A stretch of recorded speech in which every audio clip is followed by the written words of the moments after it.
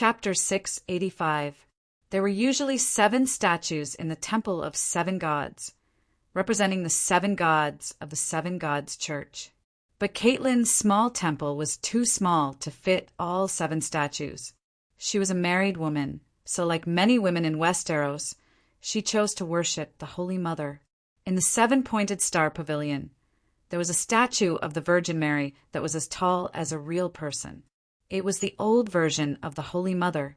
Well, the new version of the Holy Mother was either riding a dragon, standing on a dragon's back, or being protected by a megalosaurus. And Tyrion's corpse was placed on the small altar in front of the Holy Mother's statue. Oh, the dwarf wasn't completely dead, so it wasn't a corpse. But when he and Sansa entered the temple and saw the dwarf, they subconsciously thought that the charred body with blood seeping out of it was a corpse. Tragic. Really tragic. Too tragic. The stench of festering skin and the pungent smell of herbs made Sansa cover her nose with her handkerchief. She couldn't help but feel some genuine pity for him. The temple was about 15 square meters. There wasn't much space left for a statue, a feather bed, and 2 living people to enter. Tyrion, Tyrion! Jon poked the dwarf's cheeks, which were charred and revealing dark, red muscles. It was wet and hot to the touch. It was like throwing a live pig into a fire and rolling it a few times. The inside was half-cooked, the skin was charred and cracked, and then blood seeped out of the cracks. He looked at his fingers, which were stained with dark red and smelly blood. But Tyrion's body was still warm, even hot, which meant that he was definitely not dead. Jon, as expected, he wasn't dead. Tyrion's eyes without eyebrows and eyelashes slowly opened, revealing a pair of dim eyes of different sizes and colors. Sansa, how do you feel? Sansa asked with concern. I don't feel good. I think I'm dying. The dwarf's expression was pained. Every word made his facial muscles hurt as if they were being torn apart. You won't die. I'll arrange for someone to go to King's Landing and ask Big Sparrow to take a look at you while he's treating Aegon's leg, Sansa comforted. Aegon. Tyrion's eyes widened as he muttered, This is really. I was so careful, but I still fell to supernatural power. Looks like the scholar's true world is really necessary. This world is filled with demigods.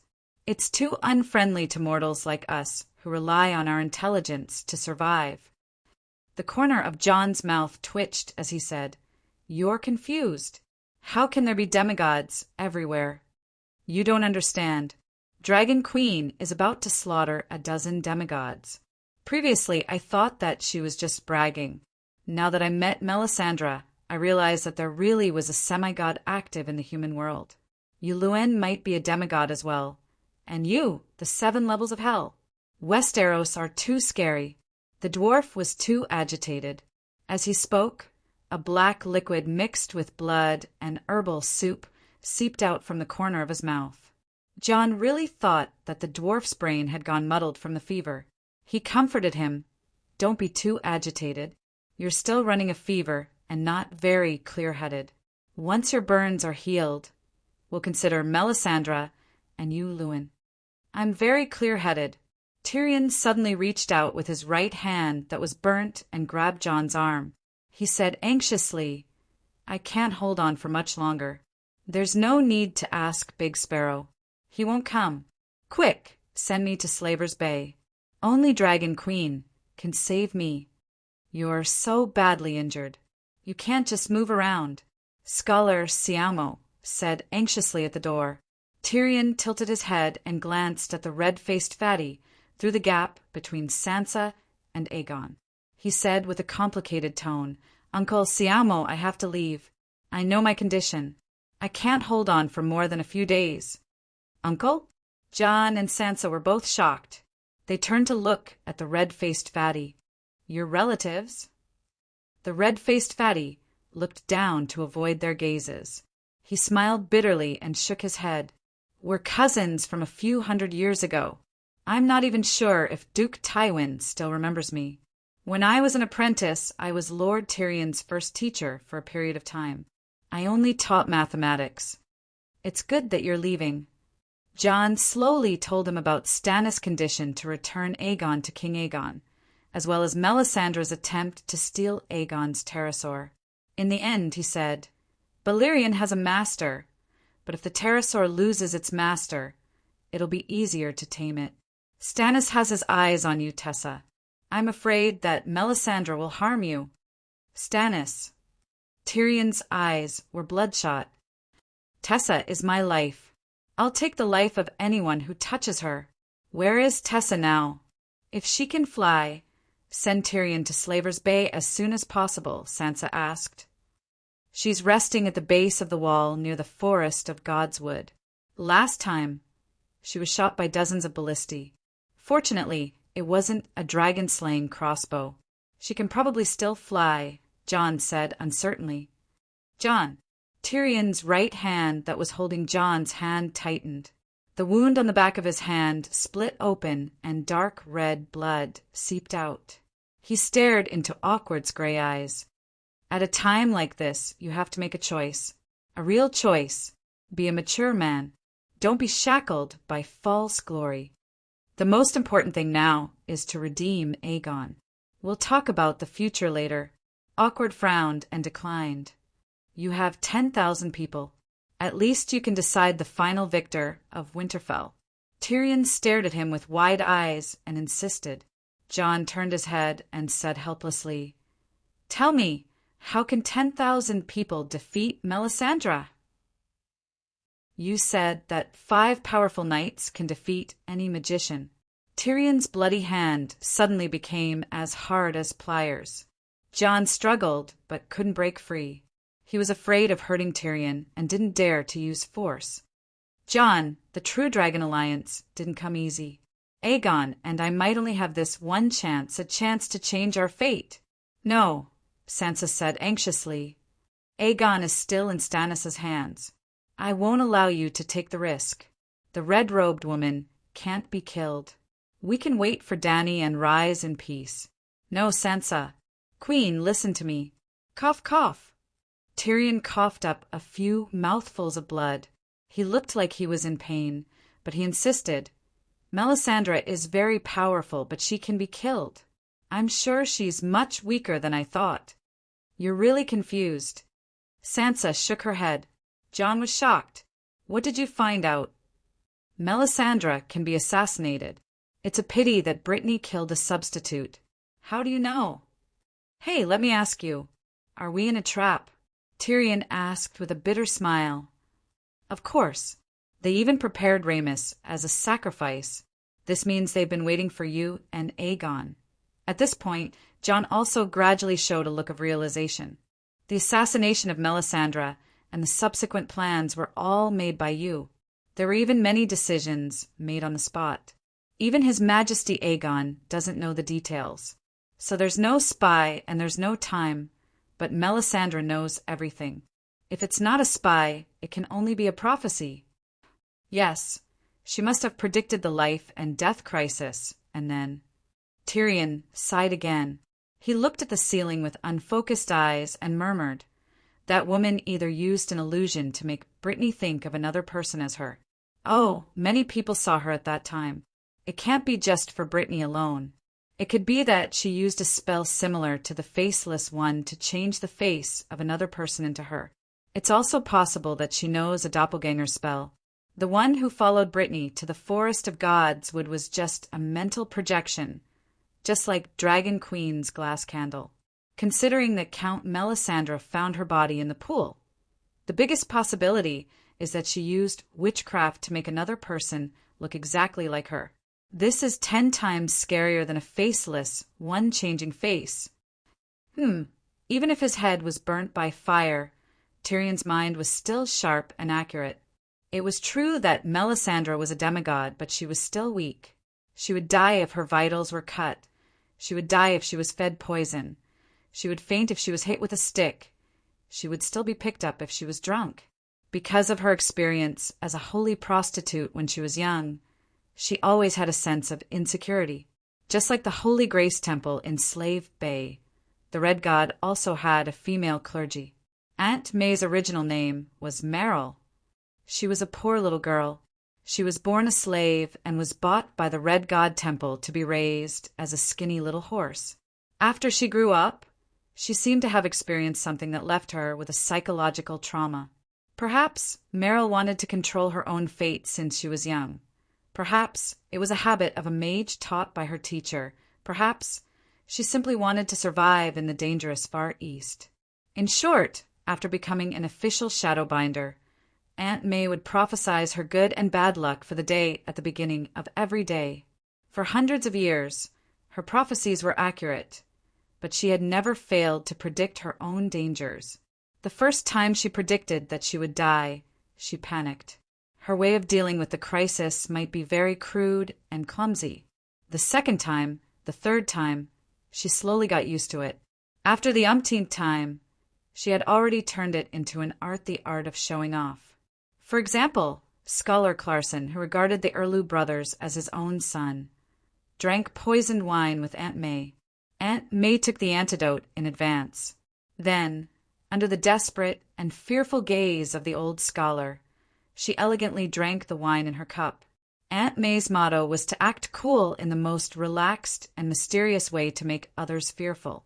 This wasn't bullshit, she really said it. This time was no exception. Aunt May predicted that Brittany would come looking for her with the intent to kill, so she arranged for a stand-in for her to kill. Then she made a stunning appearance during the Winterfell internal strife. It was so stunning that Aegon and the dwarf peed their pants. No, they would rather pee their pants. The reality was 1,000,000 times worse than that. Tyrion also accurately guessed Aunt May's stand-in technique, illusion. In the original plot, although Mansred was arrested by Erlu, he wasn't burned to death. Aunt May secretly used another savage, Ding Dang Shirt, to disguise herself as Mansred, and then disguised Mansred as Ding Dang Shirt. P.S. Even Erlu was fooled, because the king of savages, Mansred, was a follower prepared for the real child of the prophecy. The fake Mansred was sacrificed to Lalo in public. The night watchers of the Great Wall, Erlu's flaming red heart knights, and thousands of people were all fooled. Just like this time, when Meiji fished up the fake Aunt May's body and burned it to ashes, she didn't find anything unusual. Mansred, wearing Ding Dang Shirt's face, wandered in front of people for a few months, and no one noticed anything unusual. Aunt May's illusion was just that awesome.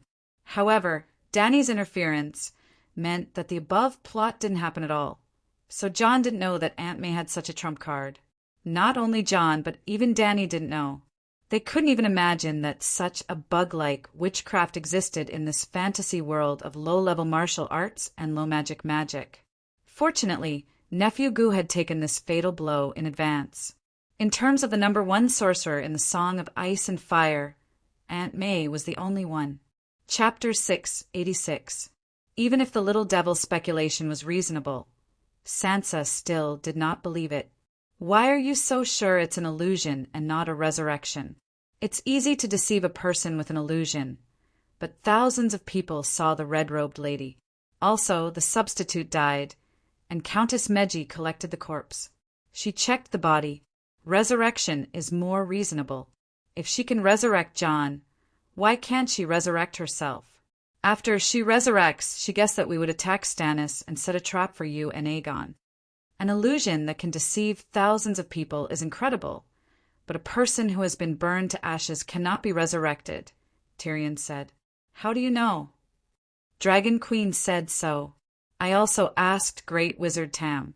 A bitter smile tugged at the corner of Tyrion's mouth. I once asked her if she could bring my father back to life. My father was not burned to ashes, but rotted into a pile of bones. He can't be resurrected. Sansa looked at the dwarf strangely.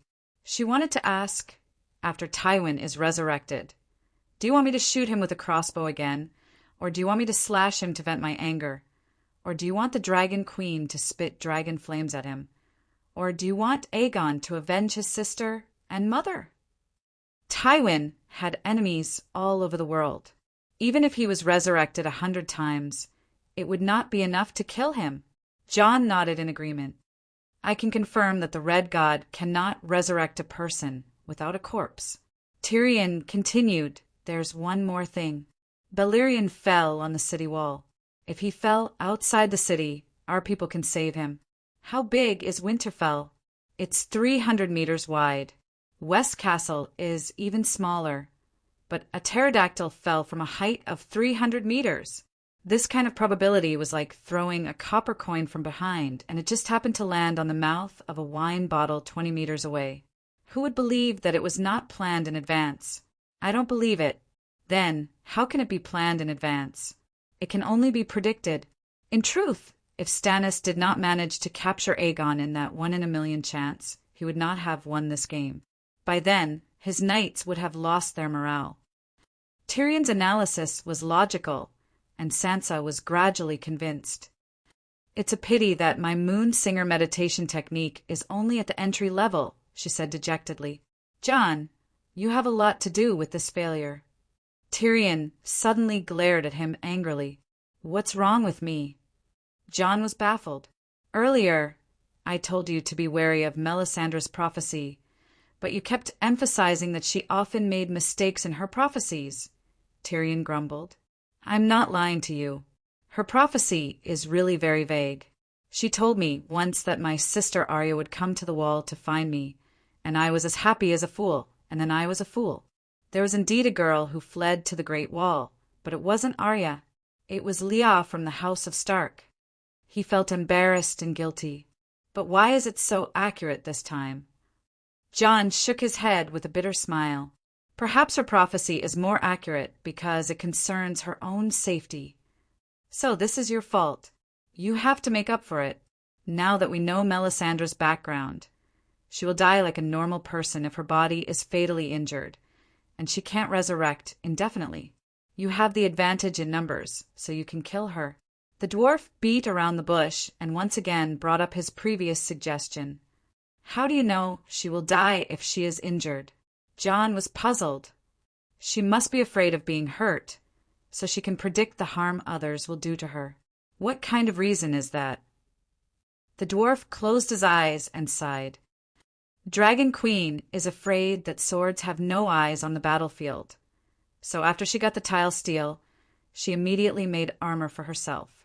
Megalosaurus is afraid of dragon slayer crossbows, so the first batch of tile steel was used to make armor for Blackie's belly.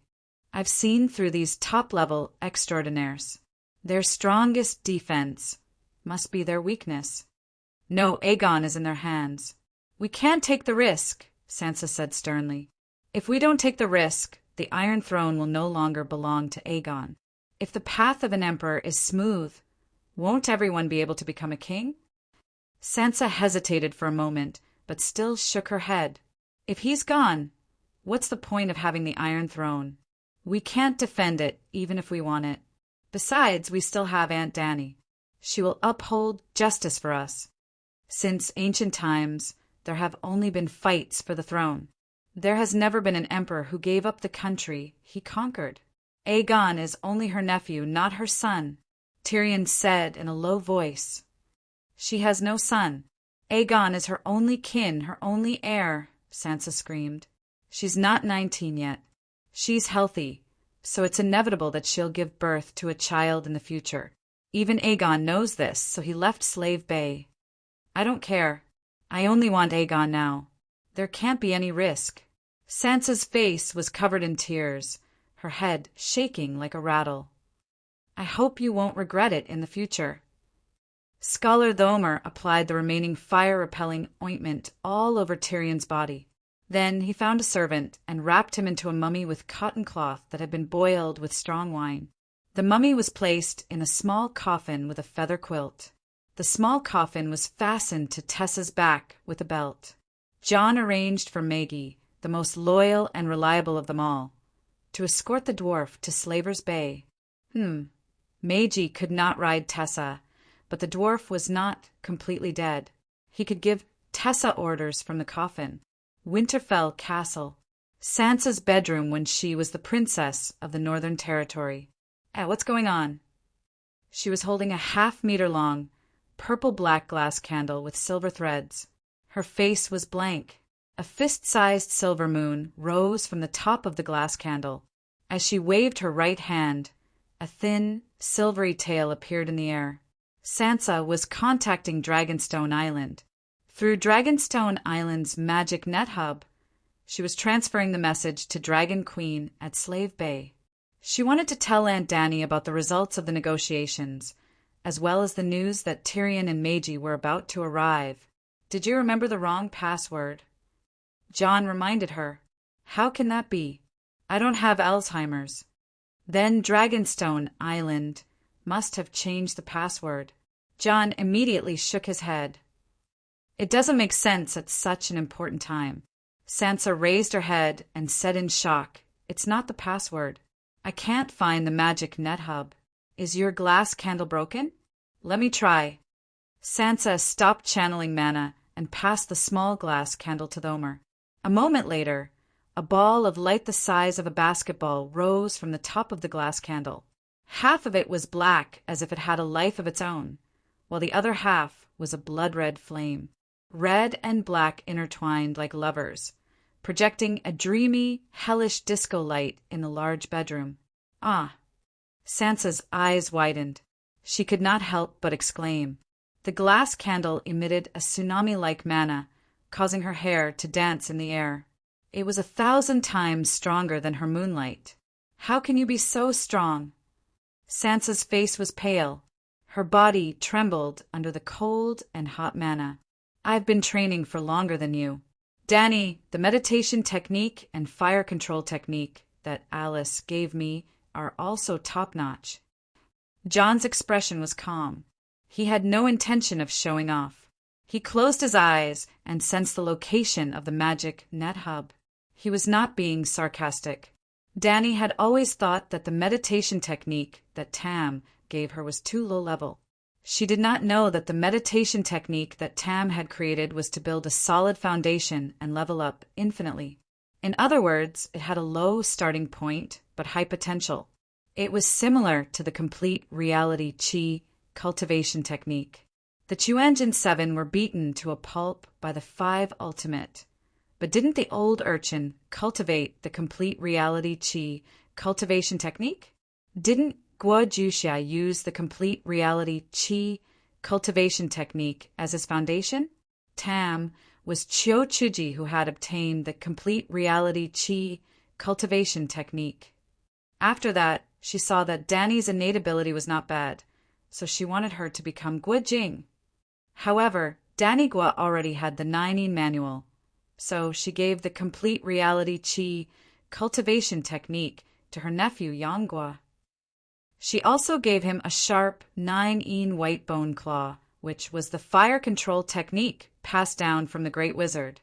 Jon Young soared into the sky. "As expected, I can't sense any traces of the magic net hub, but the glass candle is fine," Jon said with a serious expression. Sansa's face paled. She said with a trembling voice, "Did something happen to Dragonstone Island?" Yu Luin led the giant octopus to attack Dragonstone Island and destroy the magic net hub? Jon shook his head slowly. Dragonstone Island's castle was built using Valeglia's stone craftsmanship. It's almost immortal. The sea monsters can't take it down in one attack. I'll send a messenger, Crow, to ask later. Though he didn't contact Dany's aunt, Tyrion still left Winterfell before dusk. Standing on the tower's balcony, Sansa watched Tessa's figure disappear into the dark clouds. She suddenly turned to Jon and asked, "What's your relationship with Melisandre? She's seducing you.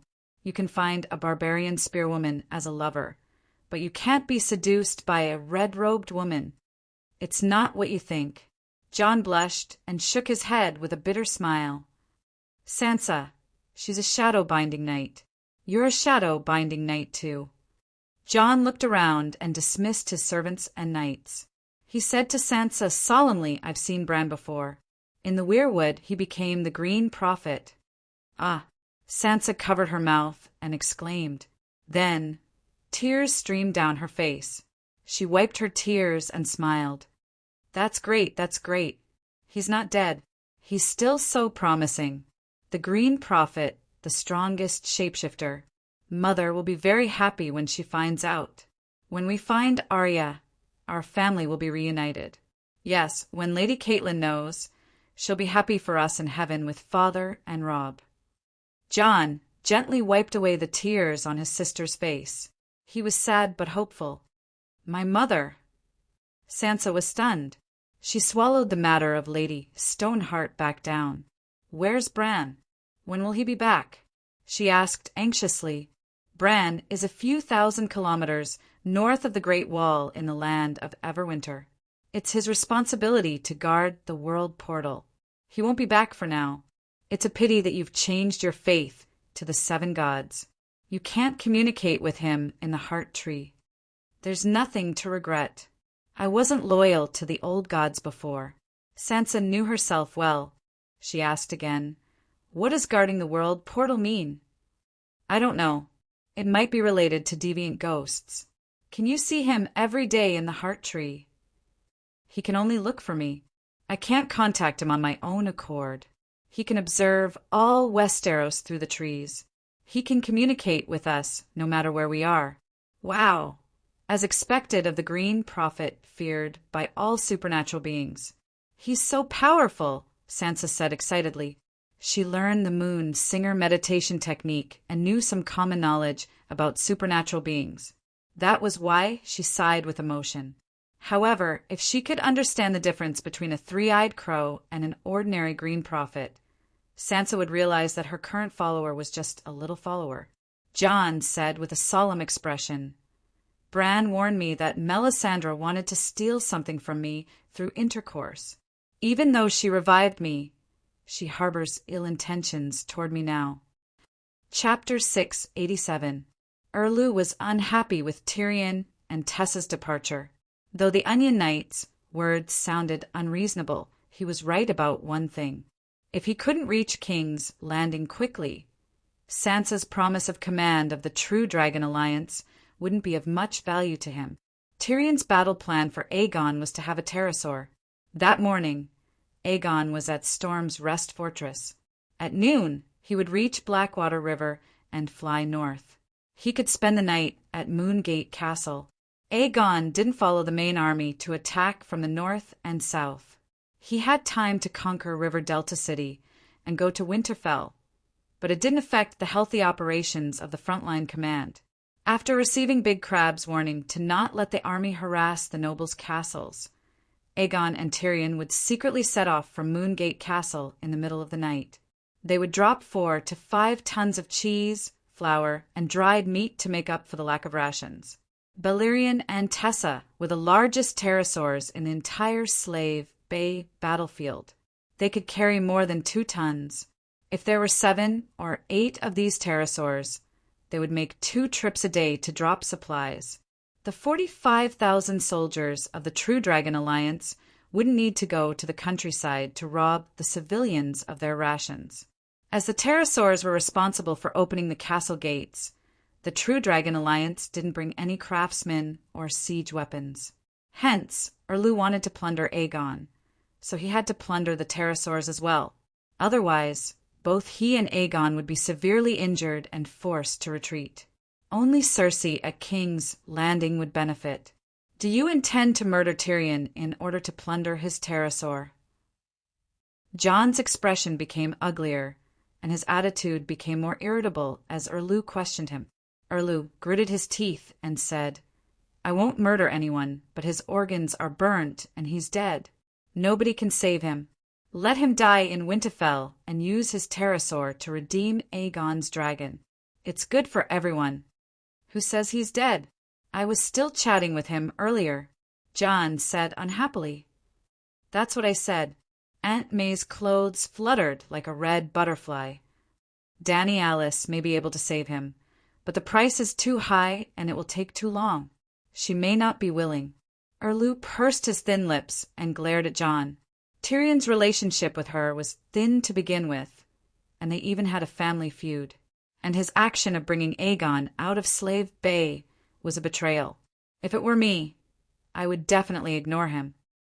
Sansa smiled coldly and pointed at Gordy Farland beside Erlu. "If I had my eye on his sword, he would have a chance to live even though he's heavily injured. Will you fulfill my wish and not treat him but let him die, and then say he's going to die anyway, so it's better for everyone? Tyrion's wealth is a crime, but my sword is worthless."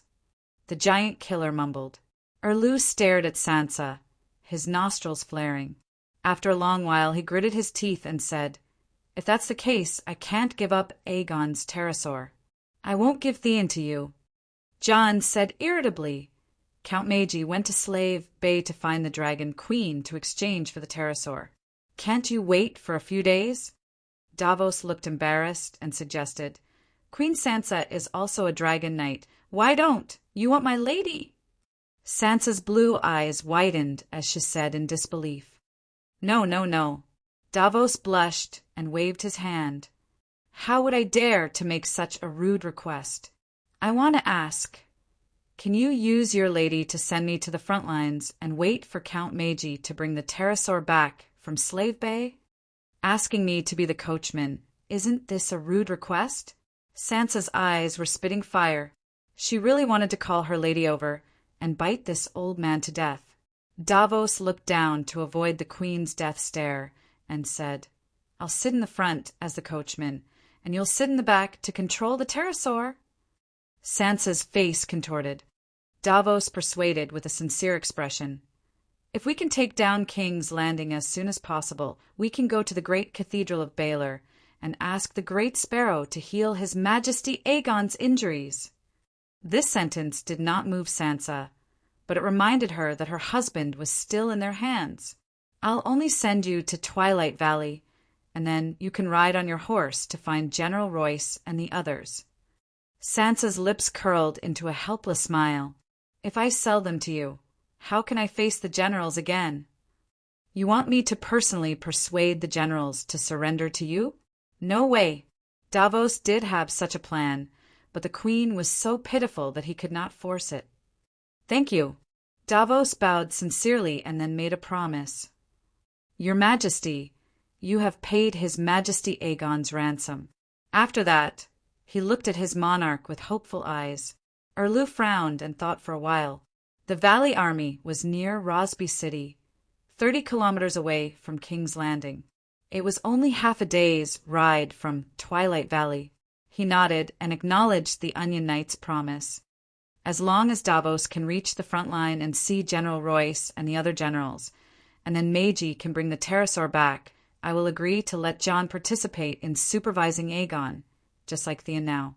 When we take down King's Landing, or when I fail at King's Landing, Aegon will be completely free.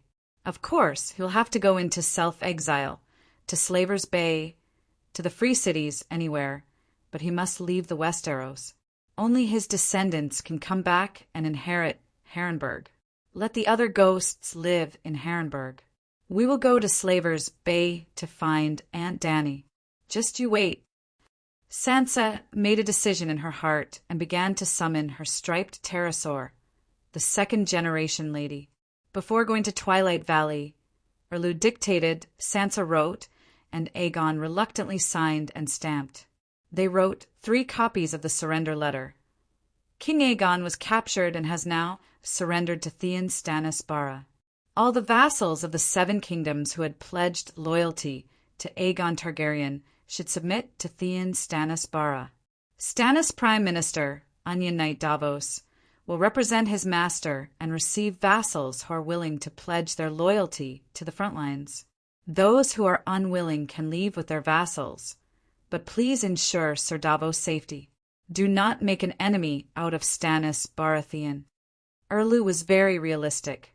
He did not expect to take down Aegon, so all the power of the True Dragon Alliance was under his control. That was impossible. He was not crazy. He would not have such immature delusions. However, Erlu also felt that he was the only legitimate successor to Theon Barra's dynasty. After all, Tommen was dead and Cersei was married again. If the vassals of the 7 kingdoms had a little conscience, a little respect for the law, and a little traditional chivalry, they would support Stannis to ascend the Iron Throne. This idea sounded arrogant, but it was very much in line with the traditions of the Westeros. If Dany gathered the nobles of the 7 kingdoms to participate in the Great Council, Erlu could announce his right to inherit the Iron Throne. In theory, there would be no need to fight or capture Aegon. He could be elected as the legitimate king by all the nobles. Similar great council had been held many times during the Targaryen dynasty. For example, Dany's great-grandfather, Aegon V, competed with Old Diamont and heiress Blackfyre for the throne. Aegon became the legitimate king through election. According to the traditions of the Targaryen dynasty's Great Council, Erlu would definitely become the king because he had no competitors. He was Theon Bara's only remaining heir. Illegitimate children did not have the right to inherit the throne. Therefore, Erlu's action of capturing Aegon might seem ridiculous, but it actually had a very high theoretical basis. There was only one question. Did the nobles of the Seven Kingdoms have a conscience, respect for the law, and a glorious chivalry like they did in the past? Erlu felt that his king's hand could awaken the remaining conscience and sense of honor in those bastards. If not, this world would really be hopeless. Dragonstone Island, the Wyvern Tower where the Megalosaurus and Pterosaurs landed. As soon as the green and white striped dragon landed, Dr. Marwyn went over and said anxiously, "Seven gods above, Queen Sansa, why are you here? Didn't you receive the messenger crow?" Sansa was wearing a white lion fur coat as pure as snow. She took off her windshield, revealing her red face. Her rose petal-like lips opened slightly as she exhaled a few breaths of white air. She was puzzled. "I just came from Winterfell. What's wrong with Dragonstone Island's mana network? I can't sense it anymore." Brittany was wearing white glazed armor as she helped the queen down from the dragon's back. Without waiting for the two of them to stabilize themselves, Marwyn grabbed Sansa's arm and rushed towards the entrance of the tower. His footsteps were hurried, and he looked around from time to time as if he was on guard against something. Seeing this, Sansa knew that the situation had changed. She did not ask further and only quickened her pace. After entering the Black Tower, Marwyn let out a long sigh of relief. He let go of his right hand and bowed apologetically to Sansa. He explained the Alliance has indeed sent a team of pterosaurs to the Westeros. They even threw a few kerosene bombs at Dragonstone Island. What? Sansa was shocked and asked anxiously, "Is the situation in Meereen so disadvantageous for Aunt Dany? The Alliance can send a team of pterosaurs to the Westeros." "No, the Queen is confident of winning this great war. The situation is actually more advantageous for us." Marwyn shook his head. "If that's the case, why would they dare to split up?" Sansa did not understand. "Although we have the advantage, in the end, the Battle of Meereen is a siege. We are surrounded by the Alliance, and the attacking side secretly sent out a team of pterosaurs. Meereen will not notice it." Sansa was even more confused. After entering the hall below, she took off the white lion-skin cloak and handed it to the maid. Under Marwyn's signal, she found a soft couch by the fireplace and sat down. She asked again, "The pterosaurs have come to the Westeros. After we know, won't Meereen know? No matter if they send their superior forces to surround them or take advantage of the enemy's weak air force to fight a decisive battle, the Alliance will lose more than they gain. Only 5 pterosaurs came, so it won't affect the situation much. Also, the core of the magic net was attacked by Balerion and is paralyzed. Now, we can only extract the magic power from the Earth's core, but we can't communicate with the outside world. We can't even send messages through glass candles. I really don't know how Balerion did it. However, it's obvious that the Alliance planned this long ago. We just don't know what their goal is," Marwyn said helplessly. Balerion attacked. Sansa exclaimed in disbelief. Suddenly, she realized that Balerion seemed to be a common name. At least, it was not only Aegon's pterosaurs called Balerion. "Balerion, the demigod of Valeglia?" she asked tentatively. "Yes, we learned the technique of building the core of the magic net from Valeglia. I didn't expect the people of Valeglia to know how to counter the core of the magic net," Marwyn said with a complicated expression. I just contacted Slave Bay 2 days ago, Sansa muttered. The magic net collapsed yesterday morning. Chapter 688. When the magic net collapsed yesterday morning, the bull-neck doctor was even more shocked than Sansa. The magic crystal kept flashing with strange information. When he placed his hand on it, not only was he unable to read the information, his thoughts and memories were also being extracted uncontrollably.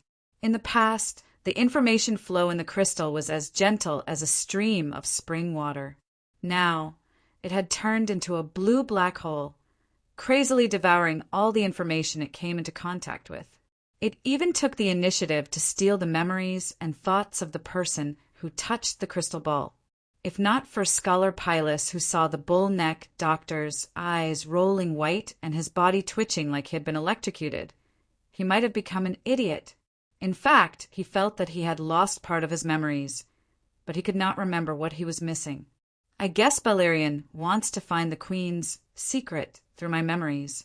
Sigh, I don't know how much he sees and how much damage he will cause to the Queen. As expected of the existence that created Valeglia's super magic civilization, Balerion's methods are too terrifying. Marvin said with a lingering fear. Sansa was shocked and afraid. When I contacted Aunt Dany yesterday, I realized that I had lost the connection to the magic net's core. That's why I came to Dragonstone Island to find out the reason. I didn't expect, at this moment, she also understood how much risk she had taken by riding a dragon alone to Dragonstone Island. The Alliance's pterosaur team started attacking Dragonstone Island the moment the magic net collapsed. Then I sent messenger crows to Wind's End Castle, Sun Halberd City, and Moongate Castle to remind you of the pterosaurs. I'm not sure if those places were attacked, but since yesterday, Dragonstone Island has been attacked sporadically. Occasionally, a pterosaur would fly over and throw a kerosene bomb. Did Dragonstone Island suffer a great loss? Brittany could not help but ask. Fortunately, the castle is made of undying obsidian. As long as you hide in the tower, you won't be afraid of the kerosene bombs. Only the magic tower, which is made of normal rock, was the main target. 2 floors were destroyed. Fortunately, the Queen was far-sighted and built a basement tens of meters deep in the rock. It was fine even if all the upper floors collapsed. Sigh, I don't know if the messenger crows of Dragonstone Island can fly to Slaves Bay. We have to inform Aunt Dany and let her arrange for pterosaurs to support us. Sansa was worried. Although she was not a pterosaur expert, she knew that there were 3 mainstream pterosaurs: the striped pterosaur, the swamp dragon, and the shadow dragon.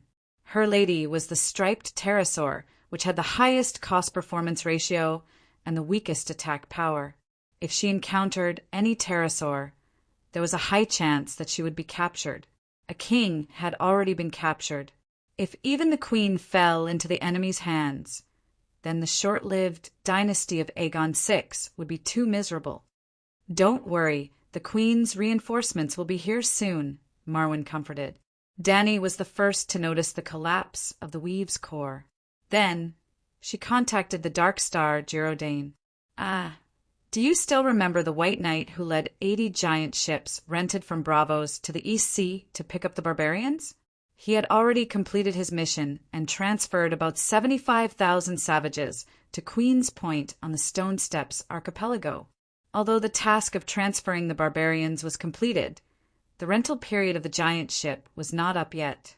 With the idea of not wasting resources and also considering the unknown duration of the long night, Dany also began to have sex in Queen's Corner. It wasn't just farming. It was too wasteful to rely on the sea, but not eat it. Thus, the Dragon Queen Ocean Fishing Company was officially established. She also specially ordered the Old Crab to arrange for people to go to the other side of the narrow sea to hire a few hundred Ibans. Not only were the long-haired Ibans the best in the world when it came to whaling, but they were also very good at processing whale oil and storing whale meat. Iban Island was north of Ursos, located in the Trembling Sea. It was a higher latitude and was greatly affected by winter. Like the Westeros, They were used to storing food for winter. However, Iban Island's resources were far inferior to Urso's, so their fishing industry was very developed. Among the barbarians, there were also tribes that relied on fishing for a living. They split up and joined the whaling ships, starting to travel between the Trembling Sea and the Summer Sea. Giraudain was in charge of Dragonstone Island, commanding the fishing ships in the Narrow Sea and the Trembling Sea. Beristan led 70,000 barbarians to plant sweet potatoes and potatoes all over the mountains and plains. At the same time, he was also in charge of the fishing business in the Summer Sea. Smoke rose from Slaver's Bay, but the barbarians in Queen's Corner began to prosper and live happily because White Knight had the Dragon Lady's external soul coordinates. Dany was able to immediately understand the situation on Dragonstone Island through her mental projection after the Weave's central hub collapsed. This was when the advantage of Kashi's soul-marking spell was demonstrated. She could directly leave a soul fragment in the target's body. Even Balerian's global radio interference tower could not block the wired signal. Yep, Jenny had built a magic tower similar to the one on Dragonstone Island in Orlos. As long as her magic tower's power was higher than Dany's, she could use special methods to suppress or even backfire on the Weave's central hub on Dragonstone Island. If Dany was in charge of Dragonstone Island, she might be able to fight back against Balerion. However, the Weave's central hub on Dragonstone Island was Marvin, who did not have the inheritance of a great wizard.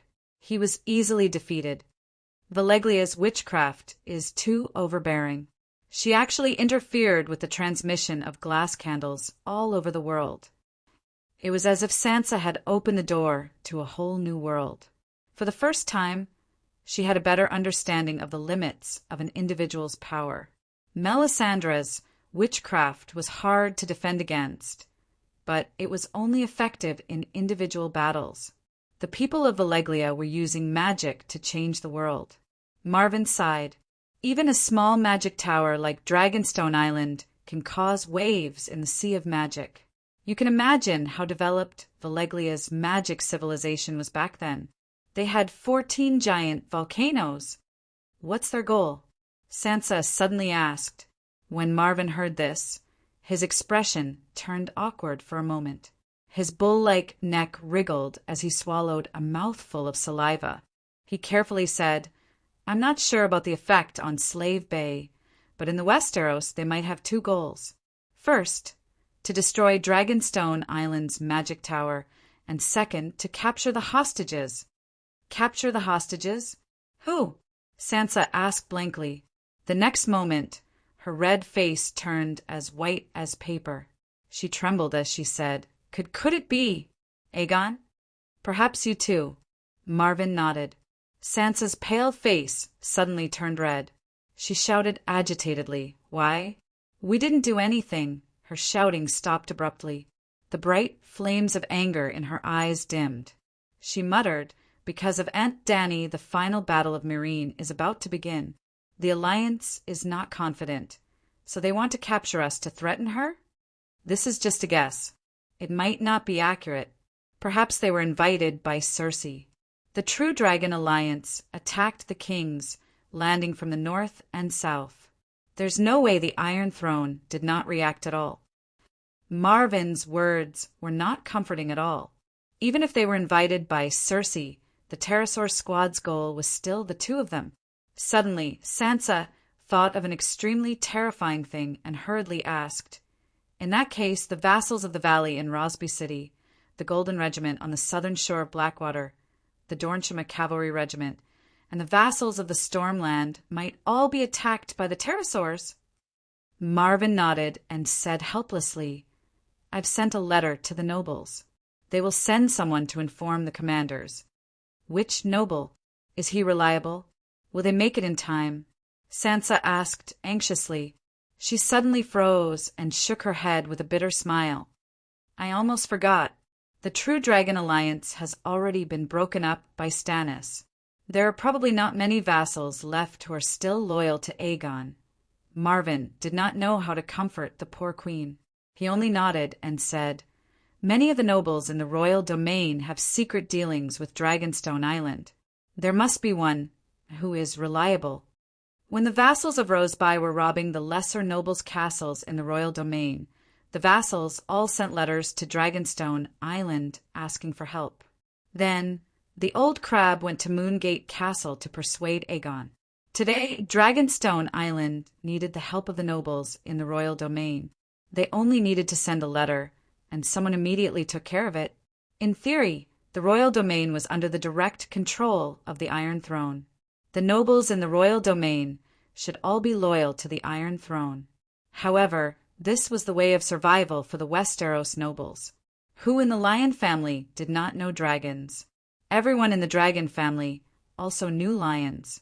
Thud, thud, thud. The two of them were talking by the fireplace when the two brown doors were suddenly pulled open. Two figures covered in snow hurriedly walked into the front hall. The cold wind that accompanied them blew into the hall, causing the bonfire in the fireplace to roar and burn. Sansa was shocked by the cold wind and could not help but shrink her neck. She looked up and saw the gray-robed Scholar Pylus and the black-armored Bronn who should have come to visit her. "Greetings, your highness." The two bowed to Sansa before straightening up and saying with a serious expression, "Something big has happened. The Pterosaur Squad's target is indeed the true Dragon Alliance. The Golden Knights, the Dornishmen, and the Stormlands army at the southern shore of Blackwater have all been wiped out. The vassals of the valley have not sent any messenger, crows yet. I wonder how they are doing." The Aegon dynasty had not been established yet, but it had officially ended. 7 gods! Even though Sansa had already guessed it, she still covered her face and cried out. "Completely wiped out? Are they all dead?" Marwyn frowned. "That's not the case." Scholar Pylus shook his head and handed over the newly received letter. The letter was from Dornish Lyn. There was a lot of content in the letter, including a detailed description of the battle that happened in the early hours of the morning. Rando Tarly was the main general, leading 10,000 River Bay cavalry, 10,000 lion helmets, and 5,000 golden robes to attack from the front. There were 10,000 golden knights, 8,000 peasant soldiers from the Stormlands nobles, for 1,000 Dornishmen, and a few thousand civilian soldiers. After confirming that Aegon had been captured, the army was in a state of panic. However, the Golden Knights and the Dornishmen's performance was amazing. They did not fear the strongest general of the 7 kingdoms at all. However, the Dornishmen had the advantage in the Dornishmen's desert environment. When they came to the hard plains, they were crushed by the River Bay Colts, who were fast and powerful. After a few clashes, the Dornishmen were not afraid of death, but they also suffered heavy losses. The Dornishmen were not even afraid of the true dragon. The Targaryen dynasty spent more than 100 years and even lost a dragon, but they were not able to conquer it with brute force. However, Dornishmen had plenty of defense, but they were severely lacking in offense. Therefore, Dalor did not expect to take revenge with his own strength. Chapter 689. Your Highness, the striped dragons have the highest cost-performance ratio. They eat half as much as the shadow dragons of the same size, but their wide wings can double their weight ratio. The 3 types of pterosaurs have their own advantages and disadvantages. The Queen plans to eliminate the small and medium-sized swamp dragons and keep the shadow dragons. The mainstream dragon knights use striped dragons. I don't lack that bit of food. Sansa's brows were still furrowed.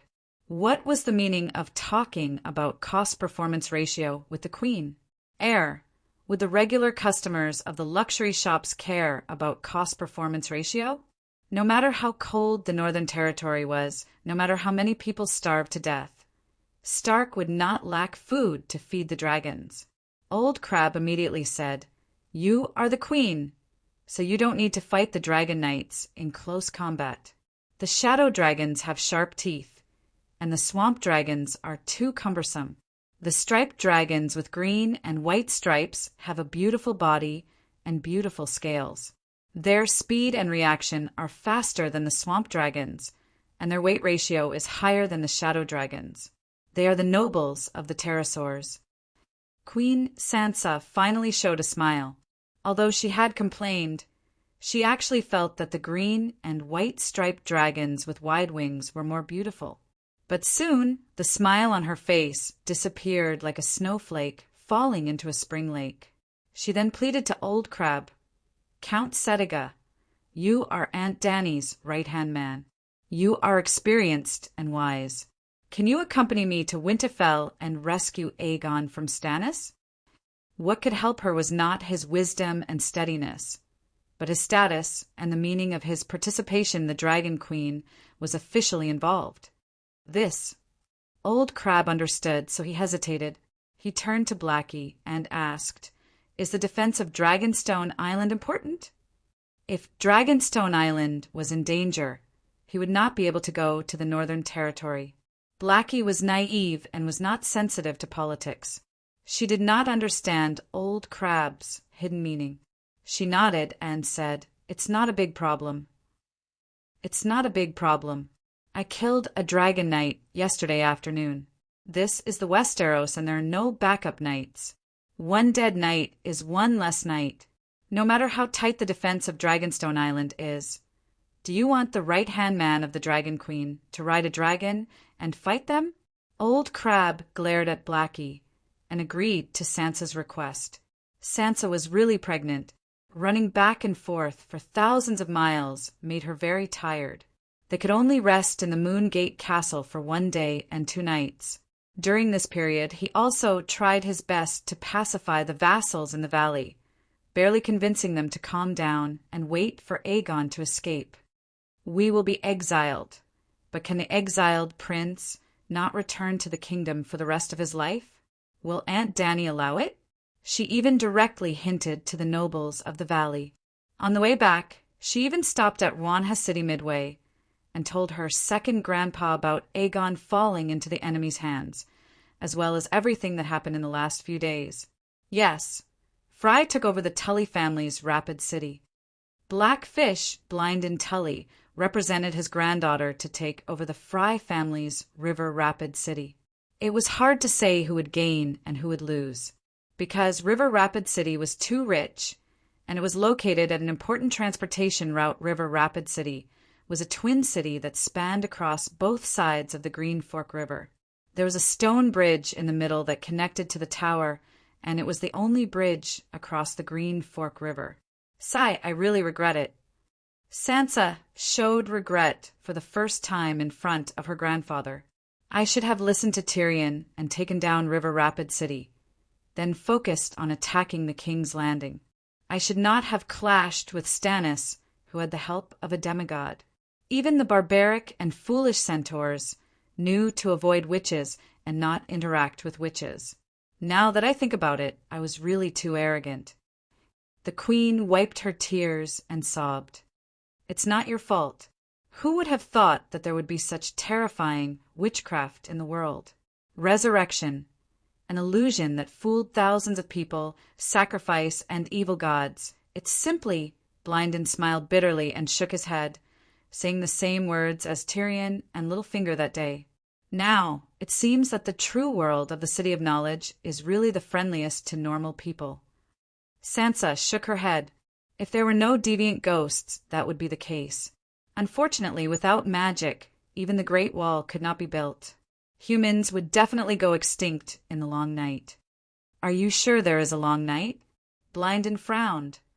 The Dragon Queen, Jon the Barbarians from the Great Wall, and even the red-robed woman said so.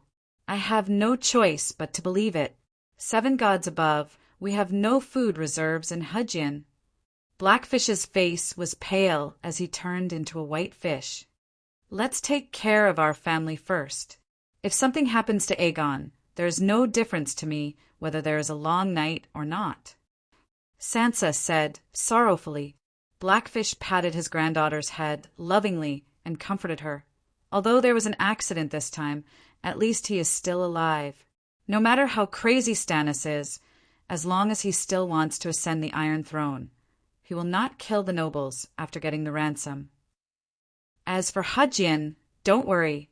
I will firmly control River Rapid City and continue to rope in the nobles of Hudgian in the name of the Tully family. Other than Aegon, I will not be loyal to anyone. Although Hudgian is in ruins, it will always be your and your wife's support. I have brought Count Sedega over. Aegon should be free soon. Sansa had gotten what she wanted and smiled happily. On the afternoon of the third day, Sansa, Old Crab, and Illyrio returned to Winterfell. When she glanced down, she was shocked to find that Erlu's West Castle was empty. The two winged dragons landed on the muddy drill ground. After introducing themselves, they followed Jon into the main castle. The living room was spacious and tall, with bare gray stone walls on all sides. Due to the heat from the hot springs, it was as warm as spring, even without a fireplace. After the servant girl served hot milk and red wine to the guests, Jon explained, Stannis said that Winterfell has been recovered and Stark has regained control of the Northern Territory. He has fulfilled his promise to me. Now it is my turn to fulfill my obligation to him to help him ascend the Iron Throne. So, before you left with Sir Davos, he ordered his subordinates to pack his luggage. He has been gone for 3 days. Sansa was surprised. She held the porcelain cup of milk and thought for a while. She felt that Erlu's actions were reasonable. Stannis's goal was the Iron Throne. That had never changed. But obviously, sitting in Winterfell and enjoying the scenery of the Northern Territory would never allow him to ascend the Iron Throne. Unless Cersei was like Aegon and foolishly came to the Northern Territory to mess with him. Jon asked curiously. Stannis's army of thousands traveled along the King's Lane. It was very obvious in the white snow. Why didn't you see them? We didn't travel along the King's Lane. Sansa then briefly told him about the appearance of the Alliance's Pterosaur squad and the destruction of the Southern Army. To avoid being ambushed, we traveled at night during the day and tried our best to avoid the main roads. I see. Jon frowned as he thought about the recent events. He felt that it was too much of a coincidence. Where is Stannis right now? Where is Aegon? Sansa asked, seeing the dark circles under his sister's eyes. Jon's gray eyes suddenly brightened. In the closed Northern Territory, the flow of information should be extremely slow. He was the Lord of Winterfell. If he wanted to know about the Dragon-Lion battle that happened 5 days ago by the Blackwater River, he had to rely on his sister's tireless travel. How could Stannis, an outsider, know about the Northern Territory so accurately and quickly? He had this question during the negotiation that day, but he didn't have the chance to ask. She-Bear, Alicent Mormont, was the Earl of Bear Island, but she had never heard of the Dragon Queen. The nobles of the Northern Territory didn't even know about the famous martial scholar of the Honeywine River. In White Harbor, where information was the best, when the local Northerners heard the Dragon Queen's poem for the first time, they were still puzzled. Wasn't the Mad King's daughter thrown against the wall by Tywin and smashed into a pile of minced meat? Similarly, until now, there were still many southern nobles who didn't know that Erlu had gone to the Great Wall and even traveled thousands of miles to suppress the Boltons.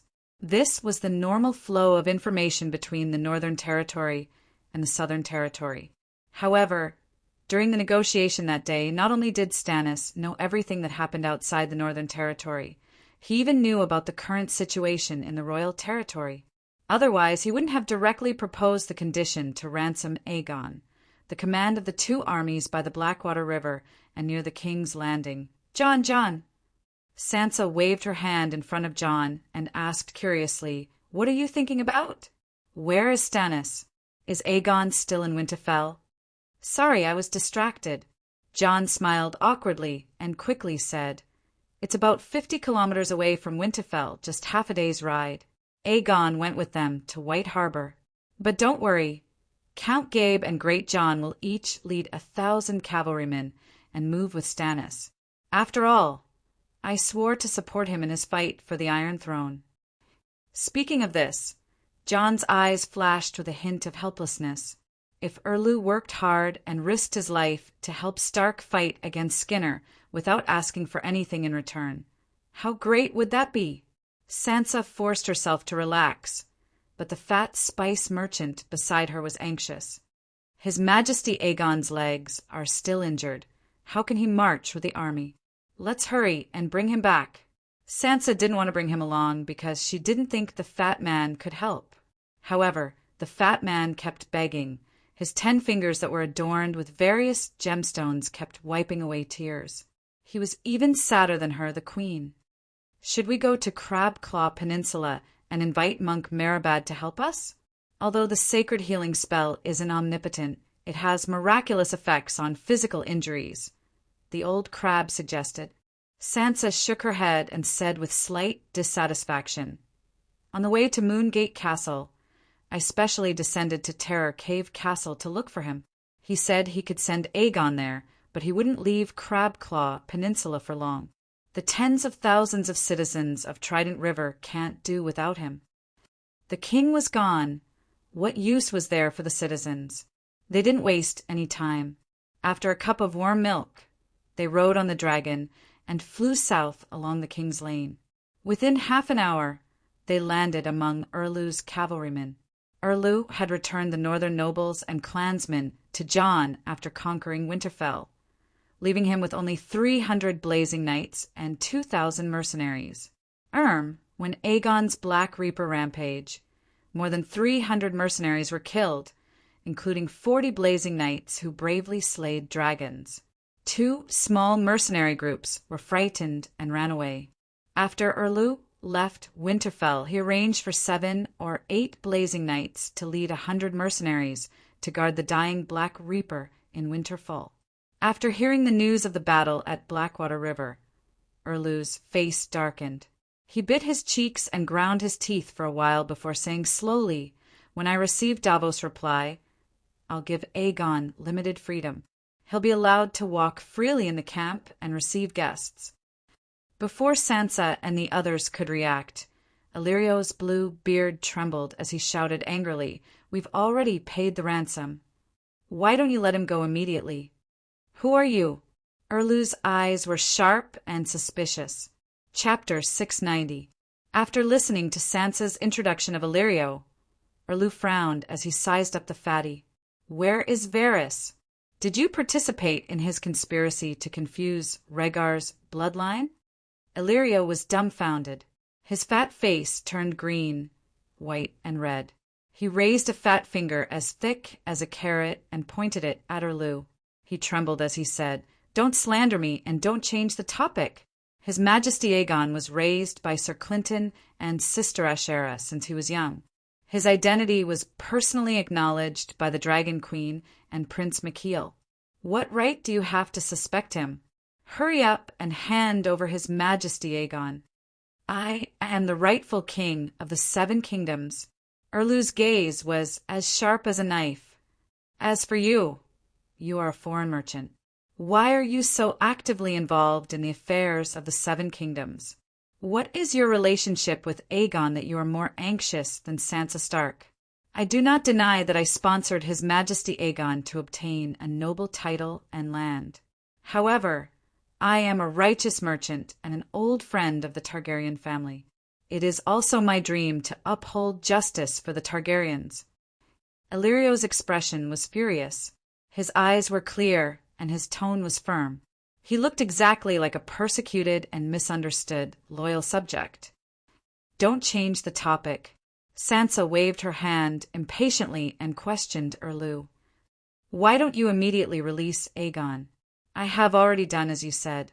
The True Dragon Alliance has clearly collapsed and can no longer threaten your throne. Are you forgetful?" Erlu's tone was unpleasant. "I said that when Davos obtained the military command of the false Dragon Alliance, Aegon would be placed under the supervision of a third party, Jon Stark. When the matter of the King's Landing was over and you all swore to exile yourselves, I would release him. You said so at the time, but you shouldn't have taken Aegon away from Winterfell. If you leave Winterfell, how can Jon guarantee Aegon's treatment and safety?" "Do you think I'll stay in Winterfell forever?" Stannis asked. "You can leave a group of creatures in Winterfell to supervise Aegon, just like you did with the Black Death God," Sansa said. Erlu glanced at Jon and said coldly, I'm sorry, but your reputation is not worth the risk. I'm worried about you staying in Winterfell. These words were obviously directed at him. Jon was embarrassed and angry. He blushed and said, Your Majesty Stannis, aren't you going overboard?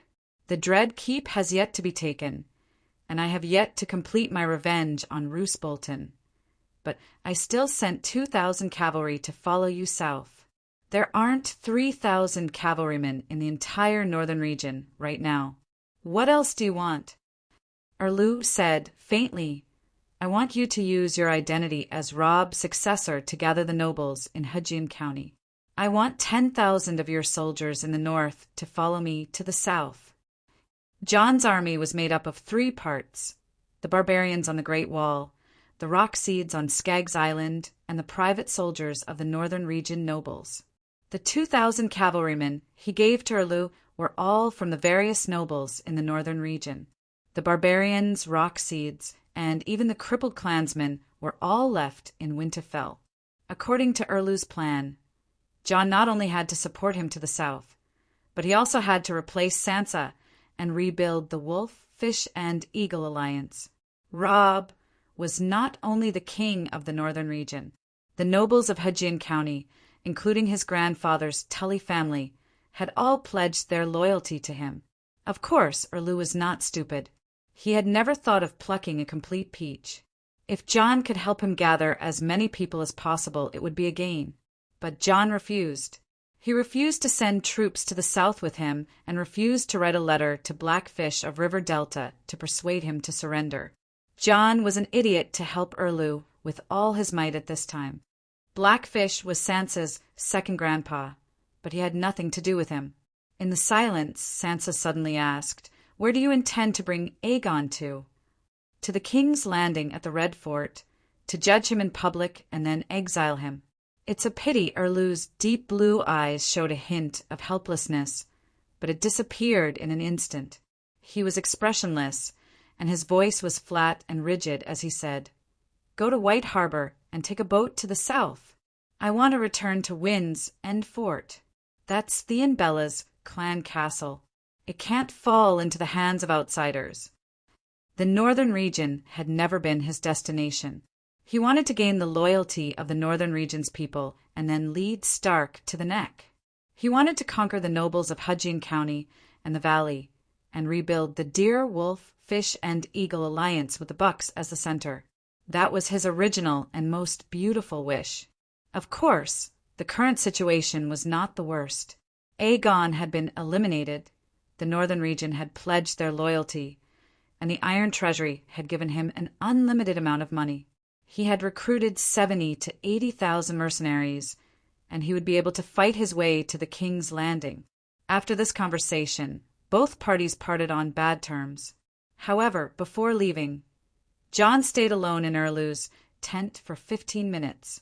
King Stannis, I have a question. Winterfell and the King's Landing are thousands of kilometers apart. How do you know about Aegon's military plans and the exact location of the northern and southern armies? Jon asked the question that had been bothering him for a long time. I have my own information channels. Erlu did not seem to want to talk about it. He was vague and evasive. Is it Scholarthomer? Seeing Erlu's pupils constricting, Jon knew that he had guessed correctly. He smiled bitterly and shook his head. Lord Mandelay's warning was right.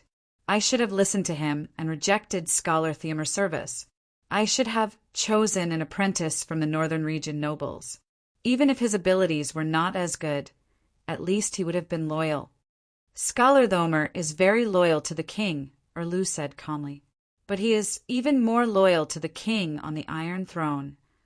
Jon rubbed his numb cheeks and lamented. Have you never thought about where his information comes from? The nobles of the northern region have no dealings with the King's Landing. In the past, we would not receive a single letter from the King's Landing. Even if there were letters, they would be summaries of the news. Only Winterfell has the right to receive and send out outdated political news. In fact, it was not only the northern region that did not have access to information. In this era where communication relied on messenger crows and papermaking had not been invented, the Seven Kingdoms' information flow was slow. For example, Scholar Pylus of Dragonstone Island was in charge of collecting information from the Seven Kingdoms, but the information he received was monthly. He did not know what had happened in the Moon Valley or what had happened in Moon River. Bearloo's eyes flashed. He said nonchalantly, "No matter where he got the information from, as long as it is true and valuable to me, it is enough." John's eyes widened.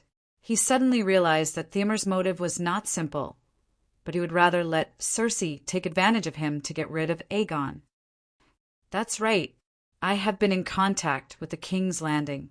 The messenger crows of the Red Keep brought news of the true Dragon Alliance.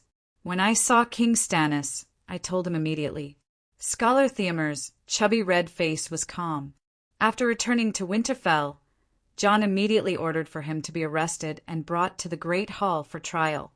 "So it was you?" Sansa's expression was complicated. It was obvious that she was in disbelief, but also filled with anger and killing intent. "But you are a scholar. You swore to be loyal to your lord." "I did not betray Count Mandler or Duke John," Thomer said calmly. "Colluding with Cersei is not considered betrayal. Queen Cersei is the queen of the Seven Kingdoms. The traitors are Stannis and Aegon. I am helping my lord correct his mistakes." Thomer was not ashamed at all. His voice was steady and loud, without a trace of trembling. But his calmness angered Sansa. She was so angry that her face contorted. "Traitor! Execute him! Traitor! Execute him!"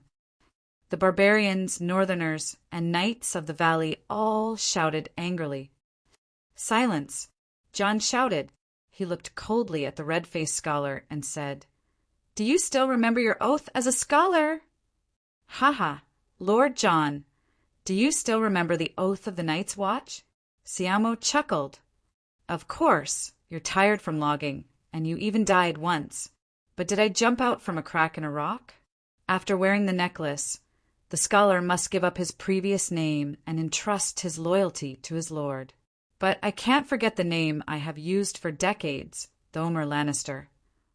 I know that I am from Port Lannister and have family, friends, and relatives in the Western Territory. For the sake of lumbering, I am willing to be like you. I am willing to break my oath once and die once. You can chop off my head." Jon felt as if he had eaten a fly, but Thomer was so determined and right that he could not do anything. "Put on your black clothes and go to the Great Wall," he sighed. Dany patted the long crate made of fresh pine wood. She held back her laughter and said, "This is the dwarf's coffin? He is not dead yet." Maid G stood in the garden on the top floor, full of blooming flowers and fruits. She looked around and was amazed by her surroundings. "I am not dead yet." The dwarf's weak voice came from the crate. Two Unsullied stepped forward and opened the lid of the crate. Then they carried out Tyrion, who was wrapped in a thick down quilt, and placed him on the lawn under the sun. Ajichi, who had come over to take a look, suddenly covered her nose and retreated as if she had been electrocuted. "It stinks. Even the dwarf's corpse stinks." The sky-blue feathers were stained with thick yellow water and dark red blood. Like the leaves of a rice dumpling, it was sticky, and there were even threads between the quilt and the skin. A fishy and salty smell of rotten meat, mixed with herbs, immediately spread out. It was so pungent that it made one want to vomit. After flying in the sky for 2 days, Tyrion looked even more miserable. It was like a live chicken that had been thrown into a pot of oil and fried until it was black. Then it was covered in a layer of expired ketchup. It was black and sticky. "Your Majesty, save me. I feel terrible. It's like there is a fire in my stomach." The dwarf's eyes, one dark green and the other dark, were wide open. His pleading and pain almost overflowed from his eyes. After old Yamant stepped forward to measure his temperature, he exclaimed, "7 gods above, his body temperature is over 45 dragon degrees." Then he turned to Dany and said, "Your Majesty, save him. There is no medicine to cure him. We can only use a large-scale saint healing spell." Dany did not comment. She approached the dwarf and carefully felt the active fire magic power in the dwarf's organs. She took off the lobster glove on her right hand and clenched her palm towards her heart. Silently, wisps of pale yellow fire floated out from all parts of the dwarf's body and floated into Dany's palm. In a moment, a dark red fireball the size of a ping-pong ball was condensed. Fire wizard spell plus a curse. Melisandre really wants your life. She squeezed her right hand and the fireball was extinguished. However, a dark red skull mark was left on Dany's jade-white palm. The skull's mouth was still moving up and down. Dragon spirit plus true dragon roar. The skin on her palm trembled slightly. The skull mark turned into specks of dark red dust and floated down. Before it landed on the grass, it disappeared into the air. Chapter 691. The Golden Knights lived up to their reputation as the world's best mercenary group. Even with the pterosaurs throwing kerosene bombs from the sky, they still managed to defeat the Lion Army with 70% of their HP. Well, the Lion Army in Cersei's era was at least 30% weaker than Tywin's. The Golden Knights were true professional soldiers. They were too familiar with large-scale battles and were especially good at teamwork. With 100 armored elephant soldiers as the vanguard, 500 true knights led 1,500 knight squires to follow closely behind, followed by the swordsmen and shield-bearers. Their moves were simple, but they coordinated well as if they were an organic whole. Originally, this was not a sneak attack. The Golden Knights and the Dorneys were not weak. The two sides could have fought for at least 2 or 3 days and even reached a stalemate. Then Iluwin appeared. He led 10,000 Iron Men and 3,000 newly recruited River Bay Iron Horsemen to attack from the back of Rose Avenue, breaking the jaws of the Golden Regiment. 38,000 versus 14,000, an absolute advantage in numbers. A two-pronged attack. And the pterosaurs threw kerosene bombs from time to time. How could the true Dragon Alliance's Southern Army withstand it? As for the 8,000 valiant vassals of the Stormlands, they ran away. They started to retreat as soon as the news of Aegon's capture came. When Randolph Tally beat the war drums, the Stormlands vassals threw away their last bit of restraint and ran away. The Stormlands had no loyalty to Aegon. The Golden Knights and Dorneys could not stop them because the vassals led their own private soldiers and only answered to the Duke of Stormlands. No one else could control them. Well, Prince Dorneys could not order any of the Stormlands' productive knights. Actually, Tyrion had already considered the possible appearance of a pterosaur squad and had countermeasures. Bronn shook his head and sighed. The northern and southern armies had Illyrio's scorpion crossbows.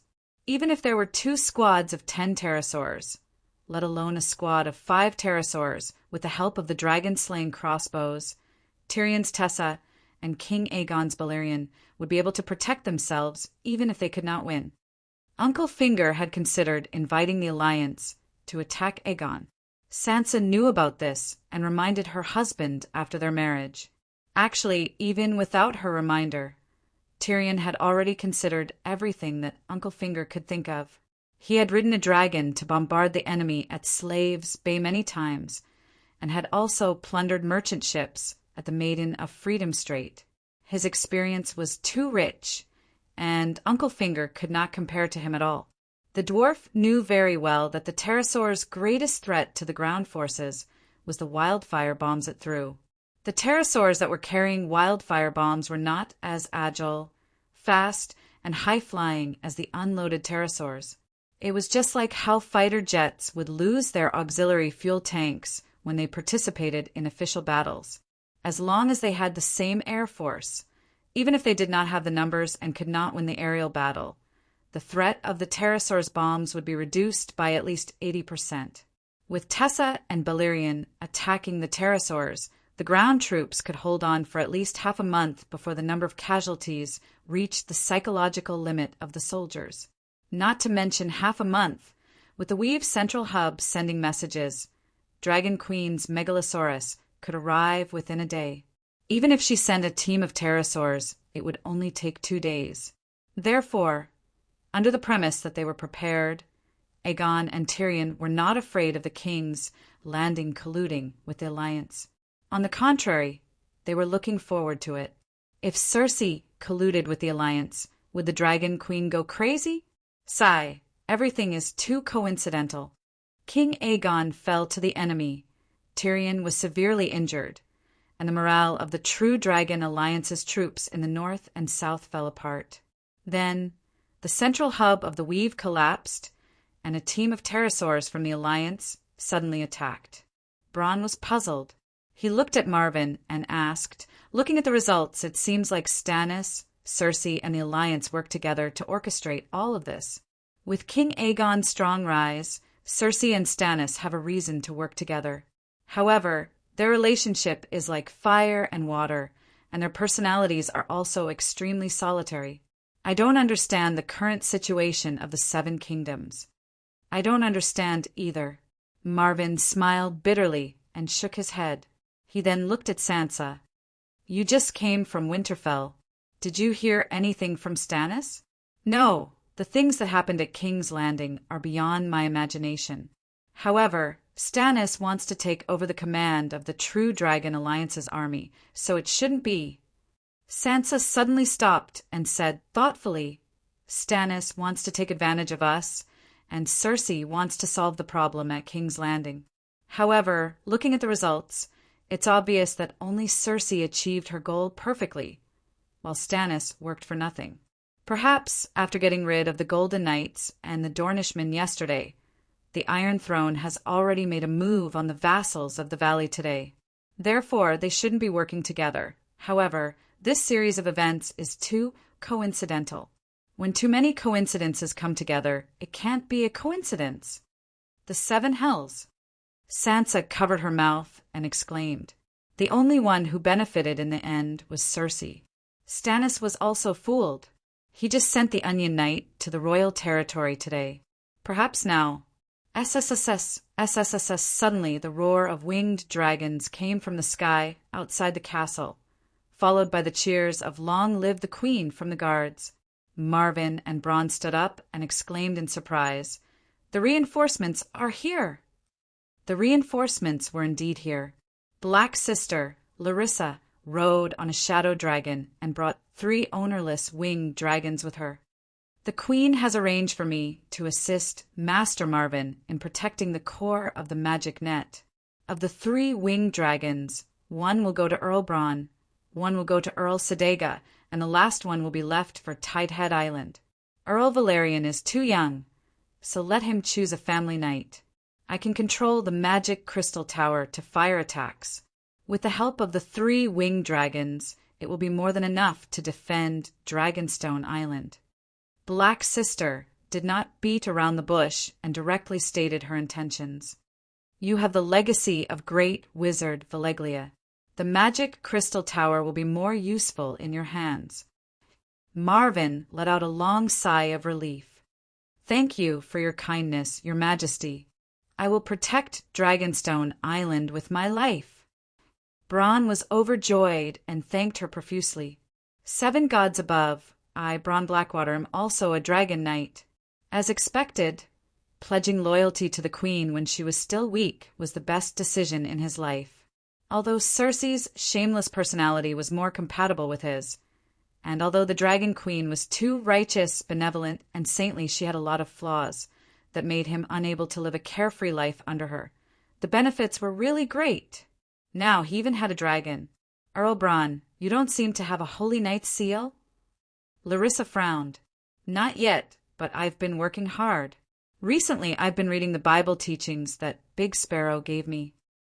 Bronn patted his chest and promised, "I want to read the New 7 Stars Bible written by the Queen." "What's the difference?" Bronn was confused. "The effect is better." Sansa was confused. "Mage Larissa, you only said that you want to defend. Is the Dragon Queen not going to take care of the winged dragons?" Larissa squinted her eyes and looked at the Queen, curiously. She cracked a smile and said, "We don't know how many pterosaurs the Alliance has sent. If the 4 pterosaurs were ambushed, it would be a huge loss for us. The Battle of Myrene is about to end. When the time comes, the Westeros will be able to wipe out all the winged dragons." "Yes, that's the best way." Marvin and Bronn nodded. Sansa frowned and asked, "How does Aunt Dany plan to save King Aegon?" "Didn't you communicate through the glass candles?" Black Sister looked at her in confusion. "The Queen will cover the ransom, no matter how much Stannis wants. Money is not a problem, right? How many gold royals does he want?" Black Sister asked curiously. "He doesn't want money." Sansa smiled bitterly and told Black Sister what happened in the past few days. Even Blackie was stunned. "When I left, Tyrion had not arrived yet. But Stannis sure is mad. Has his obsession with the Iron Throne become a demon?" Scholar Pylus's face was expressionless. He used the most rational voice to say, "It's not crazy. He eliminated his strongest competitor. If King Aegon didn't go to Winterfell, he would have taken the King's Landing by now. King Aegon and Cersei on the Iron Throne are 2 completely different things. Cersei inherited the Theon dynasty. After Tommen died, Stannis became the first rightful heir to the Theon dynasty. Aegon claiming the throne was the same as restarting the Targaryen dynasty and announcing the end of the Theon dynasty. In theory, the 7 kingdoms only have one rightful king, and that is Stannis. Cersei is a fake king who usurped the throne. That's why he would rather maintain Cersei's rule and ensure that he is the rightful king." These words thoroughly explained Erlu's actions. Erlu had won from the moment he captured Aegon. Whether he could control the true Dragon Alliance was only a question of how much he won. Of course, this wasn't a battle between Erlu and Aegon. If he defeated Aegon, Erlu would only prevent himself from being eliminated immediately. Cersei, who had swept through the true Dragon Alliance, would become his greatest enemy again. Even if he killed Cersei, he still had the Church of the 7 Gods to back him up. The 7 kingdoms would not allow a heretic to claim the throne. That's why Erlu was the only rightful king, but he was the furthest away from the Iron Throne, unless he could really save the world from the Long Night. Sansa was worried about Aegon in Winterfell, so she didn't stay long on Dragonstone Island. But in the afternoon, 2 18-meter-long shadow dragons attempted to throw kerosene bombs at the magic Crystal Tower. Larissa rode her dragon into the sky to meet them. The other party thought that the glass candles were blocked and Slavers Bay hadn't received the message yet. They didn't expect reinforcements to arrive and were caught off guard. One of the winged dragon knights was shot in the back by Blackie with an arrow. The other knight immediately fled with the winged dragon that had lost its master. Just like that, Sansa was delayed for a while. When the sky turned dark, Sansa left the flying dragon tower under the starlight. To prevent the queen from being captured by the dragon knights, Blackie even brought a winged dragon to escort her to the Moongate Castle. Old Crab was still at the Moongate Castle. Although he was a sly old fox, he was a true believer of the 7 gods. When Erlu burned the statues of the 7 gods on Dragonstone Island, Old Crab even purposely covered his face with a veil to express his silent protest. Those who protested were all burned by Erlu. Hence, Old Crab could immediately form the Holy Knight seal in front of the great guardian statue and become a dragon knight. Bless the 7 gods. Long live the Dragon Queen. Old Crab stroked the shadow dragon's shiny black scales. His eyes were red with excitement. I didn't think that I could become a dragon knight at such an old age. The Allied army has at least 5 winged dragons in the Westeros. It's best if Count Sedega hides during the day and travels at night. Blackie warned and prepared to leave before the sun rose. Wizard Larissa, why are you all shadow dragons? My striped dragon seems to be much slower.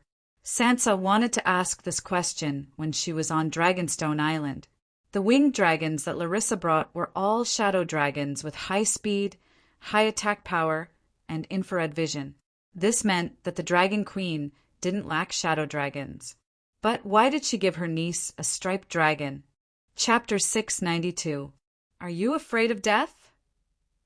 No, we paladins are not afraid of death. Cora waved his hand and explained with a red face, but we can't die so easily.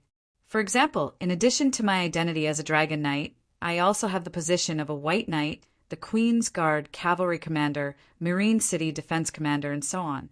If I die, it's equivalent to the Queen losing a dragon knight, a white knight, a cavalry commander, a city defense commander, and the other party's dragon knight is just a simple dragon knight, with no more important military or political positions. What's worse is that in a one-on-one dragon knight battle, my winning rate is not as high as the other party's. If there is a big battle, our side will be at a disadvantage. Meiji was stunned. It seemed to make sense. However, since you can't fight, why were you chosen as dragon knights? She only thought about this in her heart and did not ask, because she knew the answer herself. Of course, the nobles had to choose first when it came to something as good as a pterosaur. Why can't you beat the other party? She was conflicted. Nobles should have preferential treatment. This is reasonable. But nobles should also be better at fighting. Cora said helplessly, "My training time is not as long as the other parties. They are professional dragon knights, and we are just dragon knights. They gather together every day, train for at least 12 hours, and take half a day off every 10 days. We have to work a lot of the time and have no time to train, nor do we have the opportunity to gather people together for group training. Originally, we had an advantage in weapons Tyrion's crossbow, but it didn't take long for the other party to learn." In the beginning, Dany did not find any problems with her system of selecting dragon knights. She was not a nepotistic person. At this time, the foundation of the empire had just been established. Under the fair and just military merit promotion and reward system, every noble who could obtain a noble title must have outstanding contributions, and were all elites that were picked out of 100. Which dynasty did not have a gathering of generals and strategists at the beginning of the country? Every noble who obtained the seal of the paladin in Slave, Bay, lived up to their name without any exaggeration. But here was the problem. Although dragon knights sounded high and mighty, in fact, they were soldiers who could be consumed. High-level soldiers. But no matter how high-level a soldier was, he was still a soldier. The Alliance's dragon knights came from a higher background than the knights of Slave Bay. Many of the dragon knights on Dany's side had been slaves before, but the dragon knights of the Alliance were all descendants of the Leglia. In terms of status, they were not far from Targaryen. However, those knights were of noble birth and did not hold any important positions in the military. Even if they died, it would not affect the normal operations of the Alliance's command system. Dany's dragon knights all had important positions. If 7 or 8 dragon knights died, then, at first, Dany did notice the problem, but after fighting 7 or 8 small-scale dragon battles, she suddenly realized that she had been attending too many funerals recently. After careful consideration, 5 regimental commanders were sacrificed, and 3 of them were captured by the Alliance army. Dany was alarmed, angry, and at a loss. This king swept through Slaver's Bay, ambushed Tolos, and even bombed New Gis before finally occupying New Gis after roaming the world for so many years. Not a single Chiliarch had died. However, ever since they had the pterosaur and established the Pterosaur Knight Regiment, in just 2 months their generals had fallen one after another. Then why did I come all the way to the Sosrith continent to find the pterosaur? So our strategy is to fight with numbers and use the Megalosaurus to suppress the pterosaur. We are determined to avoid a chaotic battle and avoid one-on-one battles. We are only using the pterosaur's advantage in rapid movement and aerial bombardment, Cora said helplessly. In other words, they were giving up on the fighter jets and transforming the pterosaur into transport planes and bombers. When the pterosaur was used as a bomber, Dany still had to arrange for the Megalosaurus to escort them. This Isn't this too cowardly? Even Meiji felt a little ashamed for some reason. It was as if Korra and the Dragon Knights under the Dragon Queen were embarrassed. The entire Westeros would be embarrassed as well. We're just fighting in a more stable way, not hiding in the back and not participating in the battle. When we win the final battle, who won't praise us as glorious Dragon Knights? Korra did not think much of it. As the two of them were talking, the bombing in the distance had already ended. The Black Dragon escorted the 7 pterosaurs back to Meereen's airspace. The Dragon Queen also landed in the Pyramid Garden and ate a big mango. Then, she led the 7 pterosaurs loaded with kerosene bombs and took off from the Dragon Cave. After nearly an hour of torment, the second round of bombardment began. I finally understand why the Allied Army's camp is so far away from Meereen. 10 kilometers. It's just to reduce the frequency of you filling kerosene bombs. Meiji had a sudden realization. Then she asked in confusion, "Since we are already at the foot of Meereen, why are we not attacking the city but getting bombed outside the city?" When Korra heard that, his expression suddenly became extremely serious. He asked in return, "Did you see any elephant soldiers in the camp?" "Yes, I saw many giant elephants.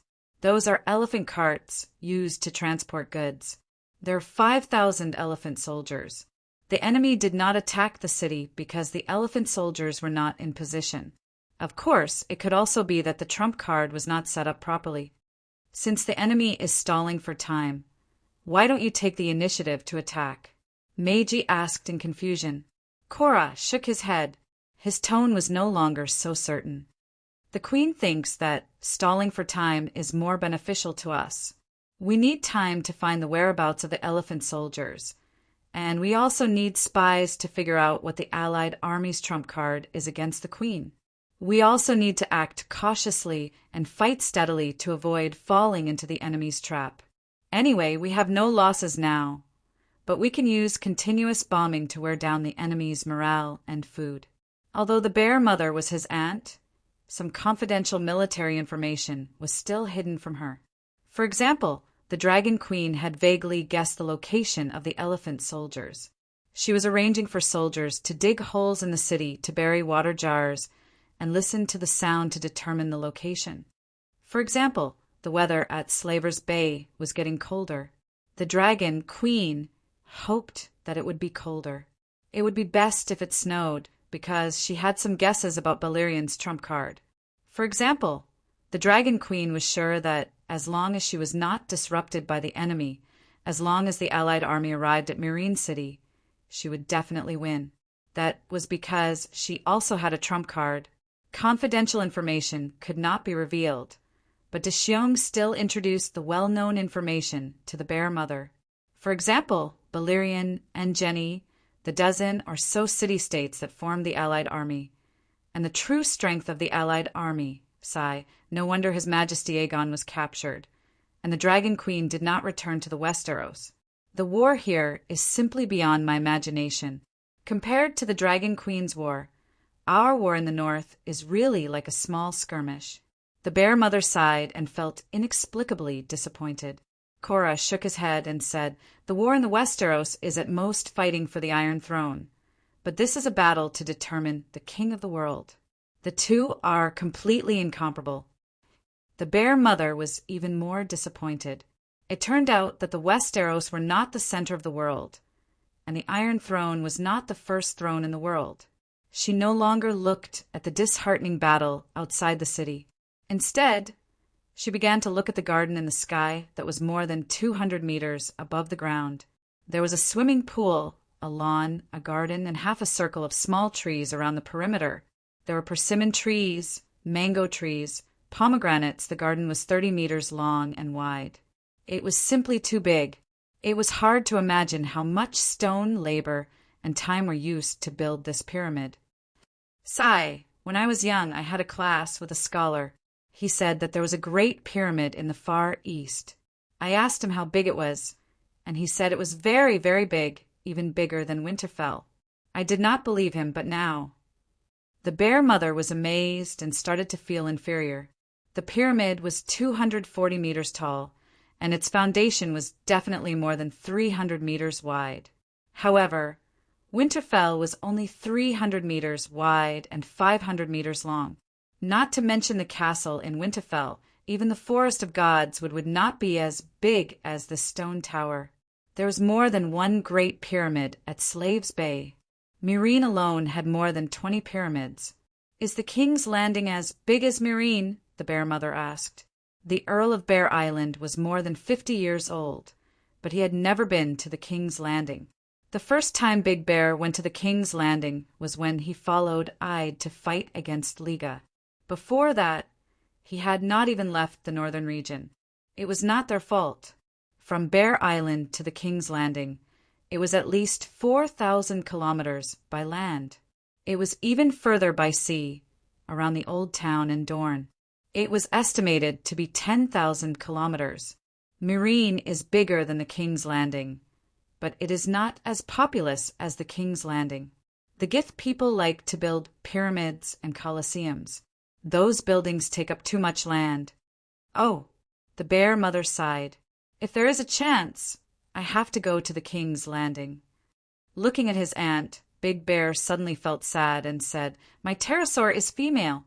After a few years, when it lays eggs, I will give you a few. In the future, the Earl of Bear Island will be able to ride a pterosaur and travel the world. You can also start a pterosaur air transport business and earn money to support your wife." The Queen allowed you to give the pterosaur away? The Bear Mother was shocked. Big Bear shook his head and smiled faintly.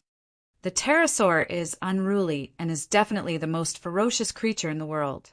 Ordinary people can't tame a young pterosaur, but I have the mark of the paladin. The Queen promised that all first-generation paladins can pass down the title of paladin to their descendants. I have no children, so the title will be passed down to Alysanne's children. Queen Sansa seems to only need to pray to the 7 gods to become a dragon knight. There are not so many restrictions. The Bear Mother was confused. That is because Big Black, the great guardian of light, responded to her prayers, but not everyone can get an answer in their prayers. When I tell the Queen about the title, the Mormont family will enter the Great Guardian's Paladin list. In the future, as long as the direct descendants of the Mormont family have enough faith, they can get the mark of the Paladin from their prayers. That will be the inheritance. Faith? Believe in the 7 gods? Our family has believed in the old gods for thousands of years. The Bear Mother frowned. Let the children choose voluntarily. Didn't Sansa Stark believe in the 7 gods?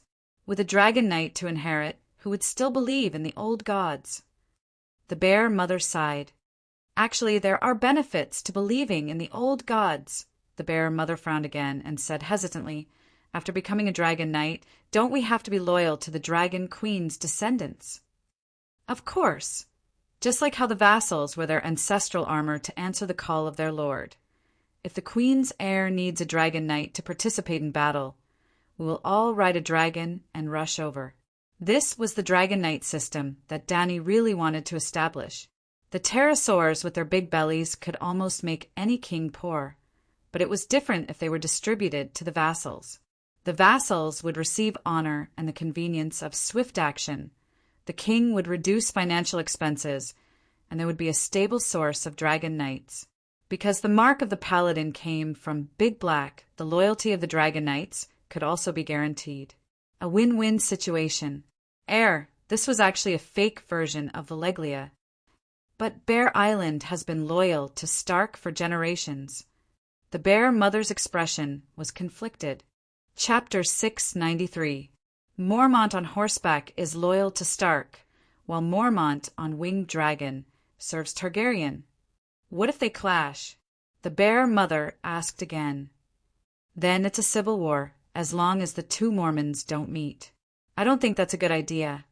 The Bear Mother was conflicted. Then, do you want my title of Holy Knight?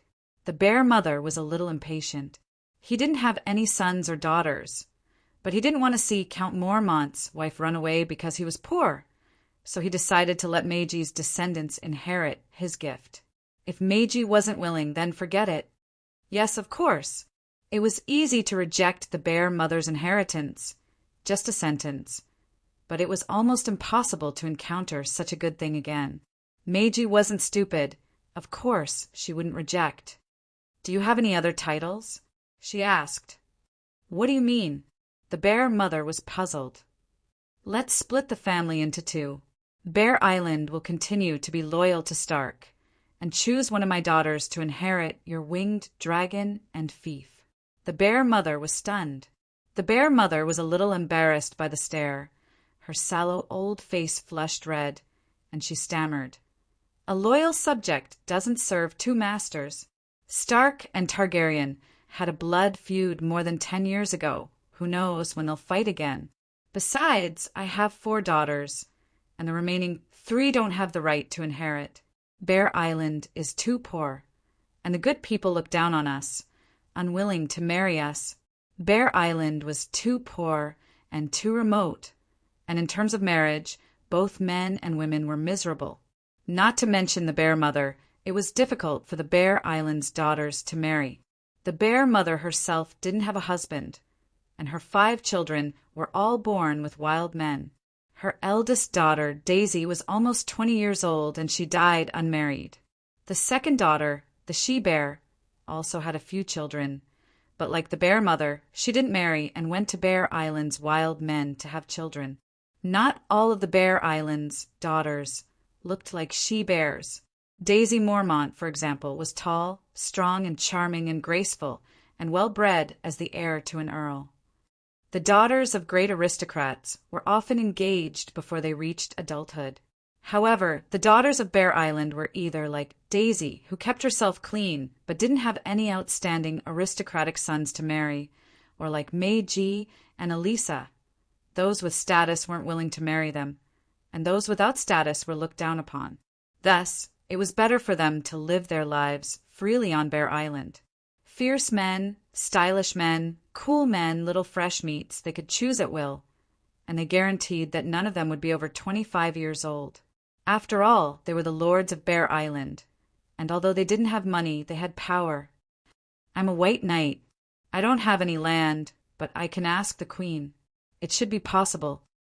Of course, Danny had no objections. I have a lot of Westeros nobles here. It won't be a problem to call all of your cousins over.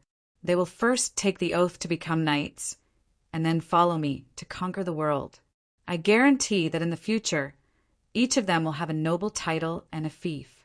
Dragon Queen is unusually forthright.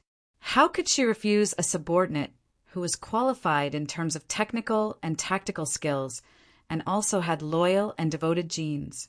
Last time, when she conquered Bayasabad by the Jade Sea, she felt that she didn't have enough subordinates to use. In the future, when she conquered Queers, Jade Sea, Volantis, and other city-states, there would be a shortage of talent if she only arranged for one confidant to be the lord of each city. Moreover, Big Bear belonged to the oldest group of officials, so Danny was happy to give him some rewards. When Meiji received this reply, she happily stayed in the pyramid. That night, Danny held a small banquet for Meiji in the Great Pyramid. She didn't invite many guests, but gathered the generals and nobles who lived in the Great Pyramid together to have a sumptuous dinner. After the banquet, Danny began to treat the dwarf's injuries. In a 30-square-meter stone room, the walls were pasted with snow-white dragon paper. More than 20 candles were lit in the chandelier, and the room looked bright and magnificent. In the middle of the room, there was a single bed with a straw mat, and on the bed lay a charred dwarf wearing only a pair of white underpants. How is it?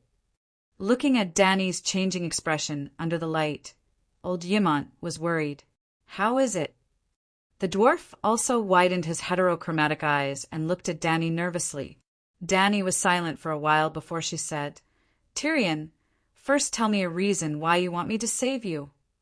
The dwarf blurted out, I'm willing to go through fire and water for Targaryen. Ha! Danny sneered. I will lead Casterly Rock to surrender to you.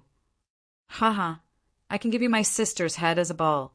Sigh, looks like you're dead for sure today. Danny sighed. Your Majesty, Other than loyalty, I really can't think of anything else to give you. The dwarf wailed. Loyalty? Don't ruin this beautiful word. Then tell me, what do you want? Tyrion closed his eyes and said directly, Since you didn't throw me out, it means that there's still a possibility of saving me. I'll agree to whatever you say. Dany turned to Aegon, pointed at the dwarf, and asked, What other value does he have? Ymont frowned and said awkwardly, Even a nail or a straw mat can have some effect. No matter how bad Tyrion is, he's still better than a nail or a straw mat. Perhaps it can be used in the future? The dwarf opened his eyes and shouted, Master Ymont, I swear I won't let you down. I'll be 1,000,000 times more useful than a nail or a straw mat. Dany smiled and said, If that's the case, then sell your life to me. Every time you buy a life, we'll calculate the value. How about that? You mean if you save me once, I'll have to work for you a lot? The dwarf asked hesitantly. There are 3 plans to save you. Dany extended 3 fingers. First, the normal version. I'll use the Great Resurrection spell to help you repair your charred organs. Then use Pogba's Ice Skin Jade Cream to treat your external injuries. You can survive, but your skin will be covered in burned scars, just like a hound's face. Hound! Tyrion shuddered and quickly said, I don't want the normal version. Give me a better one. The normal version saves the most divine power. You only need to return 5 lives and work for me 5 times. Dany reminded him. 5 lives for the normal version? Isn't that too expensive? Dany nodded and said matter-of-factly, Of course, this kind of exclusive business is extremely profitable. A treasure like you, who's 1,000,000 times more useful than a straw mat, needs to be ruthlessly fleeced. The dwarf asked blankly, Let's talk about the other treatment plans.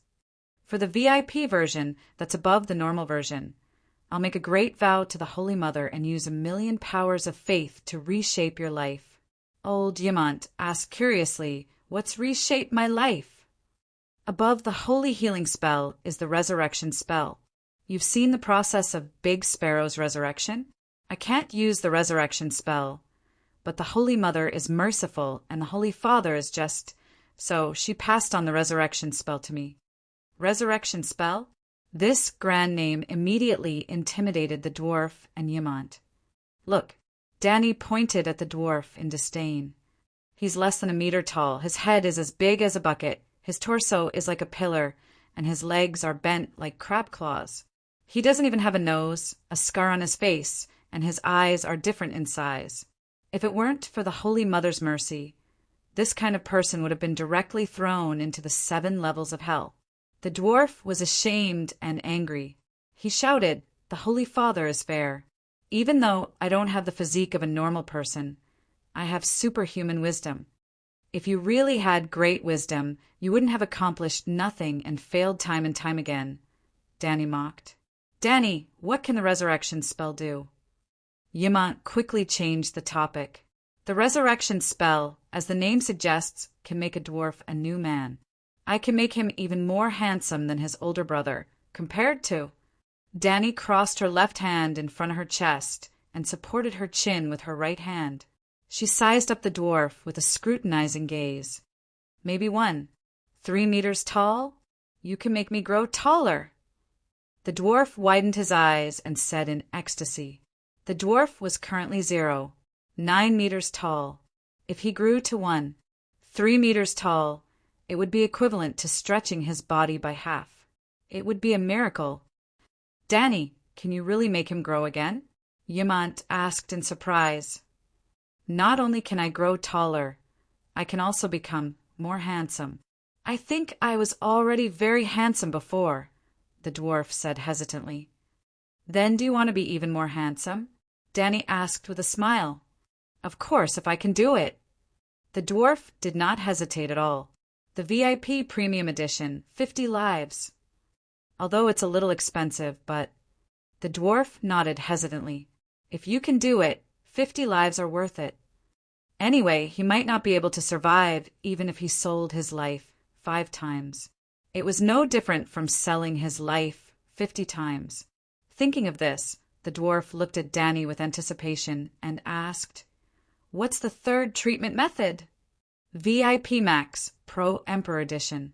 Other than the premium edition's effects, it can also let you obtain the power of a god descending to the mortal world. God descending to the mortal world? Strength enough to wrestle with giants. Magic resistance, like the Megalosaurus. Immunity to most curses in the world, and even awakening special magic talents. That's strong. The anticipation in the dwarf's eyes turned into suspicion. Even you aren't that strong, right? Haha, how do you think I became the king of Kal? Danny smiled proudly. The dwarf gritted his teeth and said firmly, "All right, I'll take this Emperor Edition's treatment method." You don't even ask about the price. You have to sell your life 100 times for me. Anyway, I only have one life. What's the difference if I sell my life 50 times or 100 times? Thinking this in his heart, the dwarf said righteously, "It's the duty of a subject to die for his majesty. So what if it's 500 times, let alone 100 times? If that's the case, then 500 times it is." Midget. Danny, you're not bragging, are you? How can there be such a powerful and miraculous treatment technique in the world? Old Diamant said what was in his heart after he forced the dwarf to drink a large bowl of concentrated poppy milk. You don't believe me, but don't you believe in the Holy Mother? Old Diamant's mouth twitched a few times and said, "I believe in the Holy Mother, but I believe more that you will lie in the name of the Holy Mother." Haha, just you wait. Danny smiled helplessly. She put on a mask and a clean white coat. Then she took out a scalpel and quickly and accurately cut open the dwarf's chest. Old Diamant's heart almost stopped from this sudden action. "Didn't you dissect a corpse yourself?" Danny asked curiously. "But Tyrion is not a corpse." Old Diamant held onto the operating table, his old face pale. Ugh! When Danny opened up the dwarf's stomach, like she was cutting open a pig, and revealed the charred and bleeding organs, the old man cried out again. He did not bother arguing with Danny and hurriedly ran out of the door to vomit. It was as if a ball of fire had ignited in the dwarf's chest. His internal organs and small intestines were all charred black, and some of his organs were even bleeding with yellowish red pus. But the dwarf did not die because he was a Targaryen. If it was a normal person, he would have died long ago. If it was before Danny became a demigod, he would not have lasted until now. Chapter 694. Before the long night, there was a legendary empire that had been passed down for tens of thousands of years, the Dawn Kingdom. Its territory stretched to the Bone Mountain Range in the west, the Grey Wilderness in the east, the Trembling Sea in the north, and the Jade Sea in the south. Even the Thunder Island in the Jade Sea belonged to its territory. It could be said that all the conquered lands around the Barren Land had surrendered to the Emperor of the Dawn Kingdom. Unlike the magic civilization of Valeglia, the Dawn Kingdom was a mythical civilization. Its founders were the gods the Night Lion, the god of death and darkness, and the Queen of Light. The two gods established the kingdom of God on earth, and its first ruler was the son of the gods, the Sky Emperor. Well, the Queen of Light was not Lalo in women's clothes, but the King of Light before Lalo, the singer of the Song of Light, a true god. The Sky Emperor was the son of the Lady of Light and the Night Lion. He inherited the bloodline of the gods and lived for at least 10,000 years. The eldest son of the Sky Emperor ruled the Dawn Kingdom for 1,000 years, but he lived for a long time. After all, 1,000 years was only the time he was the emperor. His father, the Sky Emperor, was the emperor for 10,000 years, so he must have been the crown prince for thousands of years. After that, the life of the emperor of the Dawn Kingdom became shorter and shorter, because the bloodline of the gods in their bodies became thinner and thinner. Then the question was, how strong was the bloodline of the gods? It was undeniable that there must be more extraordinary genes. However, there was a reality in the Song of Ice and Fire world that couldn't be ignored. An ordinary person with mediocre genes could also have extraordinary king's blood immediately after becoming a king. This showed that genes were not the only reason for the strength of the bloodline. there was a more important reason: the compatibility between the bloodline and the law of the world. If Zhu Yuanzhang was placed in the world of the Song of Ice and Fire, his genes could be said to be extremely mediocre. When he became the Hongwu Great Emperor, his genes did not change, but his bloodline suddenly became tens of thousands of times higher, becoming the noblest bloodline in the world. If Zhu Yuanzhang's blood was used to cast a curse, even Danny would not be able to withstand it.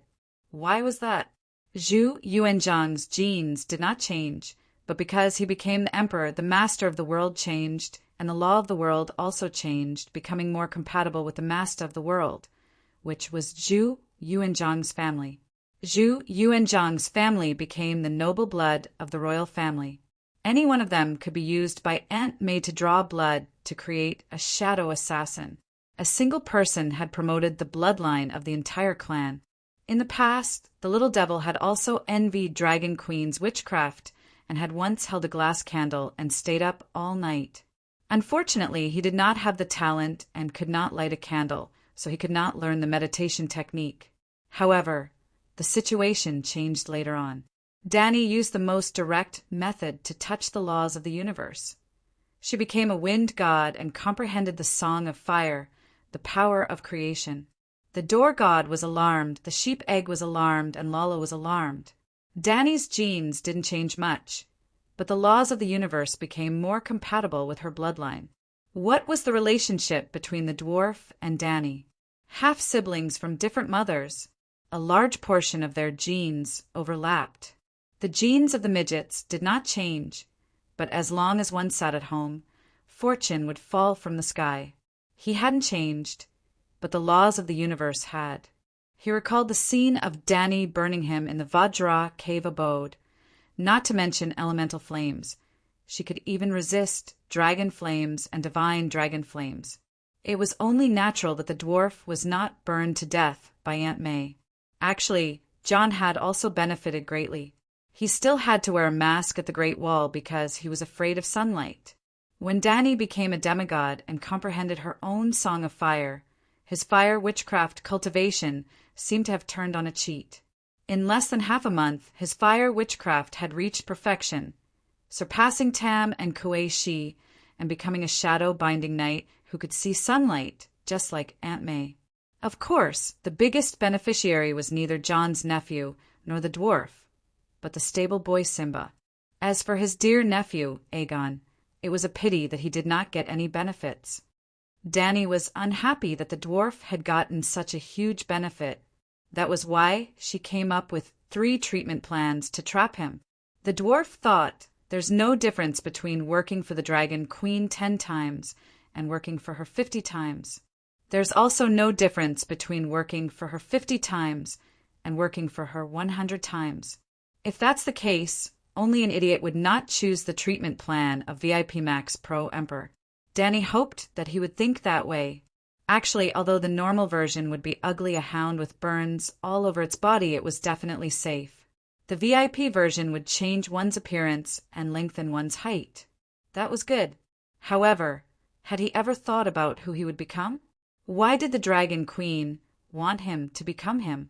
VIP Max Pro Emperor Edition would not only change one's appearance, it would also allow one to descend from the heavens. However, had the Dragon Queen done such a transformation before? Would it succeed? What? Was it the Holy Mother's divine arts that helped the transformation? The Holy Mother was currently focused on carving mysterious and profound runes on the dwarf's organs and spine, back in the Sosrath continent, at the Spider Spirit's burial ground.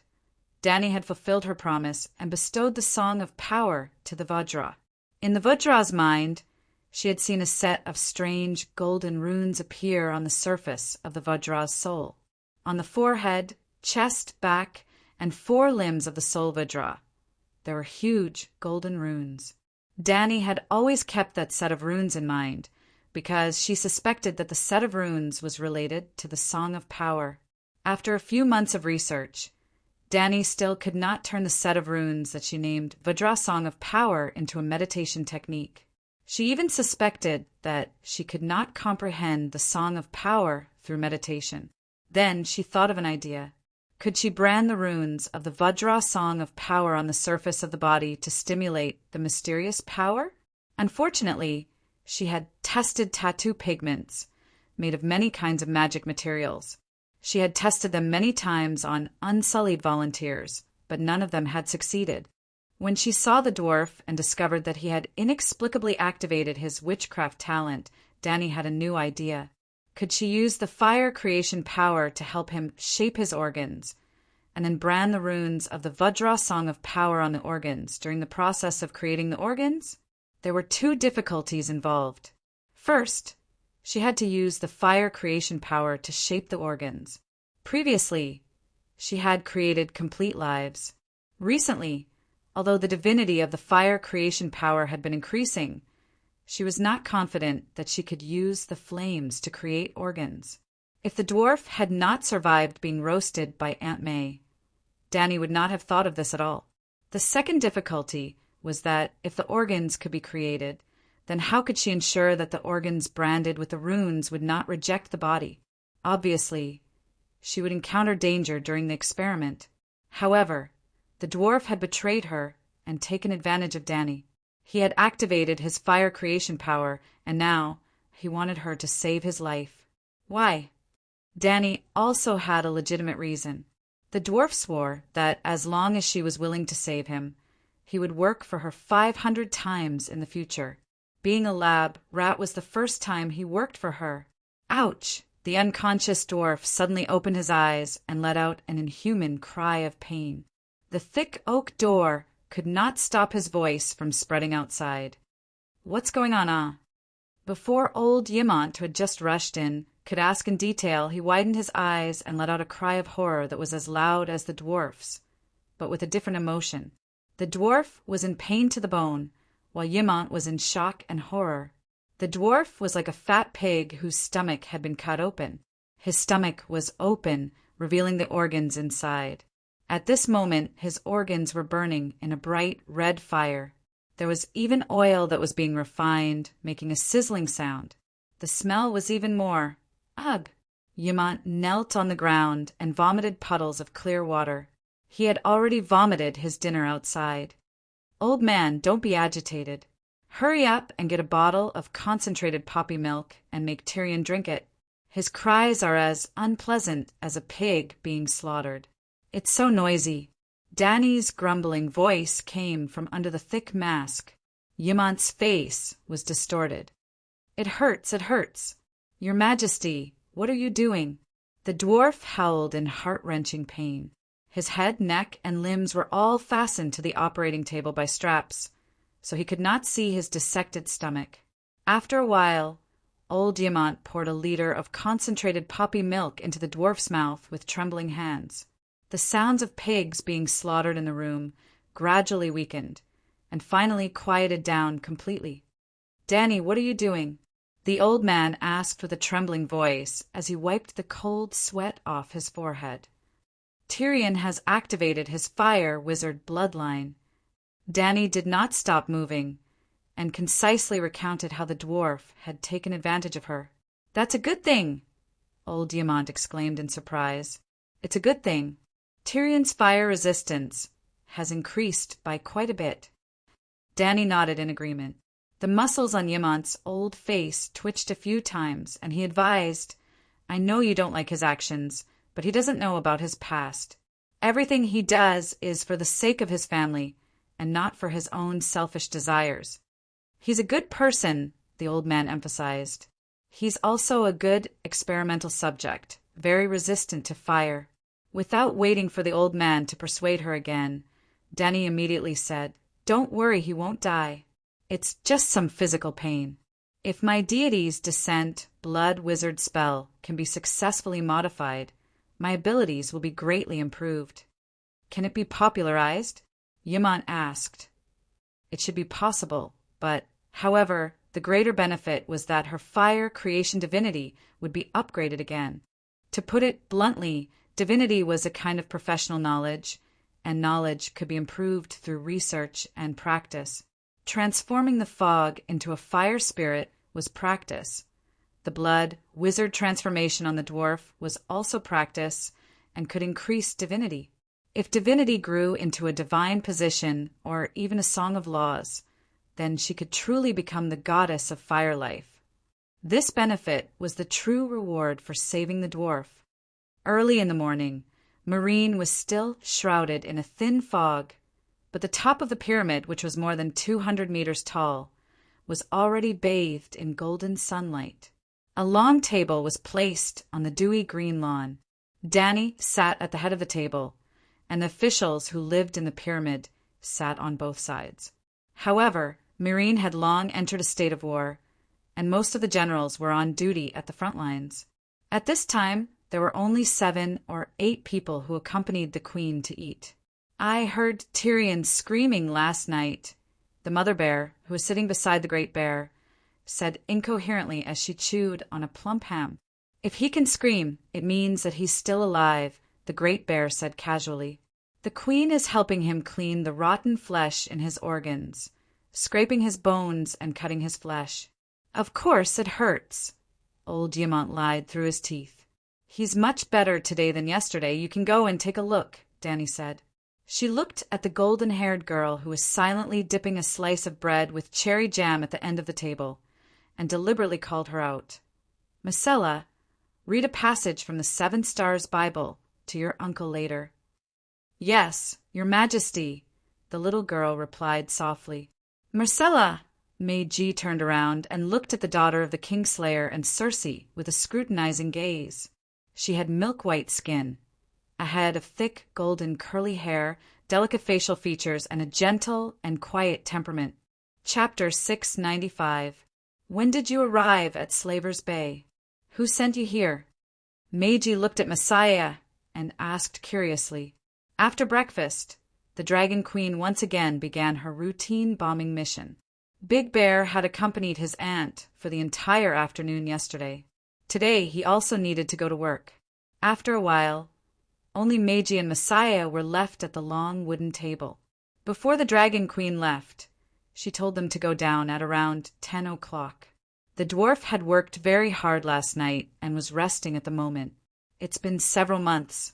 Uncle Tyrion sent me here to be the queen's hostage. He even had her treat the injuries on my face. Messiah touched her smooth and delicate cheek and said with a complicated expression, Injuries? Meiji looked over with rapt attention and finally saw a faint red mark under the delicate, milky white skin. Following the mark, she saw a broken earlobe. I am the white saintess of the Temple of the 7 Gods. Messiah pulled on her loose, white priestess gown. Sister Asherah taught me the 7 Stars Bible. The queen helped me condense the Holy Priestess Seal. I can use a weakened version of holy healing before I become a saint. Then, she had me heal the injuries on my face myself. Previously, even my ears and nose had fallen off. Now, they are slowly recovering every day. Only saints with 200 piety points would be able to receive divine blessings from the Holy Mother. Messiah was clearly not enough. Danny opened a small back door for such people. It was the Holy Priestess Seal that solidified the divine power into a runic imprint. With this imprint, one could use a simplified version of holy healing by paying a higher percentage of the divine power usage fee. The saints had to pay 50% of the power of faith. 75% of the power of faith generated by the Holy Priestess prayers would go to Big Black. Meiji had heard about holy healing and the Holy Priestess Seal from Sansa. Thus, she was not surprised.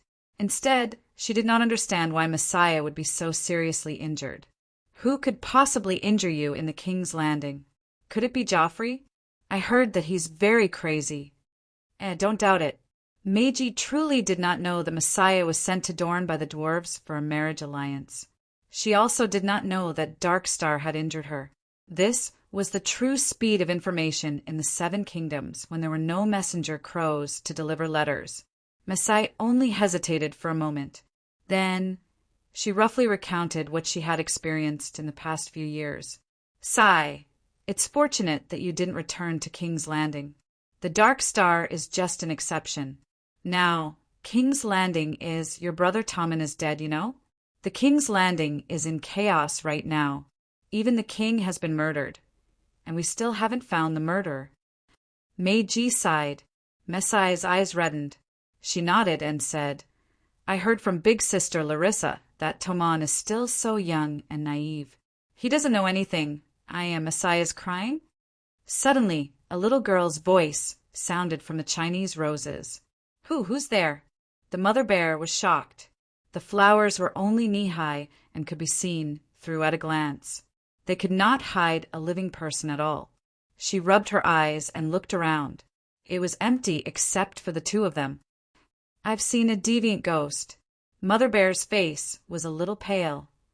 "It's Little Fog. She's in the Chinese rosebud." Then she stood up and ran over to the flowering shrub.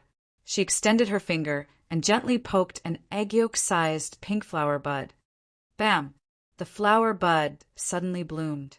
A small ball of red smoke flew out from the stamen and quickly expanded to the size of a sunflower. A little girl's face was revealed in the center. "I'm listening to the language of flowers. Why are you disturbing me?" Meiji exclaimed. She pointed at the face formed by the fire mist and said in shock, "What kind of fairy is this? She can even speak human language." "She's called Little Fog. She's not a fairy." She can be considered a fairy. She's a tree fairy that the queen picked up in the Sosros rainforest." Mesai said, "I'm not." Bam! The fire fairy suddenly shrunk into a ball and then exploded, revealing a 60-centimeter long little girl. Her fiery red hair flowed like seaweed. She had a porcelain doll-like face. She wore a dress made of green leaves and flower petals. There was also a pair of transparent wings flashing with red light on her back. "I'm not picked up from the rainforest." Little Fog tilted her head and looked at Meiji. She seemed to have seen something that ordinary people could not see. Suddenly, she clapped her hands and said with a smile, "I know. You're a believer of Mother Goddess." "Mother Goddess? Who? You can turn into a human? That's strange. Are you one of the legendary spirits?" Meiji was at a loss. It was as if she had heard a legendary story told by her nanny. "Look at her." Little Fog flew 3 meters into the air and pointed at the corner of the garden. There was a 3-foot-tall tree, stump mixed in a patch of orchid grass. "She's your Mother Goddess." Meiji looked over in confusion. Her eyes widened. She said in disbelief, "Weirwood? There's still living weirwood in Slave Bay?" The tree trunk was as thick as a person's wrist. Its skin was as white as bone. There were a few red spores on its bumpy top. There were even 3 to 5 leaves that looked like blood palms. It was the weirwood tree trunk that Danny had obtained in the stone room where the weirwood seeds grew. She had brought over a dozen weirwood saplings from beyond the Great Wall. However, none of them had survived. On the other hand, the tree trunk that she was going to use to make a sword hilt and staff did not die. At first, it did not wither. It was half dead, until one day, Little Fog carried a small kettle to water it. Then she sat on it and sang in the original language. The spores on the tree trunk hardened. Then a small blood-red palm leaf unfolded. Danny was stunned when she knew about it. What made her even more surprised was that this weirwood tree trunk had a special effect on practicing the Song of Wind. Danny sat by the tree trunk and listened to the Song of Wind. It was 100 times more efficient than anywhere else. This was not cheating. It was as if the tree trunk was teaching her its own Song of Wind. Sheep Egg's Song of Fire was more advanced than Lalo's. Sheep Egg took away Lalo's Song of Fire. Danny's Song of Fire was more advanced than Sheep Egg's. She had shaken his sole control of the Song of Fire. However, Danny could condense the Song of Wind, not because her Song of Wind was more advanced than the Door God, but because the Door God had died. The world needed a singer to sing the Song of Wind. In fact, the world had been born for billions of years. There had been many creatures who understood the Song of Wind. However, their Song of Wind was not as good as the Door God's. Therefore, they could not replace the Door God's position. Little Fog's original language, song, seemed to awaken the door god's memory of the Song of Wind. Danny did not know. However, she was sure that the tree trunk did not have any consciousness because she had entered it before. That day, outside the Great Wall in the Green Prophet shelter, her mind could enter the roots of the weirwood. She could enter the dark depths of the earth and enter the tree trunk to observe what the tree had seen. However, this tree trunk had just started to grow. It did not have roots as deep as the earth. It also did not have rich experience and broad vision. Danny could only see what was happening within a 10-meter radius. She could only trace it back to the moment when Little Fog woke it up with her song. Maid G walked to the tree trunk and squatted down. She asked in confusion, "Weirwood can't leave the Westeros." Little Fog is a tree spirit. She can understand the language of trees and flowers. That's why she can grow living weirwood, Marcella said. "I'm not a tree spirit. I'm a fire spirit created by Mother Goddess Dany," Little Fog said unhappily. "Don't deny it. Master Yimont and Scholar said that you're a tree spirit. Also, if you're not a tree spirit, how can you understand the language of trees? You must have injured your brain when you were contracted by the Queen," Marcella said with certainty. "I didn't understand the language of flowers before. Mother Goddess taught me," Little Fog said. This was not taught to her by Danny. She did not understand it herself. The language of flowers and trees was not language information. It was a kind of status information. It was a skill that Little Fog learned by herself after singing to the weirwood tree trunk every day. Danny guessed that it was related to the talent of the Child of the Forest and the Song of Wind. Actually, her fire creation was a more important reason. The Child of the Forest could understand the voice of trees. However, it could not make an old tree rejuvenate. Little Fog was born from fire. Her body was also made of fire. There was a special kind of vitality in her body. After that, she sat on the weirwood tree and sang every day. She also listened to Danny's Song of Wind. This state was almost the same as the first Child of the Forest who slept on the door god's tree trunk. Little Fog was naturally able to sing the Song of Wind of Mother Goddess Dany. Then the Song of Wind would send the vitality of fire into the plant and activate her super little gardener talent.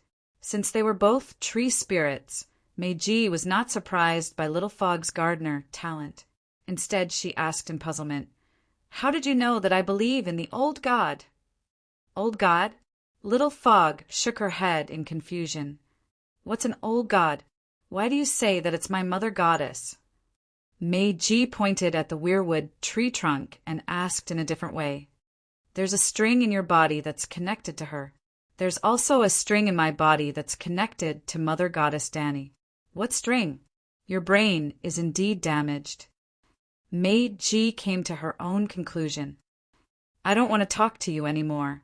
Little Fog made a face at her and turned back into a cloud of fire mist. It was as light as smoke and as illusory as fire. Suddenly, it poured into a flower bud and disappeared. "Isn't this the forest of god trees? This weirwood is the heart tree." Meiji looked around and said in realization, "It does look a bit like it." Masai nodded gently. "Sai, it's rare to come across such an authentic forest of god trees in a foreign land thousands of miles away. It's a pity not to worship it." As she spoke, Mother Bear pushed aside the bluegrass, sat cross-legged in front of the tree trunk, and began to meditate. Well, the old god did not have any classical teachings. The so-called prayer was just to examine one's recent actions under the weirwood tree. In other words, it was to reflect on oneself 3 times a day. Before dinner, Dany, who had returned home from work, habitually practiced beside the weirwood tree. As soon as she merged her thoughts with the tree trunk, she noticed that the weirwood tree had changed again. It seemed that there was a connection with a certain place in the dark. However, her thoughts could not cross over, and she did not know where that place was. Strange, could it be that it can connect to the tree roots of the shelter? Then she was pleasantly surprised to find that the buff to accelerate her comprehension of the song of wind had leveled up again. Every heart tree and weirwood worshipped by the believers of the old god was equivalent to a signal tower. Countless signal towers were connected to form an omniscient information network that covered the entire continent. At this time, because of Mother Bear's unintentional action, the weirwood tree trunk on the pyramid sensed the network of the distant continent. If there were a few hundred believers of the old god from Westeros who came to the tree trunk and prayed for thousands of years every day, perhaps Dany could sit at home and learn about the affairs of the Seven Kingdoms. Of course, the premise was that the owner of the plant Omniscient Network did not cut off her network. As the days passed, the dwarf's morning time became shorter and shorter every night. The next day, when Meiji and Mesai went to visit him, they also found that his complexion was getting better and better. Then Meiji opened her eyes wide and carefully looked at the dwarf on the bed. She said in surprise, "You've grown taller." Chapter 696. Oh gods, the holy healing technique can also help people grow taller. After measuring the dwarf's body length, Meiji was stunned. 35 meters. Yes, not only did the dwarf's burnt skin recover its white and tender skin, even his height had increased by a lot, just as the Dragon Queen had promised that day. 35 meters. This data was not shocking, but the dwarf was only 9 meters tall when he was barefoot. In just 7 or 8 days, he had grown by 50%. How? How could this make the dwarves ecstatic? This is a rebirth technique, not a normal holy healing technique. The dwarf looked at his elongated legs and was filled with emotion. Finally, the suffering I suffered these few days was not in vain. If I use this rebirth technique on Korra, won't he become a giant? Meiji asked curiously. Korra is of normal height. Maybe he can grow by a few centimeters or more than 10 centimeters. But his genes have been fixed, so he can't be as exaggerated as Tyrion. Old Diamant shook his head. What do you mean? What are genes? Meiji asked blankly. The dwarf said sadly, in other words, I shouldn't be a dwarf. Maybe I was disturbed by some external factors when I was in my mother's womb. For example, I was beaten by my father a few times, so I couldn't develop healthily. Old Diamant shook his head and said, No, you are still a dwarf. Dany said that the reason you are only 9 meters tall is because of both innate genes and acquired diseases. She just adjusted your deformed and distorted bones and let them return to their original length. But no matter what, you can't grow to the height of a normal person. The so-called rebirth technique was nothing more than breaking the dwarf's deformed legs, which were twisted like fried dough twists from the ankle to the pelvis. Then they would regrow under the treatment technique that was rich in type B active spirituality. It did not change the genes, and it could not grow excessively. If a gecko's tail was broken, it would only grow the same tail as before, and it would not become longer. Before this, the dwarf was 90 centimeters tall, and his legs were only 35 centimeters long. His penis hung down almost to the knees, and he was severely deformed. Of course, his spine also needed to be polished and regrown. Dany just returned him to his original appearance, a body that was genetically grown in the most perfect state. Psi 1. 35 meters is enough. At least if I stand on my tiptoes, it's enough to cover the bride with a cloak. The dwarf was both happy and regretful. Old Diamant shook his head again and said, No, your highest height is 4 meters. But Dany purposely made you 35 meters tall. Why? The dwarf asked doubtfully. Because you're about to help me complete a mission. I need you to maintain a height of 35 meters. That night, in the stone room, Dany brought a young man with black eyes and yellow hair with a big nose. Tyrion noticed that the young man's clothes were very neat, but his expression was dispirited. His eyes were filled with fear as he looked at the Dragon Queen. His nose was still very big, like a sarcoma. He was also very short. Although he wasn't fat, he looked no different from a dwarf. What mission? Tyrion swallowed his saliva, feeling a chill run down his spine. Dany pointed at the young man with a big nose and introduced Lionel Andres, nicknamed Leo, the fourth prince of the Jade Walrus Island. But everyone knows that he's actually the illegitimate son of the long-nosed king and the king's second consort. This big nose is too obvious. Jade Walrus Island? The long-nosed king? The dwarf was confused.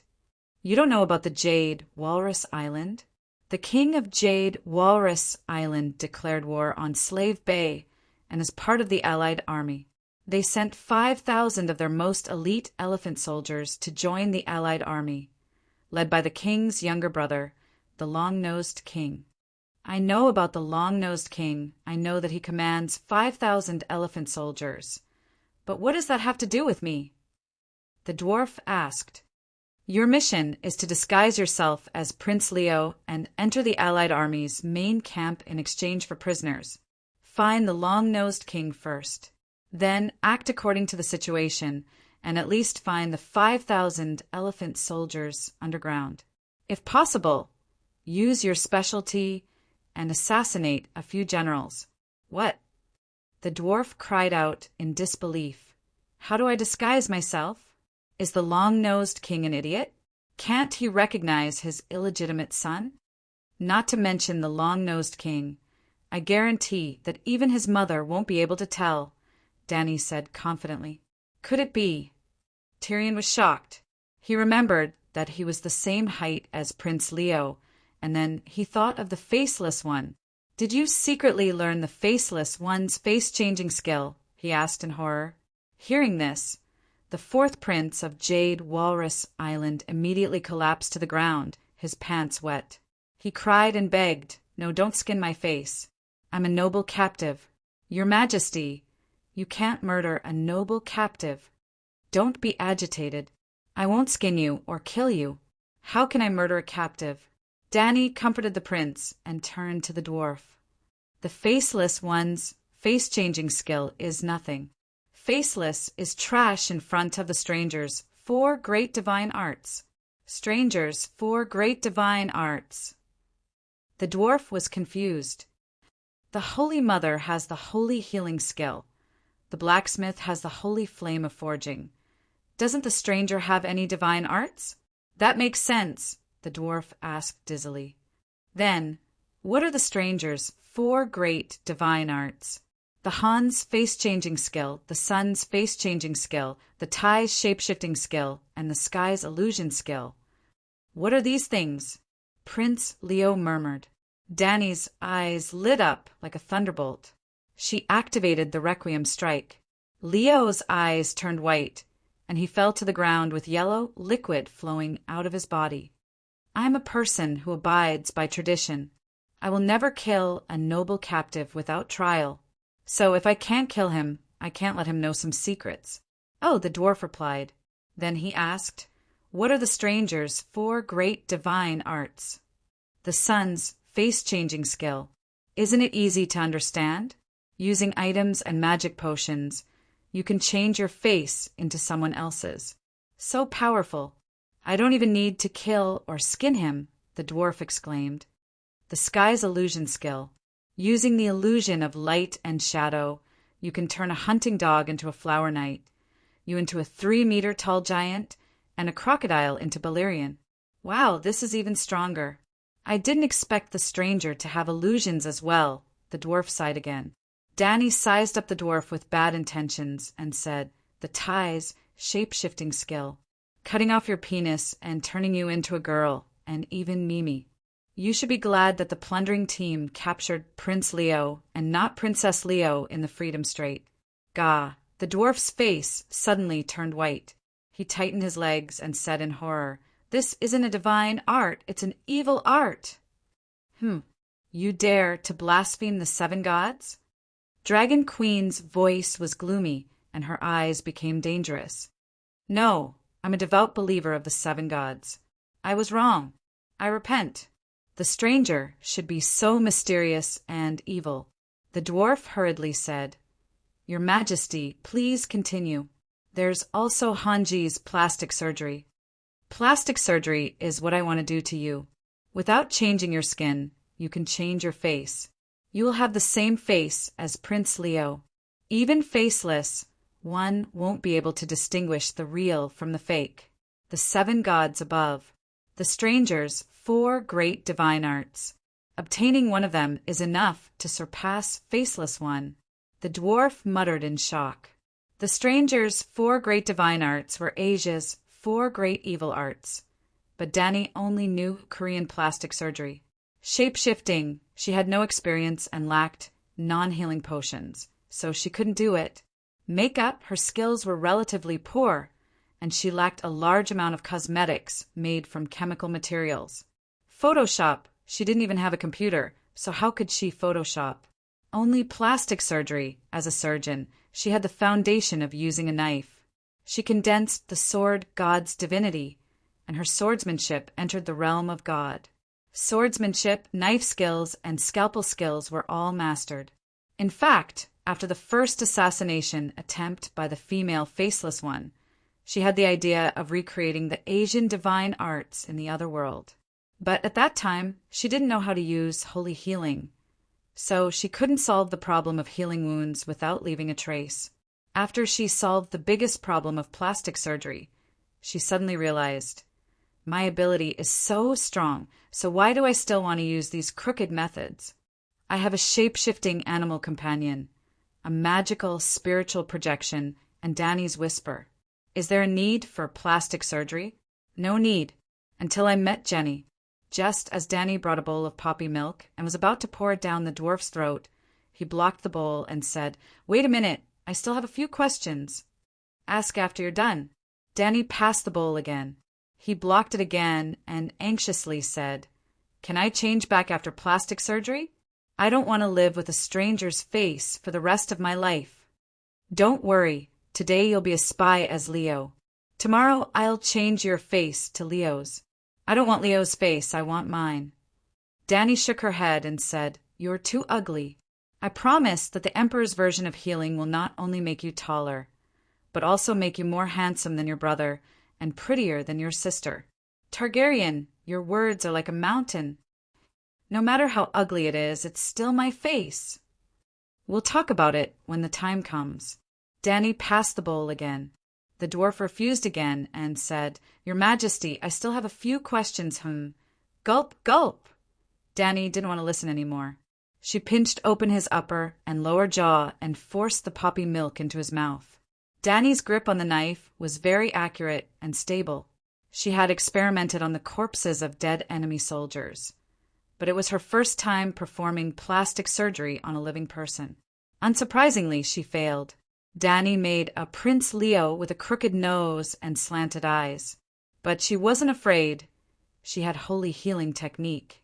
Then the second time, the third time, the fourth time. That night, she worked from nightfall to the next morning and failed 35 times. The key was that Prince Leo's egg-sized red nose was very difficult to imitate. She needed to find a filler and stuff it in. Unfortunately, Danny didn't have silicone, so she could only use fishwood.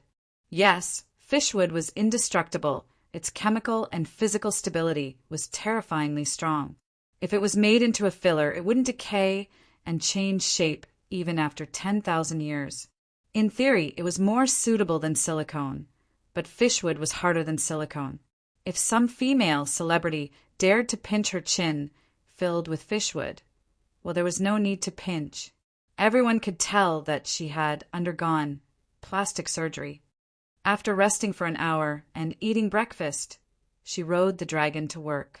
In the afternoon, she got off work early and returned to the operating room to continue her experiments. No wonder there were so many ghost surgeries in Korea. It was because the newbie doctors needed too much training. Danny sighed. Hard work paid off. Finally, when the centaur maid Eerie came to deliver supper, the dragon queen got inspiration from the meat muffin. Since fishwood is too hard, can it be made into meat muffin? Isn't beef jerky very hard too? But if it was made into meat muffin, how soft and fluffy would it be? Then the dwarf had a fishwood meat muffin nose. 7 gods above this. The dwarf looked at himself in the mirror and was so incredulous that he almost collapsed. How did I become like this? The dwarf pinched his soft big nose and cried. Chapter 697. The dwarf touched his own face and rubbed the face of the unconscious Prince Leo. Finally, he put his face next to Leo's face and compared them in the mirror. Amazing, this is really amazing. Humph, strangers, 4 great divine arts are not just for show. Dani was wearing a white coat, and her silver hair was tied into a ponytail. She crossed her arms in front of her chest and raised her chin slightly, smiling proudly. The dwarf pinched his Adam's apple and said in disbelief, "Even my voice has changed.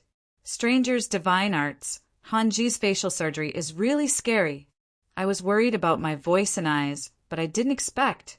Your Majesty is really meticulous." Tyrion exclaimed sincerely. Before drinking the milk of Poppy, he had already noticed a few problems. First, his voice was not right. Second, he had heterochromatic pupils, one blue and one black, while Prince Leo's pupils were black. Third, their skin color. Both of them were white, but the dwarf was an Undul, so his skin color was whiter, while Leo was a native of the tropical islands, so his skin color was darker. When he woke up, all his problems were solved by the Dragon Queen. Dani slit open the dwarf's and Leo's throats, carefully comparing the length and thickness of their vocal cords and even the tightness of their surrounding muscles. She slowly adjusted, roughly making the dwarf's voice 60% similar to Leo's. 60% was enough. The heterochromatic pupils were even easier. She just needed to make the dwarf a one-eyed man. Without Dani's explanation, the dwarf knew how to cry to his new father. During the battle, my eyes were hit by a ferocious raider team, and I became blind. It was difficult to make skin white, but it was too easy to make skin black. She contacted Kuei Shi and used a potion she recommended, which could even make the dwarf a native of the Summer Islands. My appearance has changed, but what about my memory and language? The dwarf asked worriedly. Bam! Dani threw a thick stack of documents in front of the dwarf. Leo only knows advanced Valeglia. He is the illegitimate son of the long-nosed king. The king didn't kill him because of his brother's power, but he didn't like him. The long-nosed king did not pay much attention to this illegitimate son. After all, he was still the king's son in name. Therefore, the long-nosed king and the nobles of Ko Chang Island around him don't know more about Leo than you do after reading this document. Also, Prince Leo's talents were mediocre. Since he was 12 years old, he had been living in brothels and lived a life of debauchery. Before he grew up, his body was damaged. Even though he wasn't a dwarf, he looked like one. His life path is very simple. With your wisdom and your experience as the King's Landing's prime minister, you should be able to fool him easily, right? Of course. I hope and will do my best to fool them. Otherwise, I will lose my life. The dwarf looked up from the document and smiled bitterly. Dani nodded in satisfaction and said, "Very good. Now, let's talk about your goal.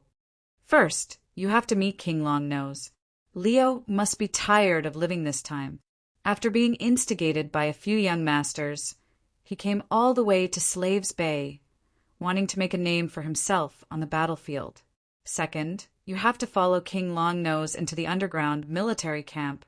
Underground military camp? The dwarf said incredulously. Did the Alliance army dig an underground city outside the city? 5,000 elephant soldiers. 5,000 giant elephants. I also think it's unbelievable, but we've searched the surrounding 100 kilometers. The 5,000 elephant soldiers disappeared overnight. I can't think of any other place to hide that army other than underground. The dwarf said in shock, how did they do it? If they dug to the city of Marine, and the 5,000 elephant soldiers suddenly went on a rampage, hiss. Dani looked at him deeply and said with a smile, Actually, the 5,000 elephant soldiers are not the scariest thing.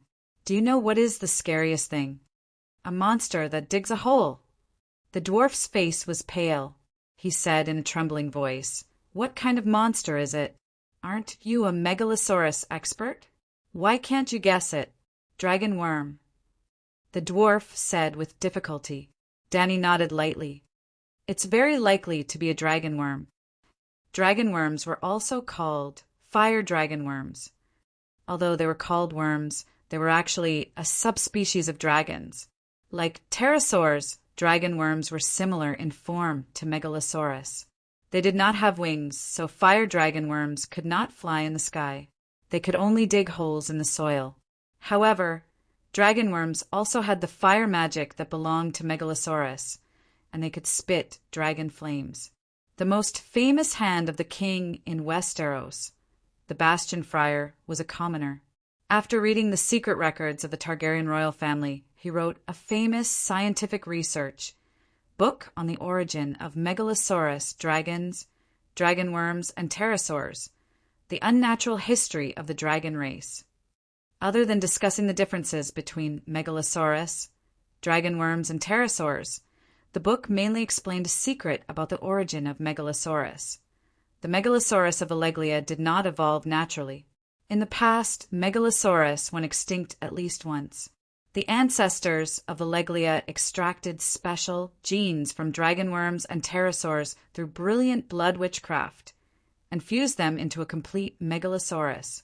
At that time, although dragon worms rarely appeared in the world, scholars were not unfamiliar with them. What was worse was that the idiot Saint Bailey later listed The Unnatural History of Evolution as a banned book. Not only did he search out all of the unnatural history of evolution and burn them, even the secret records in the royal family's library were not spared. Only a complete set of books was hidden in the cellar of the City of Learning. The books that were scattered outside were all scattered books. The dwarf had also spent a lot of energy and effort to collect that set of books. Therefore, when Danny gave a slight hint, he guessed that it was a dragon worm that was digging a tunnel. Then, could a dragon worm dig a tunnel of that scale? Aegon the Conqueror's Mount Black Death Balerion could swallow a mammoth in one gulp. From this, it could be seen how huge an adult Megalosaurus was. As for dragon worms, just by looking at their living habits, they seemed to be very similar to fire-breathing earthworms. However, they were really a distant relative of the Megalosaurus. An adult dragon worm's body was incomparably huge, not much smaller than a Megalosaurus. Sigh, if only Friar Basil's The Unnatural History of Evolution was still here. That book has a detailed introduction to the habits of dragon worms, the dwarf said regretfully. The scholars secretly preserve the complete, The Unnatural History of Evolution. When you finish your mission, you can go to the City of Learning to look for it. Right now, your mission is not to study the habits of dragon worms, but to determine whether that monster is a dragon worm and then figure out its location. If you don't know the weakness of the dragon worm, how will you deal with it? The dwarf asked. I have a Megalosaurus and 800 knights with steel swords, Danny said with a serious expression. Of course. She knew the weakness of dragon worms. They were afraid of the cold. Dragon worms liked volcanic environments. They could swim in lava pools, but they could not survive in low-temperature soil for long. She had a plan to deal with it. However, the dwarf was going to be a spy. If she told him too many secrets, what if her identity was exposed and he was caught by Jenny? What if her plan was leaked? She might as well tell him a piece of false information. If the dwarf really met with misfortune, he could luckily be transformed into a living Jiangan. However, the dwarf seemed to have guessed her sinister intentions. He only used his single eye to look deeply at the Dragon Queen.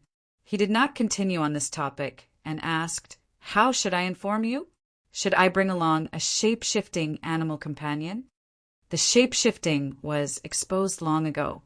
There's also the magic tower that suppresses the glass candle's communication. Danny told him about Jenny's true dragon roar and Orlas's appearance in the second core of the weave. In the end, finally, she said, I have to admit that those old monsters like Balerion and Melisandre are stronger than me in terms of experience and technique. However, the light of the 7 gods cannot be concealed. I can't use magic to send messages. but I can pray to the 7 gods. Pray? Pray to the 7 gods for protection? The dwarf had a ridiculous expression. Have you forgotten that you have the Holy Night Seal? What do you mean? The dwarf's face was pale. He looked at Danny in alarm and asked bitterly, Can you monitor my thoughts through the Holy Night Seal? Danny shook her head and asked with a smile, Do you remember how the Alliance's winged dragon knights communicated with each other when Benny was still alive? During the Battle of Tolos and the Battle of Myrine later, the Alliance's winged dragon squads all communicated through Balerian's Channel of Faith, as if they were wearing radio headsets. The Alliance's winged dragon knights had all been carefully selected. They were either pure-blooded Valeglia or devout believers of Balerian. Therefore, as Balerian's clone, Benny could act as a signal tower and communicate with the surrounding winged dragon knights in real time. Thinking of this, the dwarf let out a long sigh of relief. He knew that this method of communication was only through the Channel of Faith, transmitting information within a short distance. Not only could he not spy on others' thoughts, if the distance was too far, more than 10 kilometers, the signal of faith would be bad. Any further, and the connection would be disconnected. You don't seem to have used this function before, Tyrion said, puzzled. I haven't used it on you, because you didn't have the chance to participate in the dragon battle with me during the day. I've been using it every day for the recent bombardment of the Alliance's camp. The dwarf recalled carefully. Indeed, during the Battle of New Guise, he had participated in a dragon battle with the Dragon Queen. However, it had been at night and a chaotic battle. Your Majesty, you learned this method of communication from Balerian. How could she not be on guard? The dwarf asked again. Jenny must be on guard, but... Danny smiled proudly. Do you know that Melisandre snatched Aegon's dragon by force? She failed. I've said it before. Other than me, no one can even think of snatching the Holy Knight's winged dragon. Danny smiled proudly and said, After the exchange of prisoners, I will shatter the Holy Knight's seal in your mind and destroy it completely. After you enter the cave and make sure it's completely safe, you can secretly pray to the 7 gods. The power of faith will slowly restore the Holy Night Seal. The dwarf had a complicated expression. Extraordinary people like you shouldn't even exist in this world. With you around, us ordinary people have no reason to fight. There's no hope, no future that we can control. We are destined to be ruled by extraordinary people without any power to resist. You also want to build a real world? Danny asked calmly. The dwarf nodded and admitted to it. He sighed and said, The normal people in the world who are ambitious and unwilling to admit defeat are all afraid and jealous of superhumans. This is the basis for the City of Knowledge to create the theory of the real world. Now that I think about it, the scholars have only implemented the will of us ordinary people. They didn't sin. The sin lies in the unfairness of the heavens. I've studied all my life. My wisdom, strategy, and experience all surpass yours. You are ignorant and stupid, but with a simple witchcraft you are able to understand all my combat information and easily defeat me on the battlefield. Why? Everyone will be unconvinced and resentful. Looks like your resentment is quite strong too. Danny nodded and suddenly said, But do you know that you should also be eliminated in the real world? Chapter 698. Why would I be eliminated by the real world? The dwarf was puzzled. You're also an extraordinaire. I don't have any talent. The dwarf's heart skipped a beat, and he said in surprise, Could it be that I'm a god's descent? You said that the Emperor Version healing plan would allow me to obtain the skills of a god's descent, with infinite strength and magic immunity. That's right. The transformation should have been successful. Shouldn't the Holy Mother's divine arts guarantee a 100% success rate? The dwarf was puzzled. The divine arts of the 7 gods only include the rebirth technique. The god's descent is my blood magic transformation. What? The dwarf's face was distorted, and his big nose was as red as a ball. "You turned me into a demon mountain?" He was almost shouting. Wasn't the demon mountain extremely strong and not afraid of being hurt? The dwarf immediately thought of the demon mountain whose head had been changed, and he seemed to have changed his head as well. Tyrion wanted to cry, but had no tears. Dany pulled a long face and scolded, "What are you howling for? The demon mountain is an undead monster. You're a dragon blood holy warrior, a holy knight blessed by the 7 gods. How can you be the same as that evil demon mountain?" The dwarf touched his chest and felt that his heart was still beating strongly. He was instantly relieved and complained, "I just want to be a normal person. Why do you have to torture me? And there's no effect. You have a mission. If you inject your divine power now, Jenny will notice that something is wrong." In fact, Dany also wanted to try and see how the transformation of the dwarf was. The reason why she used the dwarf as an experiment, other than to punish him for his betrayal, was also because of the dwarf's unique bloodline. His adaptability to fire surpassed other fire wizards.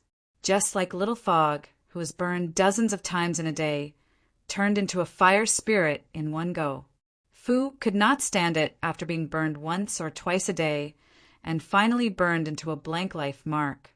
But he failed many times to turn into a fire element creature. Dany suspected that Fu could not become a fire spirit. The dwarf was the Little Fog of the humans. After all, he was the closest person to her bloodline other than Simba. As expected, the dwarf was a good experiment subject. After burning his heart and liver countless times in a week, Dany actually had some enlightenment, and her fire creation divinity improved. Although he couldn't use fire to create organs out of thin air, he could gradually extract the power of life from fire.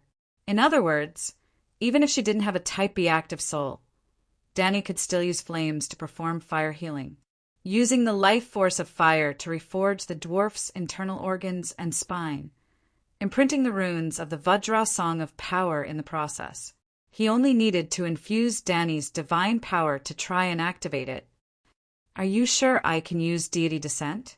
The dwarf was doubtful. "I'm not sure." Dany told the truth. Seeing the dwarf's expression change drastically, she hurriedly comforted him. "Anyway, you've already obtained the talent for fire witchcraft from the modification of blood magic. It's worth it no matter what." "I have a talent for fire magic?" The dwarf was surprised. "I'm not sure if I can become a god, but I'm sure I have the talent for fire witchcraft.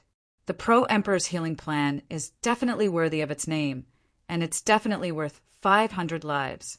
Dragon Queen made a solemn vow, her expression serious. She wasn't lying either. The dwarf's fire magic talent had indeed come from her. The dwarf's expression gradually softened, and he asked expectantly, "Is my fire wizard spell talent strong?" "Very strong." "Is it as strong as Master Pogba, one of the big shots in Volantis?" The dwarf's smile grew wider, the anticipation in his eyes growing stronger. "Don't talk about Pogba. Your current talent is several times stronger than Larissa's. Maybe you can become the #1 person among the younger generation in Slave Bay in the future." The dwarf's eyes blurred, falling into a beautiful fantasy of the future. After laughing foolishly for a while, he wiped away the saliva at the corner of his mouth and said shyly with a red face, "Can I become the #1 person among the younger generation in the Western continent?" "Not bad, you're very ambitious." Dany encouraged him seriously, then shook her head and said, "The #1 person among the younger generation in the Western continent is Jon Stark. You can only be #2. "2 is not bad," the dwarf said excitedly. "Now, are you still looking forward to the real world and complaining that the world is unfair?" Dany asked. The dwarf put on a straight face and said seriously, "It's reasonable to exist, if there are no extraordinary people who will deal with the deviant ghosts. The City of Knowledge didn't work hard to adapt to this world, but tried to change the world through destruction. I've already gone astray due to jealousy. I've committed a heinous crime. As for fairness, they're all infants. Some are born into noble families, and some are born into poor families. From birth, it's decided that they have an insurmountable gap in their future. Compared to their birth status, magic talent, and whatnot is already very fair.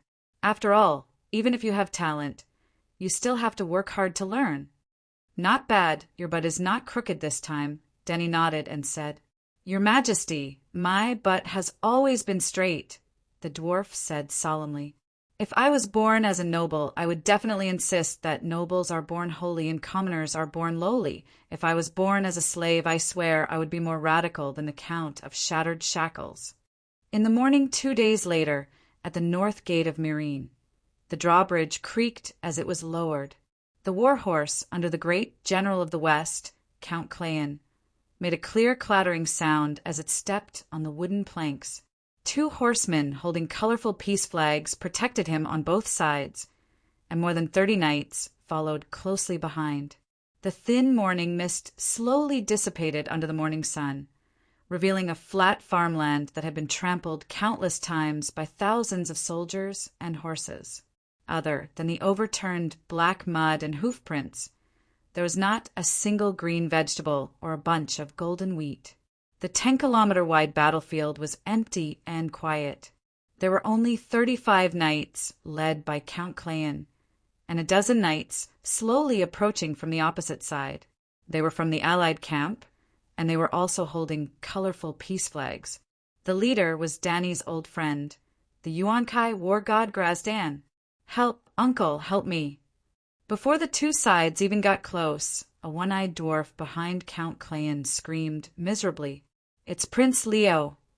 Someone beside the war god exclaimed, Shut up. The Count of Shattered Shackles turned around and shouted angrily, This is a sacred, captive exchange ceremony. Do you want your uncle to take him away? The one-eyed dwarf shrunk his neck in fear after being scolded by the butcher. Then he cried, Let's exchange me first. I'm the 4th prince of Ko Chang Island, and my uncle is the Long-Nosed King. You have to exchange me first. Not only the Count of Shattered Shackles retainer knights, the allied captives beside the one-eyed dwarf, and the war gods group all showed looks of disdain. It's not worth it to exchange a precious dragon knight for trash like this, the war god's personal attendant said in a low voice. Sai, his uncle, is the Long-Nosed King. The war god, Yuan-Kai, sighed helplessly. He squeezed his horse's belly and quickly moved forward. The 2 teams of knights stopped beside a 4-foot-wide ditch. The paddy field was already barren and dry. Only yellow straw roots and bowl-sized holes were left on the ground by the horses' hooves. Only a finger-deep water was left in the ditch. 4 or 5 small crucian carps were swimming among the water plants, looking for food. The war god Yuan-Kai looked deeply at the slave count across from him and said in a clear voice, I have 3 winged dragon knights and 2 centaur rangers. Count Broken Shackle looked deeply at the slave master and said, 2 winged dragon knights, 7 noble commanders from various city-states, all with the title of count or above, 3 smugglers, 2 Roman cavalrymen, and 1 prince. Let's exchange me first. I'm a prince, the prince of Ko Chang Island. My uncle is the Long-Nosed King, and he commands 5,000 elephant soldiers, the one-eyed dwarf hurriedly said. The war god Yuan-Kai looked coldly at him and asked, 1 dragon knight for 1 ranger.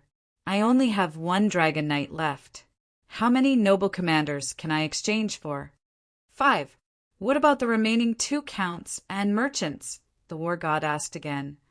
1 count for 1,500 gold radiance, and 500 gold radiance per merchant. The Count of Shattered Shackles said in a familiar tone. Very reasonable. Deal. The war god nodded. What about me? The one-eyed dwarf asked anxiously. The war god Yuan-Kai sighed and said in a low voice, How much is Prince Leo worth? Klein raised 3 fingers. 3,000 gold radiance. Deal. The war god Yuan-Kai heaved a sigh of relief. The other party hadn't asked for too much. What? I'm only worth 3,000 gold radiance? The one-eyed dwarf wasn't willing to accept it. If you want money, you should have sent a letter to my uncle earlier. It's only 3,000 gold radiance, and he's locked me up for more than a month. Shut up. The war god couldn't hold back any longer. Who are you? Do you know my uncle, the Long-Nosed King? I'm the prince of Ko-Chang Island. How dare you act so impudently in front of me?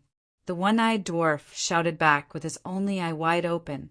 The war god Yuan-Kai took a bag of gold coins from his attendant and tossed it to the other side. Let's go. He didn't even look at the one-eyed dwarf and turned around to leave. Klein reached out and caught the bag of gold coins. He weighed it in his hand and said with a wave of his hand, "The deal is done. You may leave." The one-eyed dwarf seemed to be impatient. He immediately shouted, "Hiya!" and kicked his horse's spurs, causing it to gallop forward. But when they crossed the ditch, the horse sprinted too quickly and jumped too early, causing its two hind hooves to sink into the ditch. Splash, One-Eyed Dragon slid down from the saddle and fell into a shallow puddle of water. The news of the fourth prince of Ko-Chang Island falling into a ditch and catching a cold and fever quickly spread through the allied camp. I want to see my uncle. My uncle is the Long-Nosed King. I want to see my uncle. My uncle is the Long-Nosed King. He kept shouting as if he was chanting a spell. His voice was hoarse, and he seemed to be in a daze. The commander of the Western Army, Siberio, even met him personally and suggested that he go to Torlos to recuperate. However, the one-eyed dwarf refused without hesitation. I came all the way to Slaver's Bay to make a name for myself. I was even blinded in one eye by a lowly slave. I can't leave without accomplishing anything.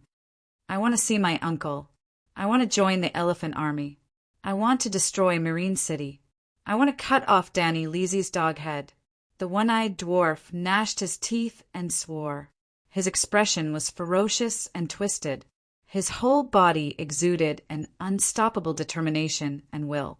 Prince Leo's ability aside, his hatred for Slaver's Bay and the Dragon Queen was so obvious and sincere that the triangular-faced commander was moved.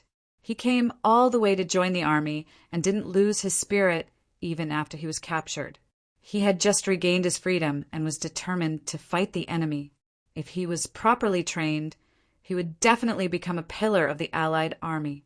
All right, the pillar was too imaginary, but Prince Leo's request wasn't too much. The triangular-faced commander decided to help pass the message. 2 days later, the one-eyed dwarf met his uncle. There was no mistaking him for someone else. The two looked very similar, as if they were made from the same mold, especially that big red nose. "Uncle," the one-eyed dwarf cried. "Leo." The Long-Nosed King walked over with concern and supported his nephew. However, he scolded, "Nonsense. What are you doing here? Look, even one of your eyes is broken." "Uncle, I want to make a name for myself with you." The one-eyed dwarf gritted his teeth and said, "I want those bastards in Longtooth Palace who flatter the strong and trample on the weak to understand that the wheel of fortune changes. Don't bully a poor young man." Sigh. The Long-Nosed King sighed and nodded lightly. "All right, we will definitely win this time. With the great achievement of capturing Danny Leesy, you really might be able to ascend to the throne." Then the one-eyed dwarf saw a white-robed priestess with a stunning appearance and an icy temperament. Chapter 699. 15 kilometers to the northwest of Marine, on a rocky cliff by the sea, there was a simple but deep cave that was dug out from a crack in the cliff. "Take off your clothes." Under the dim yellow light of the oil lamp, Jenny's delicate face was 3 parts impatient and 4 parts indifferent. "What?" Prince Leo's only eye widened. His lustful and soul-stirred expression turned into astonishment, a little anticipation, and a little surprise. "Take off my clothes here? People are coming and going." Although he said that his movements were unusually smooth, he quickly took off his exquisite blue velvet coat and thin calfskin tights. Soon his underwear, boots, and socks were also taken off. He covered his private parts and stood naked in front of Jenny. Even though his uncle and 2 servants were standing beside him, the one-eyed man who had been staring at Jenny's face and chest could not help but raise his small head and then lower his big head in shame. "My apologies, Lord Jenny." The long-nosed king looked panicked, and his face was full of an apologetic smile. "Leo is young and immature. I'm sorry for troubling you." After that, he glared at the illegitimate son. "Do you know what kind of person she is? You're really lustful." Of course, the short man knew who Jenny was. However, looks were justice, and Jenny was too righteous. This was his instinct, and he could not control it. Just when the atmosphere became tense, and everyone was worried that Jenny would use fire witchcraft to take away the filthy man in front of her, she suddenly blushed. The coldness in her big sky-blue eyes was like a frozen lake that melted in the warm wind of early spring. It became watery and charming. What was even more unbelievable was that she even licked her full red lips. She really wanted to kill them. The one-eyed short man had no choice but to bow and pay his respects. While he was feeling awkward, Jenny suddenly asked, "Is he a direct descendant of Veleglia?" The long-nosed king was stunned for a moment before he realized that High Priestess Jenny was asking him. The royal family of Ko-Chang Island has been passed down for thousands of years. A few generations have been connected by marriage with the high nobles of Veleglia. There are even direct descendants of the 14 Fire Peak families, Leo's mother's family. But hundreds of years have passed, and we shouldn't be considered direct descendants anymore, he said, full of doubts. If a noble did not have a trace of Veleglia's bloodline in their body, there were only 2 possibilities. Either their family background was shallow, and they had just made a fortune not long ago, or their status was too low, and they did not have the qualifications to marry into a great noble family. Veleglia had ruled the world for 6,000 years, but it wasn't as if they were cooped up in the Veleglia Peninsula. In fact, their drive to expand was very strong. They liked to use collateral branches to marry the local aristocrats and obtain the ruling rights of that land. Of course, the Westeros were a special case. There were hundreds of nobles with tens of thousands of years of history. But it wasn't until Aegon's expedition to the west that the Veleglia bloodline began to spread at an extremely slow speed. Jenny stared at the short man excitedly and said softly, "The Veleglia blood in Leo's body is very rich and of high quality, very. It really makes my heart beat faster and my mouth water." The long-nosed king touched his big nose and said with certainty, "He's my son, I'm sure of that." "Maybe it's renting." Jenny guessed. What are you talking about? What high-quality Veleglia bloodline?" The one-eyed short man was at a loss, and even his small head became dejected. "Child, you've awakened the pure blood of high-quality Veleglia." The long-nosed king laughed. "But I didn't." The one-eyed short man was even more confused. He could memorize his own family tree for the past 500 years, and he was completely sure that there wasn't a single Veleglia. The Targaryens had always treasured their bloodline, and most of it was sold internally.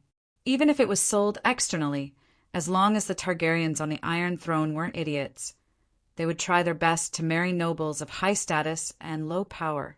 Where did he get the high-quality Veleglia bloodline from? Could it be the blood witchcraft of the Dragon Queen? While he was in shock, the short man suddenly felt a chill between his eyebrows.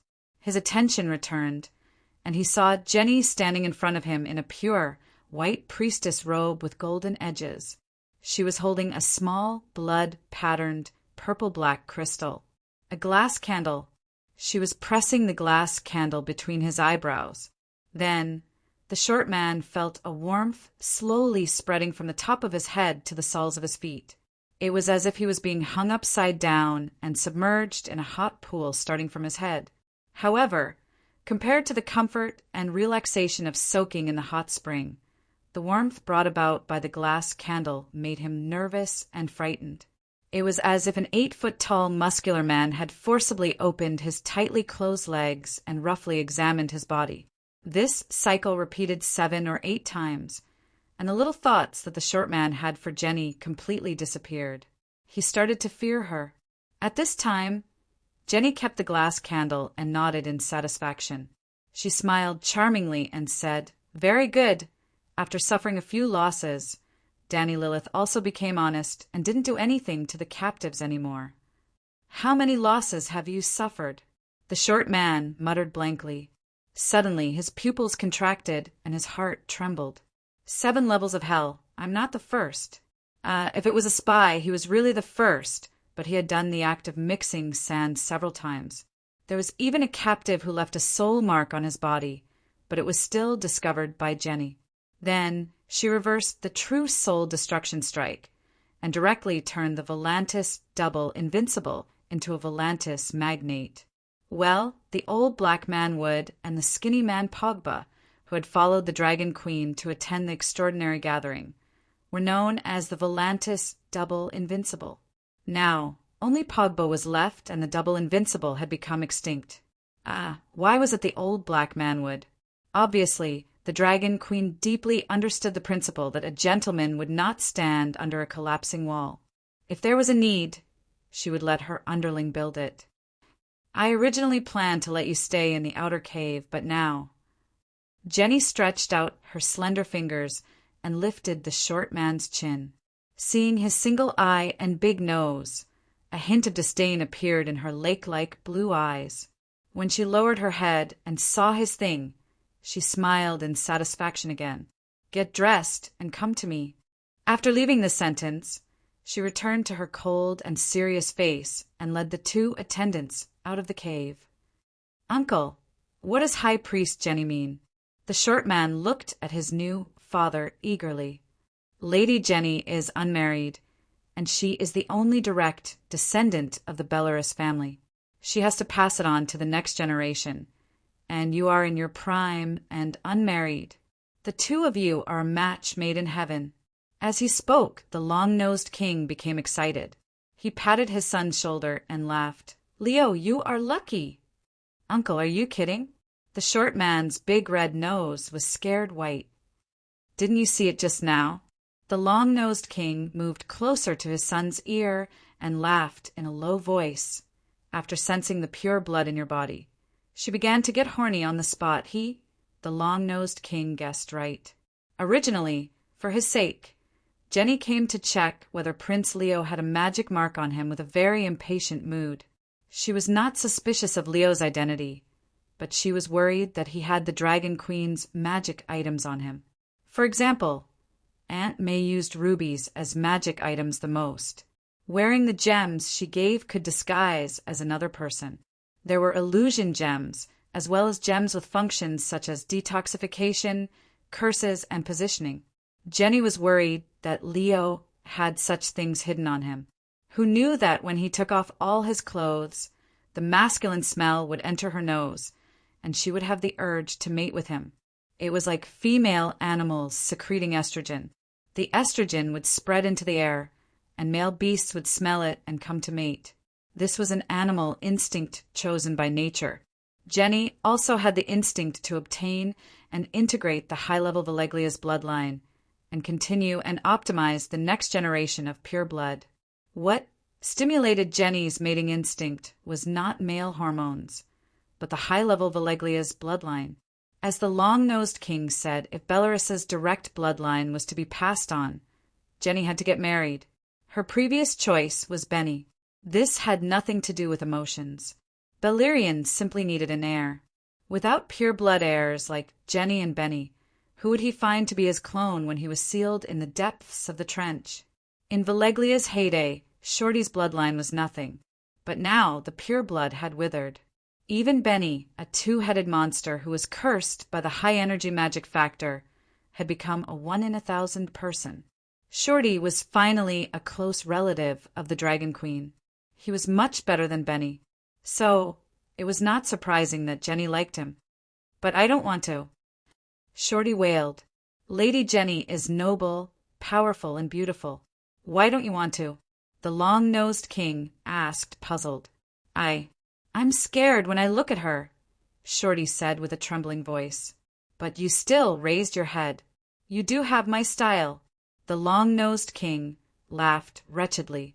I wasn't scared before, but suddenly I am, Shorty said honestly.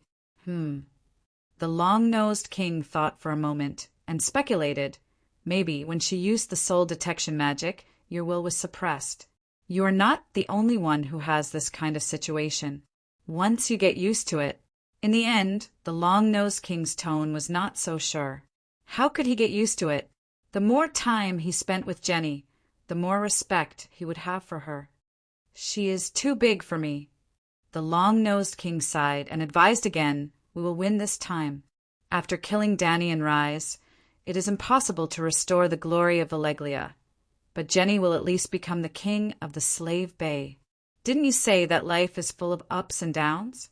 If you marry her, you will have a better future than being the king of Ko-Chang Island. The people in the Long-Tooth Palace will not dare to gossip about you anymore. They will only be jealous of you, but there is nothing they can do. After the long-nosed king said that, Shorty immediately thought of his mission and asked curiously, Uncle, you have always said that we will win, but why? Our camp is bombarded every day, and it seems that we have no power to fight back. Come with me. Once you see the real trump card of the alliance, you will be as confident as I am. The long-nosed king smiled mysteriously and pulled his son deep into the cliff cave. A day later, 15 kilometers southeast of Meereen City, in a huge underground cave 500 meters below the surface, the one-eyed Shorty was riding on a horse, running on a 5-meter wide and 5-meter high winding path. In front of him, there was a flickering dark red light, accompanied by the hot air mixed with the smell of sulfur. How is it? The long-nosed king laughed. Shorty muttered, if there are no accidents, we will win. The heritage of Valeglia's descendants is terrifying. The Dragon Queen was right, the elephant soldiers were all underground, and the Alliance used the dragon worms to build an extremely complicated underground palace, so huge that it was beyond the imagination of ordinary people. But she would not have thought that the underground palace would be so deep with so many dragon worms and so huge. Chapter 700. Prince Leo and High Priestess Jenny are engaged. What's going on? The Great Pyramid of Meereen, the Queen's study. The blood-red sun shone through the large glass window and landed on the Dragon Queen's mouth. She was so shocked that her gums were exposed. White Mask Morona, who was reporting the mission at the table, was puzzled by the Queen's reaction. She hesitated and said, since both of them said so, it should be true. Oh my God, that dwarf and Jenny. Danny held her forehead and groaned. Prince Leo of Ko-Chang Island may be short, but his status is noble. He even awakened the high-grade Valeglia bloodline. Isn't it reasonable for Jenny to marry him? Morona was puzzled. Danny was stunned for a moment before she asked, Zero told you that? The dwarf awakened the high-grade Valeglia bloodline? Morona nodded and said, Prince Leo said that after he kills you, he will marry High Priestess Jenny at the Great Pyramid of Meereen. Zero also found it unbelievable at first, but after some investigation, he realized that Leo's bloodline is not very pure, but its level is very high. High Priestess Jenny decided to marry Prince Leo in order to continue the bloodline of the Belarus family. I see. Danny was enlightened. At the same time, she also figured out why the dwarf had lost contact with them. Well, it had been a week since the last exchange of captives. The atmosphere of war outside the city was getting more and more intense. There was a sense of urgency, as if a storm was coming. The final battle was coming. However, once the dwarf entered the enemy's camp, Danny did not see him praying to the 7 gods.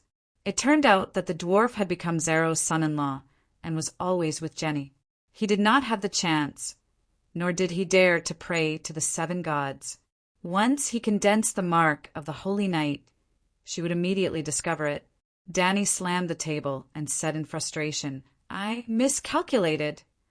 She did not mind the dwarf losing his virginity, but if Jenny gained something from it, then, under normal circumstances, as long as the dwarf did not practice fire magic. No one would be able to determine the type, purity, and grade of their bloodline. In any case, Danny had only sensed that the dwarf had an extraordinary talent for practicing fire witchcraft. After taking his blood and observing it with the witchcraft lens, she was sure that as she comprehended her own song of fire, his bloodline had definitely advanced. Wasn't Aunt May also wondering why the dwarf wasn't burned to death? If Aunt May had the chance to draw blood and cast a detection spell, she would definitely be able to detect the abnormality of the dwarf. But just by looking with her eyes and smelling with her nose. Fine, Jenny discovered the secret of the dwarf's bloodline with her instinctive desire. "Your Majesty, is that Leo special?" Morona asked doubtfully. When Danny asked her to look for Zaro and Chui Good to ask for information, she only asked about what had happened in the Alliance's camp. She didn't mention Leo by name. If I had known that his bloodline was so powerful, I wouldn't have let him go. Danny brushed her off and gestured for Morona to leave. Not to mention Morona, even old Diamant didn't know that the dwarf had gone to the enemy camp to be a Mission Impossible spy. Because Tyrion was recuperating in the Queen's intensive care unit. Everyone could see him every 2 days and even had a simple conversation with him. The news of the engagement must have spread in the camp because of the dwarf. He's telling me about the current situation, but what's the use of that? Danny frowned as she pondered. Knowing that he was going to be Jenny's husband, what else could she do other than gloat? No, that fellow said that he would chop off my head and marry Jenny at the top of the Great Pyramid of Meereen. The dwarf is warning me that Jenny's trump card can really turn the situation around. In Valeglia's 6,000 years of history, they have always relied on the Megalosaurus to fight wars. If one Megalosaurus isn't enough, then 100. If 100 isn't enough, then 300. They have never used a forbidden spell. So, the trump card must have something to do with dragons. And the dwarf has also disappeared in the surface camp, which means that my previous guess was right. Jenny is probably controlling the dragon worms to dig an underground palace outside the city. If I were to think about it, I would even dig a tunnel into the city of Meereen and collapse the Great Pyramid. Then, Meereen would definitely fall. Danny's heart skipped a beat. She began to give orders to investigate the depth of all the wells within the city of Meereen and within 5 kilometers of the city. When night fell, hundreds and thousands of people left Meereen. They were in groups of 5, according to the area designated by the Queen. They began to dig wells in an orderly manner. They didn't need to be deep. They only needed to measure the depth to see the underground water. Another day, Danny was drawing the Meereen sewer map in the study when the fire spirit, Little Mist, flew in to inform her that Sir Clinton had returned. Well, the dwarf's injuries had not healed and he was recuperating in the intensive care unit.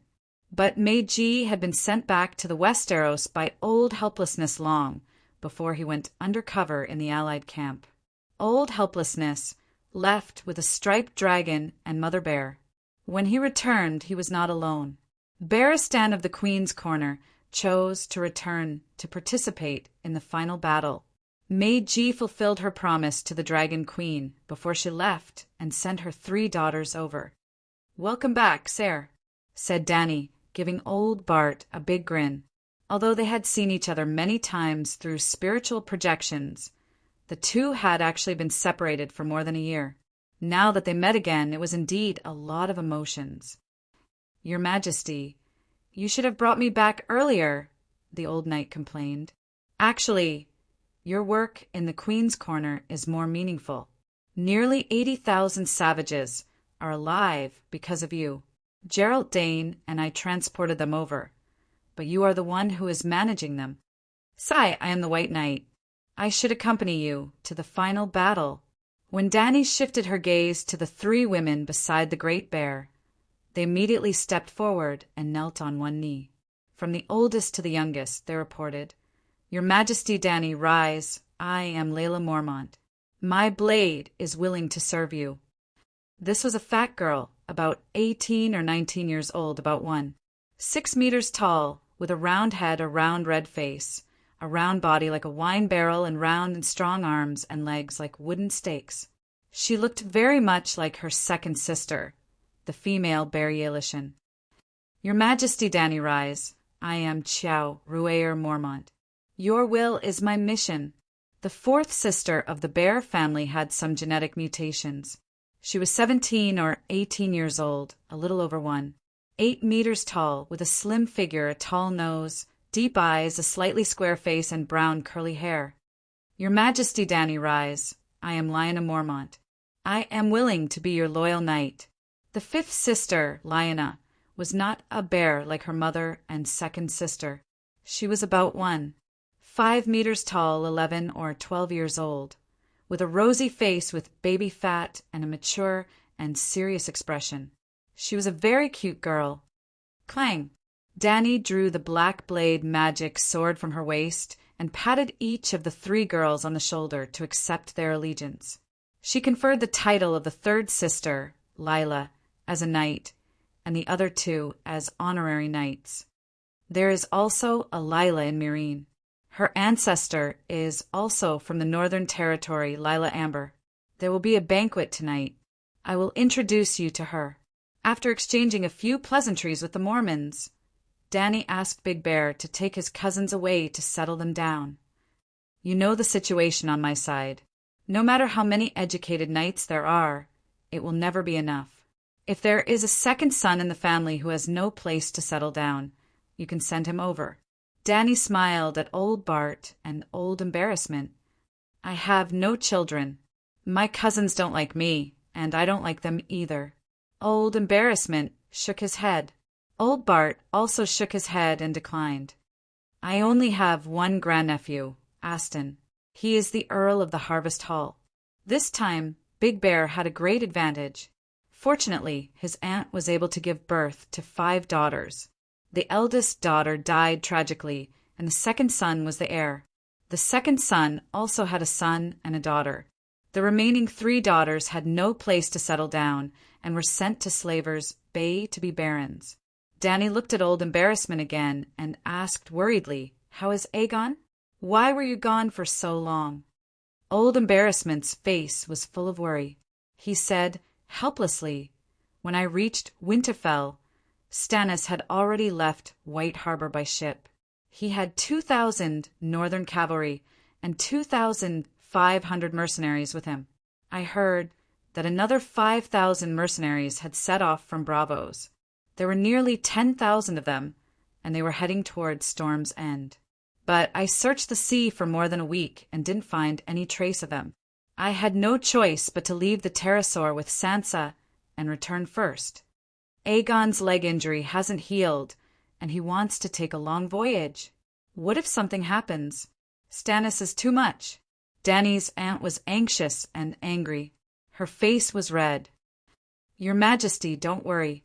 We didn't reject Stannis's conditions. With his character and integrity, he will definitely ensure the safety of the hostages. Barristan hurriedly consoled her.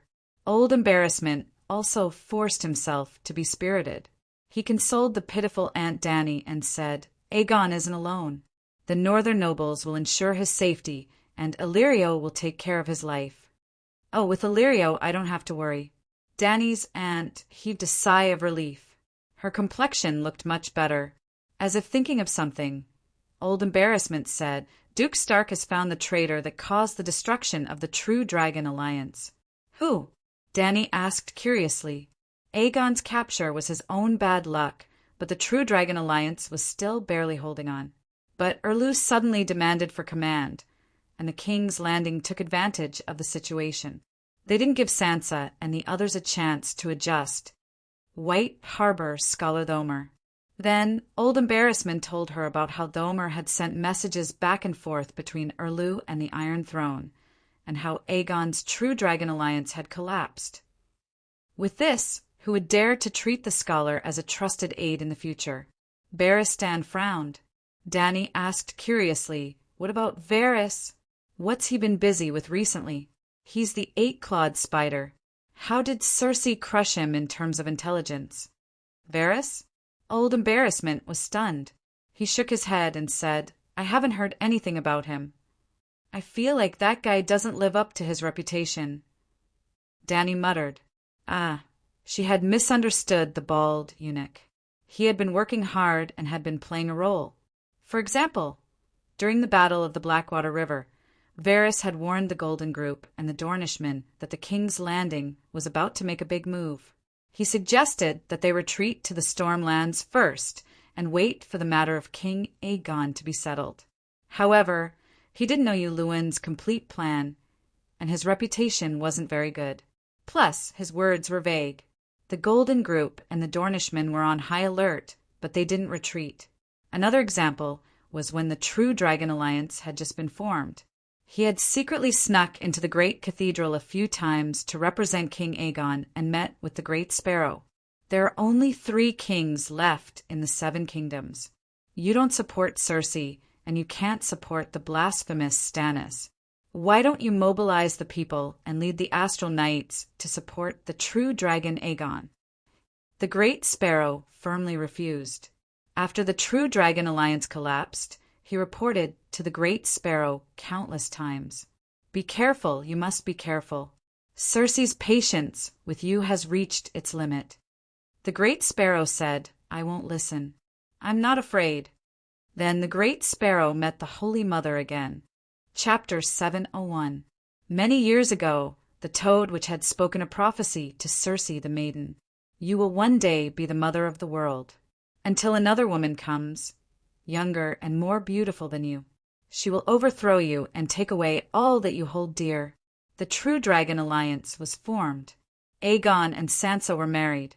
Aegon declared himself the rightful heir to the Iron Throne and called himself Aegon VI.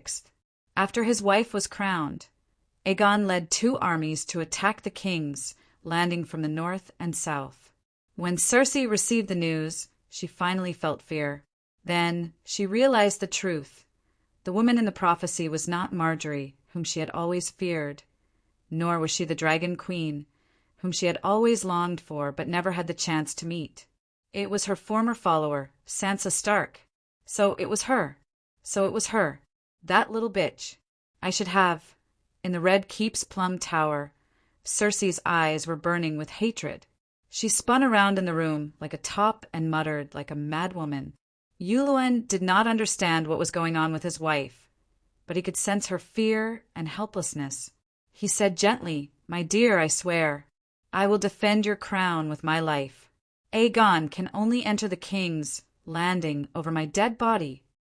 After that, he received Queen Cersei's permission to secretly contact the Alliance. In exchange for a dragon egg and a dragon's horn, he rented a squad of winged dragons from the Alliance. Take note, Luwin is renting the Pterosaur squad, not joining the Alliance army. She is also not roping in the Alliance army to attack her nephew with the Dragon Queen as their common goal. When the squad of winged dragons arrived, he made a clear statement in the Imperial Council. We are only targeting Aegon Targaryen, who started the Civil War and destroyed the peace. Renting the squad of winged dragons is just a commercial activity. In fact, that was what he said in the letter he sent to the Alliance. But everyone knew that this was just a small trick to avoid Dragon Queen's revenge. The allies had received the dragon egg and the horn, and they had also gotten King Aegon, so they didn't mind Luwin taking advantage of them. Cersei was not satisfied. She thought this was too cowardly. I'm not afraid of Dany Alice, she announced to all the ministers at the Imperial Conference. However, the ministers of government and even the Lannister, who controlled the Lion Army, did not want to fight to the death with the Dragon Queen before the situation at Slave Bay was clear. They let out a long sigh of relief and gladly accepted the winged dragon mercenaries. They then sent a letter to Dragonstone Island and explained the situation to the Dragon Queen. But the winged dragons of the Alliance were not to be trifled with. On the surface, they promised Luwin that they would be honest mercenaries, but in secret they repeatedly flew to Dragonstone Island to throw wildfire bombs. While destroying the core of the magic net, they also wanted to force the Iron Throne into action. Luwin, the hero of Liangshan, held the letter from Dragonstone Island. His expression, After discovering the special identity of Scholar Aegon White Harbor, Llewellyn's first mission was to encourage Jon Stark to send a request for help to Sansa and try to pull Aegon's forces to Winterfell. At that time, Aegon's armies from the north and south had left for King's Landing. Even a fool would know that if he focused part of his efforts on the north, the Iron Throne would have an easier time. By letting Aegon and Erlu meet, they would be able to incite internal strife. While eliminating Erlu, who was close to the Iron Treasury, it would further weaken Aegon's forces. Although Erlu had Aunt May's protection and the Iron Treasury's unlimited gold buff from afar, Llewellyn and the others thought that he was a grasshopper in autumn who would not last long. After all, Erlu had almost died at the hands of Little Skinner. Aegon should be stronger than Little Skinner, right? Before Scholar Aegon could speak, Jon had already arranged for Magie and Gabbert to go to River Rapture City to look for Sansa. Llewellyn, to let Erlu last longer, Llewellyn gave Scholar Aegon a new mission: to inform Erlu about the current situation of the True Dragon Alliance. Only by knowing the enemy and knowing oneself can one win 100 battles. Alright, Llewellyn did not expect Erlu to win back then. He only hoped that Erlu, that stumbling block, would be harder and bigger, so that Aegon would fall hard. It would be best if Aegon could fight on two fronts for a long time, against Erlu in the north and against the Iron Throne in King's Landing. As the commander, Aegon had to fly between the north and the south frequently.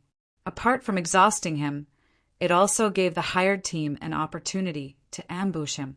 Llewellyn also knew that Aegon traveled at night and was on guard against the possible appearance of the winged dragon knights.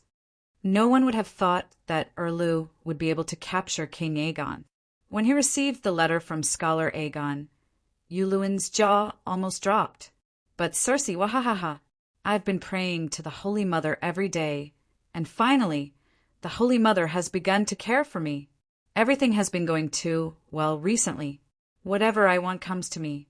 Sansa, that stupid bitch, ran to the north on her own with the false dragon. Stannis also didn't need our help. He took care of Aegon himself. If this is not the Holy Mother's blessing, then what is? At the Imperial Conference, Queen Cersei was in high spirits, her face glowing. She placed her left hand on her waist and waved the letter of Aegon's capture with her right hand, as if she was waving a banner of victory. Then, before Erlu could send someone to take over the command of the True Dragon Alliance, the King's Landing sent the news of Aegon's defeat and death to the Valley and the Golden Knights. Of course, the Valley's vassals, the Golden Knights, the Dornish princess, and the nobles of the Stormlands did not believe the Iron Throne's nonsense, but they would definitely send a letter to the Valley to ask. After that, the morale of the True Dragon Alliance was in chaos. The Valley's vassals hesitated, and the Stormlands nobles retreated.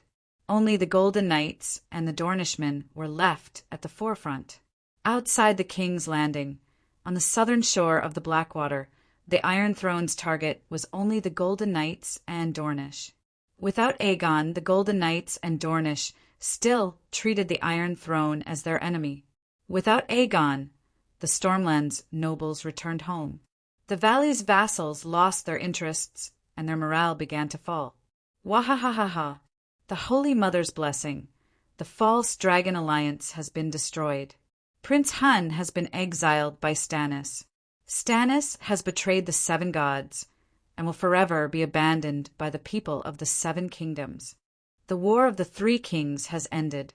I am the true ruler of the Westeros, the queen who is blessed by the Seven Gods. Cersei stood in front of a pillar in front of the great cathedral of Baelor. She was wearing a crown and a dress with intricate patterns. She held her head high like a hen that had just laid an egg, clucking proudly in front of a sparrow that could not lay an egg. Now, I want you to ring the bell and announce to the people of the Seven Kingdoms that I am the Queen of the Undulls, the Loiner, and the First Folk. No. The sparrow shook her head firmly. Cersei's proud face gradually turned ferocious. I have tolerated you until today because of the Holy Mother. Don't refuse a toast only to be forced to drink a forfeit. Circe's murderous intent was like venom seeping out of a mamba's teeth. Actually, this was the truth. If not for the Holy Mother's miracle of resurrecting the dead, Circe would have slaughtered the great cathedral and taken the sparrow's head again. The archbishop frowned and sighed. In what name do you call yourself a king? Robert Baratheon ended the Targaryens and established the Baratheon dynasty. It is still the Baratheon dynasty. You are only Robert's wife, and you have already remarried. How can I let the matriarch of the Greyjoy family become the rightful heir of the Baratheon dynasty? Are you going to welcome Stannis back to King's Landing? When he returns, I don't think you will need to crown him. He has a red-robed priestess and even... Circe pointed at the tall temples around her and mocked. This magnificent, great cathedral of Byra will also be dyed red and become the Lalo Temple. Are you going to help the pagans blaspheme the seven gods? The bitterness on the sparrow's face deepened. This was truly a rotten era. Aegon's identity was unknown, and there were suspicions that his bloodline was mixed up. Rotten. Most importantly, he was determined to take away the church's tax and military rights. Rotten. Circe had made all the mistakes a woman could make. She even married someone else and lost her sense of righteousness. Rotten to the core. Erlu converted to the evil gods. Burn the statues of the seven gods, and force the believers of the seven gods to convert to the Light King. There was nothing worse than him. The sparrow was too difficult. You may have murdered most of Robert's illegitimate children, but not all of them, he said. What do you mean? Circe was surprised. Robert Byra is the illegitimate child of Theon and Delena Florin. I'd Rick Windstorm. His bloodline is clear, and his mother is of noble status. He is of suitable age and is qualified to be Tommen the first successor. I'd Rick. Circe's face was twisted like a demon's. The name was almost squeezed out from between her teeth. He is a bastard. She growled. He is 100% of Theon Byra's bloodline. The people of the Seven Kingdoms know that, the sparrow said calmly. He is missing. He died a long time ago. He has always been protected by loyal knights. He is very safe. After King Tommen passed away, Rick Windstorm sent me a letter and asked me to restore his identity as Theon Byra. I agreed. If Rick Windstorm could become Rick Baratheon, his inheritance rights would surpass Erlu's. Only Myrcella's inheritance rights would surpass Rick's because she was the first wife's daughter. Bastard, I want. Circe clenched her fists so hard that her nails almost pierced through her palms. Where is he? In a place where you can't hurt him. The sparrow's gaze was cold. Ha! Circe seemed to have suddenly realized something. She laughed hysterically. Just you wait. Let's see if I can cut off his little head. Prince Eidric is not King Robert's only surviving illegitimate child. Queen Dowager, accept the fate of the seven gods and return to the Iron Islands. Send a letter to Dragonstone Island. Ask the Dragon Queen to send Myrcella back. Devon Lannister went to Meagle Tower with his crutch to advise Circe. Myrcella, my daughter. Circe's eyes were immediately filled with tears. Yuluin's eyes flashed. Will Dany Lissa agree? Theoretically, she will not refuse, Sir Devon said seriously. According to the tradition of the Seven Kingdoms, when a hostage needs to return home to inherit his father's title, no upright guardian can stop him. Instead, they will protect him to complete the inheritance. Yes.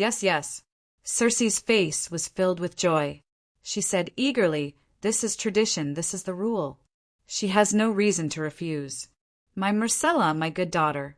She is still so young, and she has to live under the vile mother of dragons. Hoo, she cried and shouted. Send a letter to Dragonstone Island immediately. I want Myrcella. She is my only child. I want to protect her.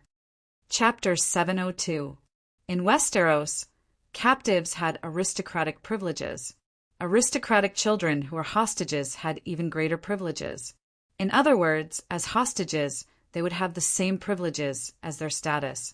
For example, Theon Greyjoy. Nominally, he was Ida's adopted son, but in essence, he was no different from Messai. They were both hostages. Ida was Theon's guardian, while Dany was Messai's guardian. Theon was living a carefree life in Winterfell. He was treated the same as Robb and Bran. Jon was deeply jealous of him. Theon was also jealous of the father-son relationship between Jon and Ida. He longed for Ida's fatherly love, but he was afraid of Ida's ice sword. If Balon rebelled, Ida would behead Theon. Messai and Dany did not have any cliché mother-daughter relationship. Dany treated Messai like a princess according to the traditions of the Seven Kingdoms, and Messai played the role of a well-behaved princess. After receiving the Iron Throne's letter, Dragonstone Island immediately replied, "There is a high probability that the Dragon Queen will not reject this request. However, communication is not smooth now. Perhaps we can only send Princess Messai back after the Battle of Meereen." Marvin was not lying. Only Dany could contact them through her mental projection. They could not send a message to Slaver's Bay. Dragonstone Island is lying.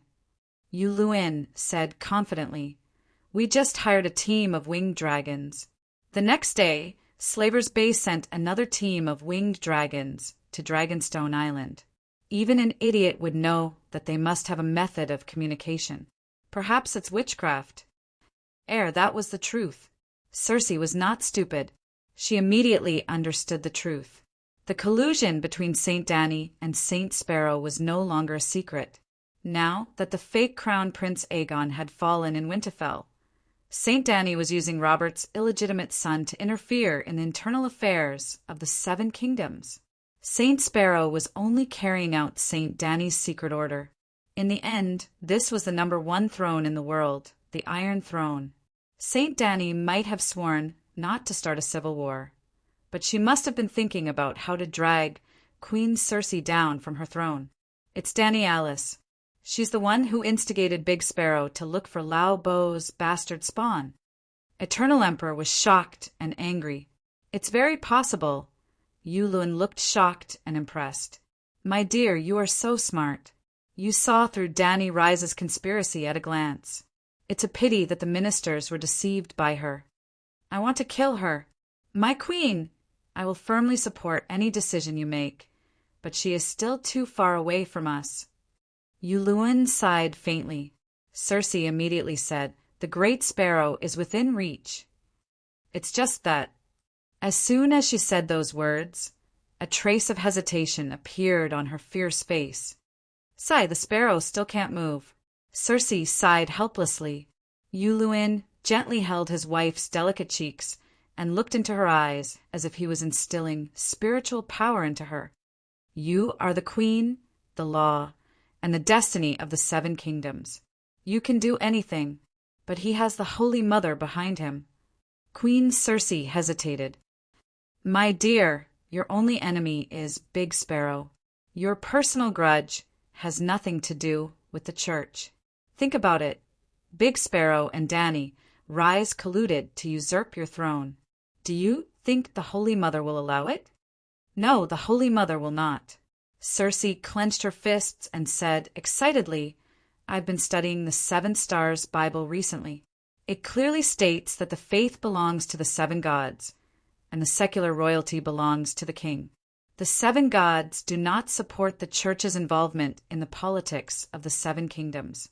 Big Sparrow and Dany Rise have disobeyed the teachings of the seven gods. They are sinners. I will punish the scum of the church on behalf of the Holy Mother." Cersei shouted as she waved her fist. After that, she was about to summon the soldiers to the cathedral. Yu Luin stopped her and said, "Big Sparrow is too good at inciting people. I'm afraid we can't put him on trial through normal means." "I'm not going to put him on trial. I'm going to lead the soldiers to encircle Big Sparrow," Cersei said matter-of-factly. "Huh. Massacre the cathedral." Yu Luin was stunned. The corner of his mouth twitched. "The entire King's Landing will riot, and the soldiers won't dare." "I'm not stupid. Why would I do something so outrageous?" Circe rolled her eyes at her husband and said, "When Big Sparrow appears in the square, I'll have Robert Strong lead the soldiers to attack and kill Big Sparrow. He'll be the only one killed. Then I'll announce that he has betrayed the 7 gods and tried to control the change of throne. That should be enough to appease the nobles of the 7 kingdoms. Right? Haha, the nobles hate Big Sparrow as much as I do. As long as the nobles are appeased, I won't be afraid even if the commoners riot," Circe said proudly. "Big Sparrow has the beggar army protecting him. You might not succeed." Yuluin's eyes flashed. He leaned over to Circe's ear and whispered, "Why don't we kill him with a borrowed knife first, then burn the bridge after crossing the river?" And so, the best husband of the 7 kingdoms offered a brilliant plan to the Eternal Empress. "Good. My dear, you are my Friar Both." After listening to Yuluin's plan, Circe was so excited that her cheeks flushed. She didn't care about his ugly face that was full of scars anymore, and kissed him. Yuluin responded passionately. The next morning, Yuluin led 10,000 Taimen out of King's Landing and went to Twilight Valley to pursue the retreating valley army. Circe had been praying to the Holy Mother in the Queen Dowager's small chapel since morning. On the morning of the 3rd day, Big Sparrow habitually stood on the podium and explained the 7 Stars Bible to the believers in the square below. Whoosh, whoosh, whoosh, whoosh, whoosh. Following a shrill sound that cut through the air, Big Sparrow suddenly realized that the sky above his head was covered by a shadow. When he looked up in confusion, he saw 3 huge water tanks descending from the sky. Even higher up, there were 3 winged dragons soaring in the sky. 7 gods above Boom. 3 huge green flowers bloomed around the podium. Like a giant mouth from hell, they swallowed Holy Sparrow and the dozens of believers and sparrows around him. 7 gods! Thousands of believers and monks could not believe what was happening. They collapsed on the ground and held their heads as they let out the loudest, meaningless howls. "Kill the blasphemers and avenge the chief bishop." The one-armed hero Lancel roared ferociously. "Blasphemy! Blasphemy! Blasphemy! Blasphemy!" Gradually, starting from the beggar army, all the believers in the square, regardless of whether they were commoners or nobles, raised their right fists and roared in grief and anger. The blasphemer is Circe. The one-armed hero placed righteousness before family. In front of the 7 gods and his family, he did not hesitate to choose the 7 gods. In fact, it was too shocking to murder the chief bishop in front of countless believers during Mass. It had crossed the bottom line of any devout believer. Kill the blasphemer Circe. Tens of thousands of angry believers and the people of King's Landing who knew about this rushed to the Red Keep. However, Circe was prepared. Before the rioting believers of the 7 gods could reach the gate of the Red Keep, dozens of fast horses rushed out of the Red Keep and shouted along the street. The winged dragon mercenaries have betrayed their oath and fled after robbing the Red Keep's treasury. Well, the winged dragon mercenaries were a mercenary group made up of 5 winged dragons. Yuluin defined them as the mercenaries on the other side of the narrow sea, but this mercenary group was more luxurious. They did not ride horses, but winged dragons. The mercenaries are disloyal and betrayed their employer. The mercenaries came from the Narrow Sea Anti-Dragon Mother Alliance. They found out that the Dragon Queen of Slave Bay was close to the Big Sparrow. They betrayed their oath and attacked Queen Circe to murder the Great Holy Sparrow. The Big Sparrow is the spokesperson of the Dragon Queen in the Westeros. The Alliance is here for revenge. The winged dragon mercenaries of the Alliance disguised themselves as mercenaries and disobeyed Queen Circe's orders many times. They first burned Dragonstone Island and killed the chief bishop. In the eyes of the Alliance, Dragonstone Island and the Big Sparrow are part of the Dragon Queen's power in the Westeros. The chief bishop was implicated by the Dragon Queen. The believers who were preparing to attack the Red Keep were stunned. They did not believe it at first. How could there be such a coincidence? The winged dragon mercenaries had just murdered the chief bishop, and then the whore queen mother announced that the winged dragon mercenaries had betrayed her. Did they think they were fools? However, it was not the first time that the winged dragon mercenaries had disobeyed orders. For example, they had bombed Dragonstone Island. Some time ago, after Marvin's letter was sent to the King's Landing, the Iron Throne had publicly announced that the mercenaries' actions did not represent the Iron Throne. Queen Cersei expressed her deep concern and apologies for the tragedy on Dragonstone Island. I swear, give me time, and I will give everyone an explanation. In the Red Keep, Cersei answered the questions of the nobles and ministers. On the third day, she really did give everyone an explanation.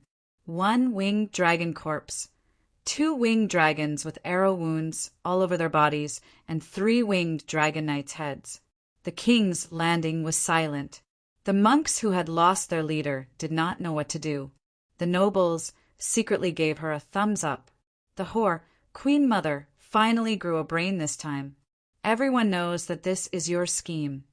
But to dare to attack the Alliance of Darkness and even implicate the Dragon Queen, we have to admire your methods and magnanimity. After all, everyone loved the Holy Mother, but they also hated the big sparrow who had been encroaching on the nobles' power. After that, Yuluan led the army back and advised his wife, the nobles have stabilized, but you still have to appease the people and the church. The church still has 3,000 children of war and tens of thousands of poor people. If there is a riot, I will kill them all. Cersei said fiercely, You can't kill them all. There are at least 200,000 poor people in the King's Landing now. Why don't you take a step back and give them an explanation, and also give the Holy Mother an explanation? Yuluan said faintly, What should I do? Yuluan's eyes flashed with a strange light, and his voice was as gentle as milk with honey. Announce to the public that you are uneasy about the big sparrow's death. You are willing to stay in the Queen Mother's tower and pray to the Holy Mother for 3 years to atone for your negligence. Pray and abstain from food for 3 years. Cersei's eyes widened. She looked at her husband as if he was an idiot. Hey, if you close the gates of the Red Keep, who knows? Who can stop you from eating? It's just a gimmick. You will eat what you eat when you fast. Stay in the Queen Mother's tower. Don't you always stay in the Queen Mother's tower? Cersei shook her head vigorously and said, I still have to go to the front hall for a court meeting. I have to hold a ball at Maegor Tower. I have to ride a horse and hunt, and I have to listen to Dr. Wargrave's plays.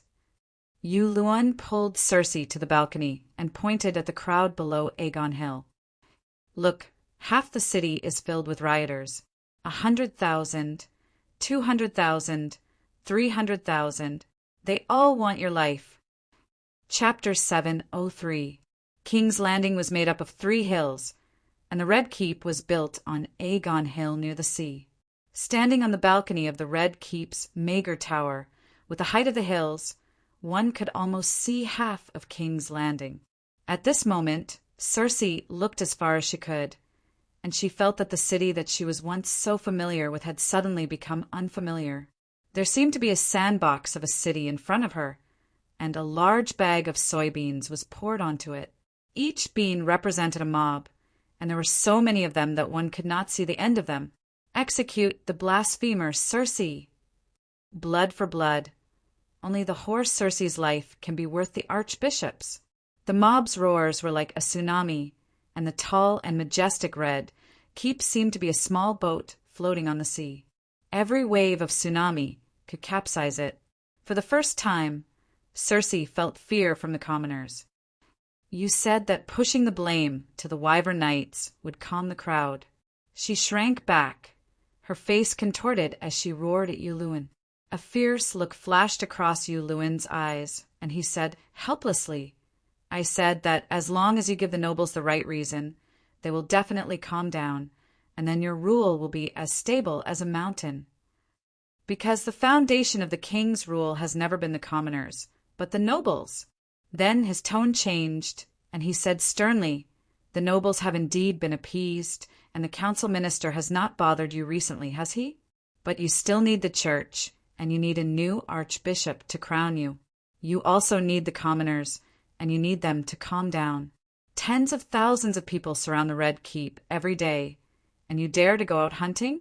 Your ears are filled with treacherous words, and you still have the mood to listen to Dr. Wargrave's opera? When you hold a masquerade ball, the nobles will talk about what the mob outside the Red Keep did today, and you will still be happy. But 3 years of confinement will kill me. Circe looked at her husband pitifully. Stay in the tower for a month or two, and when the anger of the church and the commoners over the death of the great sparrow fades, you will be able to go wherever you want. But Circe was tempted. Yu Luan continued, Big Sparrow is dead, Aegon has been exiled, and Stannis has never been a threat. Your enemies are all gone, so you don't need this bit of time.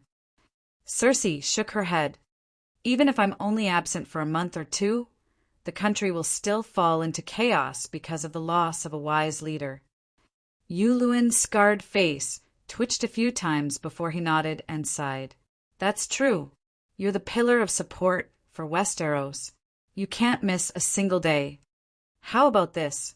I'll be your attendant, just like the chief eunuch of the Eastern Kingdom. I'll help the queen pass on her orders to her subjects.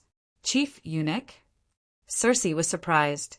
Yu Luan then told him about how the emperor of Ed used eunuchs to manage the palace and how he lived a carefree life. This system is good, Circe said. But if I make you a eunuch, will it? Her eyes wandered to the lower part of her husband's body, her expression uncertain. Yu Luan's scarred face darkened as he said in a muffled voice, It's just a metaphor. Aren't we closer than a eunuch to a king? Circe heard this and looked at him warily, thinking to herself, Even Jaime is unreliable, let alone you. The plan is good, but you're my husband after all. You can't be my errand boy. Let's. Circe clapped her hands regretfully and shook her head. If Coborn was still alive, he would be the most suitable person to be my lackey. Now, I can only let my cousin Devon try. Robb's head was placed on the neck of the magic mountain by Coborn. How could Arya let him go? That works too. Yu Luan's expression did not change. Devon is a good lad. Everyone says that he's very similar to the former prince, Regent Kevin. With him in charge, I'll lead the troops to conquer the valley. You can listen to operas and hold balls in the Empress Dowager's tower in peace. Uncle Kevin. Circe's eyes darkened. Perhaps we should call Tanya over. Yu Luan's idea was not bad. When the stubborn and despicable Queen Circe issued a decree of guilt and announced that it was her fault for trusting the Pterosaur mercenary group that caused the Holy Sparrow's tragic death, and that she would be confining herself for 3 years to atone for her sins, the people of the King's Landing were shocked. When Yu Luan invited the 4 old nuns to personally lock Queen Circe in the Empress Dowager's tower, even the parading sparrows gradually dispersed. The whore Empress Dowager had voluntarily abstained from food and prayed for 3 years. What else could they ask for? Even the radical children of war only clamored for blood and called for the 7 gods to conquer the Western Esgod alliance. In other words, they started a religious war. The church's armed forces formed a volunteer army and crossed the sea to support the Dragon Queen in fighting against the heretics of the Allied army. The situation in the King's Landing is not right now. Lannister's power is waning while Tywin's power is rising rapidly. Scholar Pylus said solemnly, Dragonstone Island. Dany sat on a wide fishbone chair in the control center of the Manor Tower. Opposite her were Marwyn, Pylus, Larissa, and Geraldine. Bronn was patrolling Dragonstone Island. The giant crab was stuck in the north and had not returned. I'm afraid that Cersei's false confinement will become a real imprisonment. Dany sighed. Very likely. Marvin nodded. In the previous battle at the Blackwater River, the Golden Army of 10,000 suffered 40% casualties and was almost crippled. Dorne was even worse. Of the 4,000 desert cavalrymen, only 1,200 remained. But, similarly, the Iron Throne did not fare well either. Out of 10,000 Lannister, only 5,000 were left. Their commander, Sir Devon, broke his left leg. River Bend lost less than 1,000 men. Yuluen's time in only lost 300 men. This, Dany was stunned. Isn't it too obvious? Is Cersei an idiot? I heard that Cersei participated in the formulation of the battle plan, Scholar Pylus said. What was she thinking? Dany was completely speechless. The reason was simple. Yuluen told Queen Cersei that this battle was to defend her Iron Throne. She could not let the Riverbend army, led by Randall Tarly, become the main force. Cersei agreed with this statement and formulated the battle plan based on this principle. Actually, there was no problem with the battle plan. Yuluen was right. The Riverbend army could not die for Lannister. The Lion army had to be the main force. Otherwise, if the Iron Throne collapsed, Tywin's sneak attack from behind would become a joke. The key was the timing of Tywin's attack. According to the original plan, the Lion army would hold off the Golden army and enter the most intense and anxious state of the battle. Then Yuluen would lead Tywin to attack the enemy's rear along Rose Avenue. Yuluen would let the Lion army hold off until they could not hold on any longer. Only then would his army charge out and sweep the battlefield. Therefore, as long as a teammate had bad intentions, even the most perfect battle plan would have a major flaw. Just like the War of the Four Kings back then, Luo Bai's tactics were bold and unconstrained, and his personal achievements were godly. However, Bolton was disloyal and kept sending people from the Northern Territory to deliver their heads to Luo Bai, ruining the good situation. What's the situation with the Alliance's pterosaur squad? Dany asked. Marwyn said. A dragon knight and a pterosaur died in the Battle of Blackwater River. Larissa killed a pterosaur knight. The remaining 3 dragon knights plotted against the archbishop and landed in Yuluen's camp that afternoon. In the end, they were ambushed and completely wiped out. The Golden Army killed a pterosaur? Larissa shook her head and said with a strange expression. At the beginning, Cersei prepared a large amount of wildfire for the pterosaur knights to throw. However, the Alchemist Guild's wildfire bullets did not have Tyrian oil to increase stability.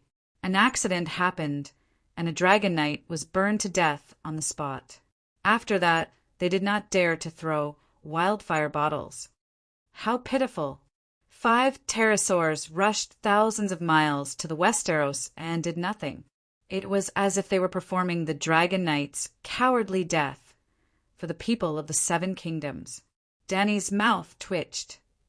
Yuluen is really bold. You dare to play with the Alliance like this, Marwyn exclaimed. Maybe he has good eyes and knows that the Queen will win. Larissa grinned. This responsibility may fall on Empress Dowager Cersei. After all, she even dared to refuse to pay the Iron Treasury, Pylus said. Dany thought for a moment and said, Yuluen killed 1,000 men of the new Gith Iron Legion and a fleet of more than 10 ships. The Gith Iron Legion is one of the main forces of the Alliance. Today's 5 pterosaurs are about the same. Maybe he has too many lice and does not itch. In short, Yuluen and Cersei were bold and bold. They were not afraid of the Alliance at all. By the way, Marwyn remembered Messai and told her about the King's Landing's request. Do you want to send Messai back? No, send her back to King's Landing, and Messai will be dead, Larissa quickly said. Black Sister and Messai both lived in the Great Pyramid. They had been with the Dragon Queen for a long time, and their personalities were not bad. Naturally, they had built a deep friendship. Dany pondered and said, If Cersei sends 2 more letters asking for Messai, I will consider sending her to Dragonstone Island. If not, pretend that you did not contact me. Everyone nodded. Scholar Pylus asked again, Your Majesty, what plans do you have for the great Cathedral of Baelor? What? The church also sent a letter. Dany asked curiously. Yes, Archbishop Matthew asked if you are willing to serve as the Archbishop of the 7 Kingdoms. The Iron Throne is contacting the archbishops of the starry cathedral in the Old Town. It seems that they want to interfere with the election of the new archbishop. The Great Sparrow died in the wildfire in front of everyone. Even the Holy Mother couldn't resurrect him. Unfortunately, the great cathedral of Baylor lacked a strong leader to replace the Great Sparrow. The King's Landing Church has lost its backbone. Naturally, people are anxious. Some of the archbishops thought of you, Pilus said. I have an idea, Danny said with a smile, to create another position above the archbishop, the pope. I will be the first pope of the Church of the Seven Gods. Slave Bay and Westeros are two different large dioceses. There will be an archbishop in each diocese to assist the pope in managing the church. The pope? Everyone was shocked and murmured with a look of disbelief. Your Majesty, if you rule the world, the Church of the Seven Gods will become the mainstream religion of the world. Compared to the king of a country, the Pope, who controls the power of the world's churches, has too much power. I am afraid that it will threaten the royal power, Dr. Malvern advised. I have 2 questions. Danny raised her index finger. First, an archbishop like the Great Sparrow. Do the 7 kingdoms have more advantages than disadvantages? Or do the disadvantages outweigh the advantages? That depends on who he is dealing with, Dr. Bullneck muttered. To the nobles and the king, he is guilty of serious violations of the nobles' rights and provokes conflicts between the church and the nobles. But no one can deny that the Great Sparrow is upright and honest. All the benefits of the church are used to help the poor people. The Great Sparrow does not count the living. So, the world needs someone like the Great Sparrow, Danny said. But you are the king. Malvern was in a dilemma. The king was the representative of the nobles. Chapter 704. You are the king, and your son will become the king. In the foreseeable future, Targaryen will become the representative of the royal power, and an overly powerful church will definitely clash with the royal power, Marvin warned. You said it yourself. The Great Sparrow doesn't count the living, Danny said with a faint smile. The Great Sparrow saves the commoners. It draws the blood of the nobles to feed the commoners of the 7 kingdoms. But Targaryen represents the nobles. Marvin stomped his foot. Danny was momentarily dazed. Doctor, do you know the reason why the entire world formed an alliance to besiege Slave Bay? She asked softly. Because you want to abolish slavery in the entire world. Marvin was deep in thought, and the urgency on his face gradually disappeared. Why do I have to go against the entire world? Danny asked again. Why? Jiro Dane, who had been silent all this while, asked. Danny glanced at him and sighed. Because my original wish was to build a world without oppression, without slavery, where hard work can earn wealth and dignity. She suddenly smiled strangely. The City of Knowledge wants to build a real world, and I want to build a normal world. I think you're abnormal. Dark Star complained in his heart. Look. Danny pointed at Jiro's twisted expression and smiled. He must be thinking that I'm abnormal. No. Jiro blushed and quickly denied it. If you think I'm abnormal, it proves that this world is abnormal, Danny said. Ah. Dark Star's face began to twist again. Looking around at the confused or enlightened gazes, Danny continued. Jiro represents the nobles. Dr. Marvin represents the scholars, and all of you represent the upper middle class of this world. But all of you think that the commoners are oppressed by the nobles like pigs and dogs, and that it's natural and right. Isn't such a world abnormal? If the nobles don't have privileges, what kind of nobles are they? Jiro could not help but retort. Danny smiled helplessly and said, That's why I kept the noble system and did not raise the red flag in this world. What kind of flag is the red flag? Darkstar asked in confusion. A flag specifically designed to take your life. Glancing at him indifferently, she continued, It is impossible to build a world that is completely equal and free of oppression. but it is possible to effectively restrain the power of the nobles and provide institutional protection to the common people under the premise that it conforms to the actual situation of this world. Establishing the world empire was just to satisfy her selfish desires. Her original intention was to make the world better because of her arrival. Even though he didn't have a mission, he didn't forget his original intention.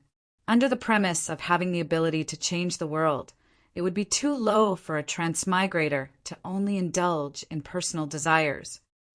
Your Majesty, your thoughts may not be very extraordinary, but they are very noble.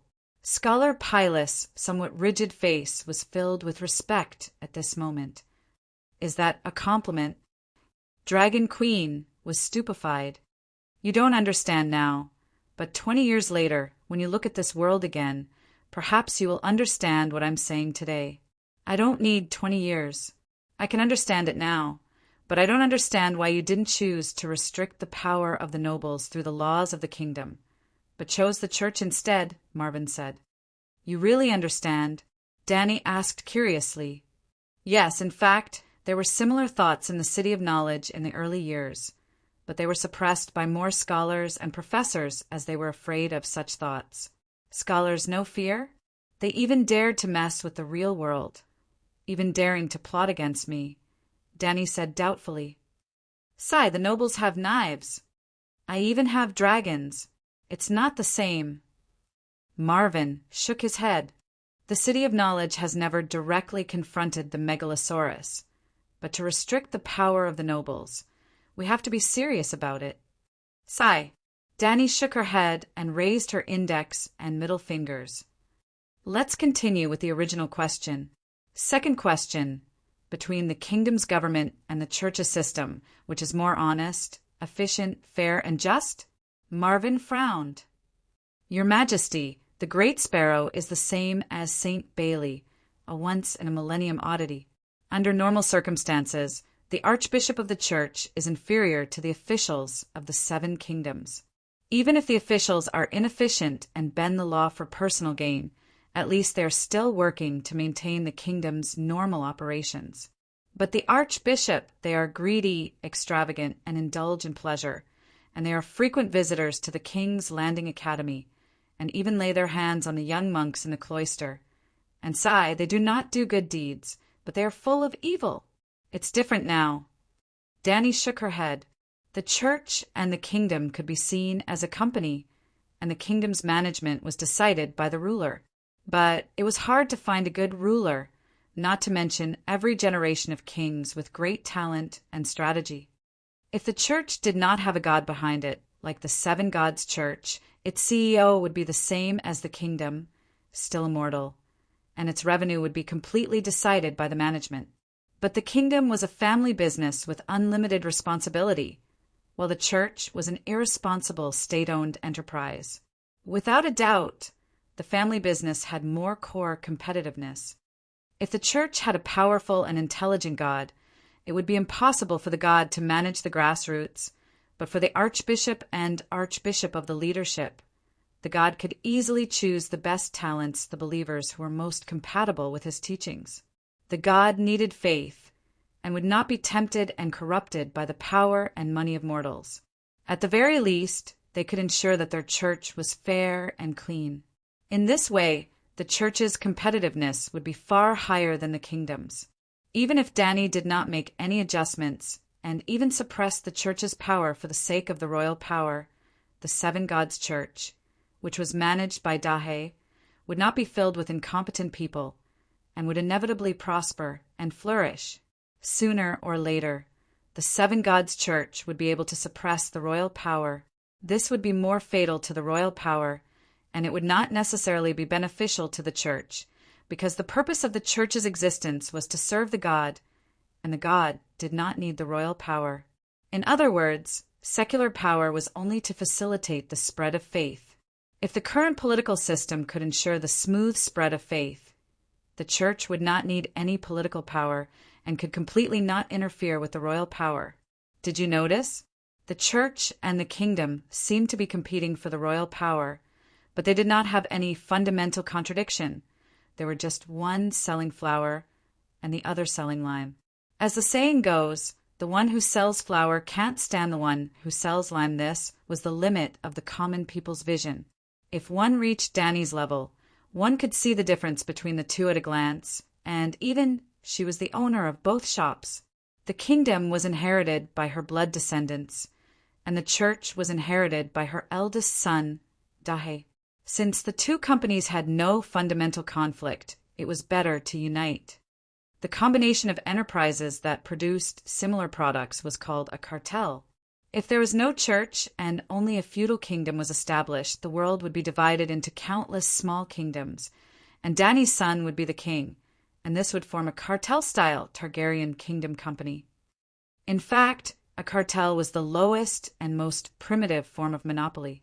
Above a cartel, there was the second-level syndicate, the third-level trust, and even the highest-level Khansian. In terms of the economic development of the world, Khansian was the highest form of monopoly. What was Khansian? The shops that sold flour were all under one company, called a cartel. The ones that controlled all the flour and wheat shops were called a syndicate. The ones that controlled the planting of wheat, the processing of bread, and even the shops that sold bread, a series of industries related to the production of flour, was called a trust for flour. Similarly, from lime mining, lime processing, sales, and even construction, real estate, and even property companies, they were all controlled by one company and could be called a lime trust. Flour and lime did not have any industrial connection, but they had one thing in common: they were daily necessities for ordinary people. On this common point, a core company began to extend its tentacles into small trust companies in different fields like an octopus. A complete trust was too reactionary and was not conducive to productivity improvement, so it would be boycotted by any country. This was a fourth-grade monopoly technique.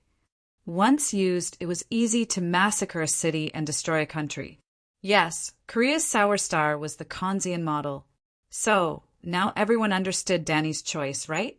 99% of the transmigrators in the world would overthrow the church and then establish a world empire. But in the end, they were just creating a low-level cartel. With the opportunity to establish the Khansian group, Danny naturally would not choose a cartel. As the helmsman of the Long Group, the first thing she had to do was to adjust the business of the two subsidiary companies under her and clearly standardize the budget allocation and profit points of each company. She had to separate the royal power from the church and turn conflict into harmony. To be honest, Danny's Khansian group was more than 100 times scarier than Lee's Sour Star. The king's subsidiary company controlled most of the material resources, secular political power. The church's subsidiary company controlled spiritual civilization, faith, and education.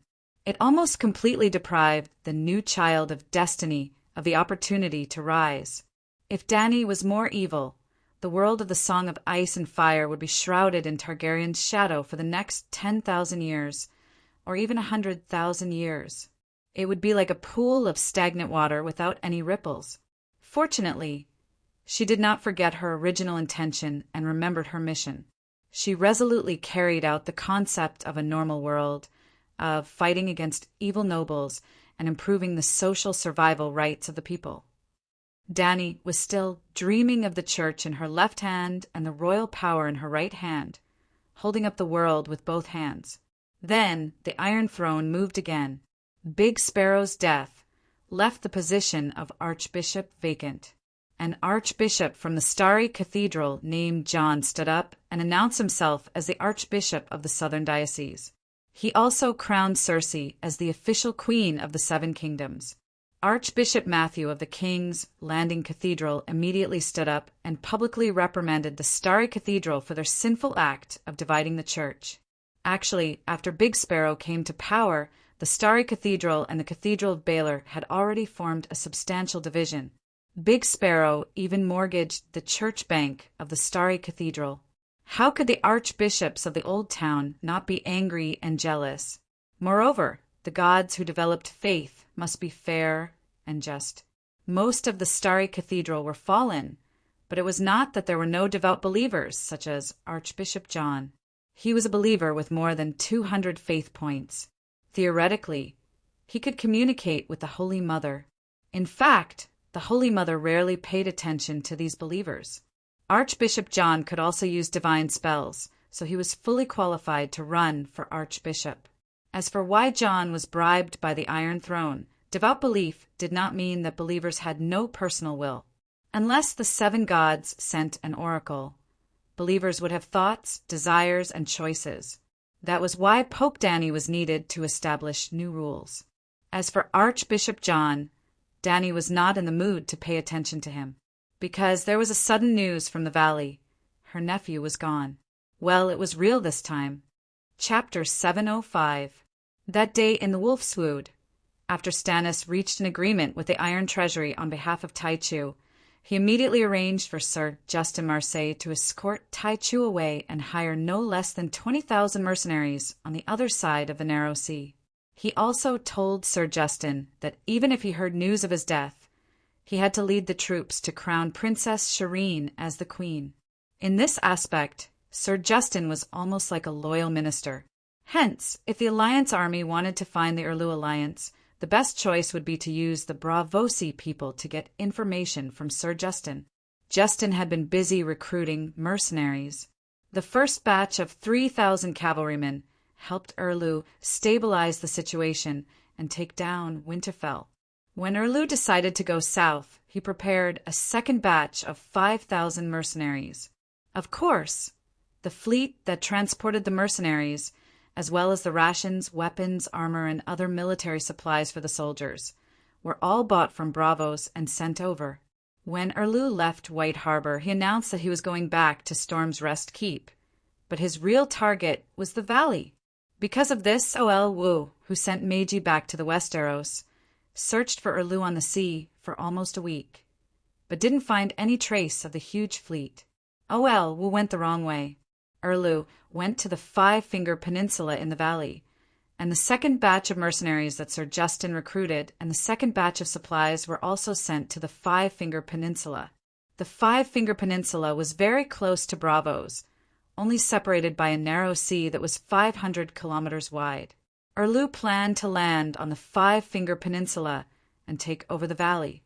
Since ancient times, no army had ever been able to invade the valley through the Blood Gate, but the east of the valley had a long and complicated coastline. When the Undulls invaded the Westeros, their first target was the valley. As long as they crossed the narrow sea and successfully stood on the coast of the valley, the ancestors wouldn't be able to chase them away. Urlu used the same strategy. First, he hit his target and made everyone think that he was going back to Storm's Rest Keep. But halfway through, he turned into the Five-Finger Peninsula and quickly landed on the important coastal town Snakewood City. Snakewood City was very special. It was located at the end of the Valley Plains, only 500 kilometers away from the Eagle Nest. If the Eagle Nest was Sujo City, then Snakewood City was Sujo City. It also faced Bravos, making it very convenient for Justin to transport troops and supplies. In the end, Snakewood City's Count Linley just happened to lead his troops in response to King Aegon's summons, passing through the Blood Gate and heading south to attack the King's Landing. It just so happened that Snakewood City's forces were empty at the moment. In reality, the battle had not even begun. The army had been placed outside the city, and King Aegon had been brought out to make an appearance. They had then sworn to guarantee Count Linley's rights, and the gates of Snakewood City had been opened wide. In Snakewood City, Urlu received the representative of the allied army that Sir Justin had brought the leader of the Windblowers, the Ragged Prince. Yes, kidnapping Aegon was the Ragged Prince's suggestion to Jenny. Jenny agreed, and he was in charge of the project. He thought that with the help of the Iron Throne, the 5 pterosaurs could easily ambush Aegon. Who knew? Sigh. The chaotic situation in the Westeros and the shamelessness of the 7 kingdoms had crossed the bottom line of the Ragged Prince. He only wanted to complete the mission as soon as possible and escape the world-class cesspool that was the Westeros forever. In the bay outside Snakewood City, on a 500-ton cargo ship, accompanied by Aunt May and Sir Justin, Erlu secretly met with the Ragged Prince with the Iron Treasury representing Taichu as the middleman. I know you. You're just a mercenary. Erlu coldly stared at the tall, white-haired old man and said bluntly, What right do you have to represent the allied army to negotiate with the Seven Kingdoms' kings? The Ragged Prince's huge eye-bags rolled up, and a fierce glint flashed in his blue eyes. First, my mercenary group has 20,000 people, twice your current military strength. In a direct battle, the windblowers can beat 4 of you. Erlu clenched his jaw and began to grind his teeth. The tall old man said softly, Secondly, I'm also the leader of the Allied Army Mercenary Group Alliance.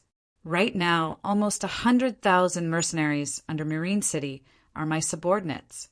My time is tight, and my mission is important. You don't have to worry about me talking nonsense with you. Erlu clenched his teeth and said in a deep voice, What do you want? I'll say this first. No matter what, the Seven Kingdoms and I will not participate in the war at Slave Bay. The Ragged Prince grinned. If we need the help of the Westeros to win the war, then there's no need for the Allied army to exist. Then the tall old man's expression became serious. He said solemnly, But you do have the key factor that will determine the outcome of the war at Slave Bay. Aegon Targaryen. You want Aegon? Erlu's clenched jaw loosened because he was too shocked. He revealed a rare row of white teeth. You want to use Aegon to threaten Dany Rise? Are you out of your mind? He said scornfully. The Ragged Prince glanced at the red-robed woman warily and said, Dany Rise values family, and Aegon is her only family. Her love for him. You might not understand. Not understand?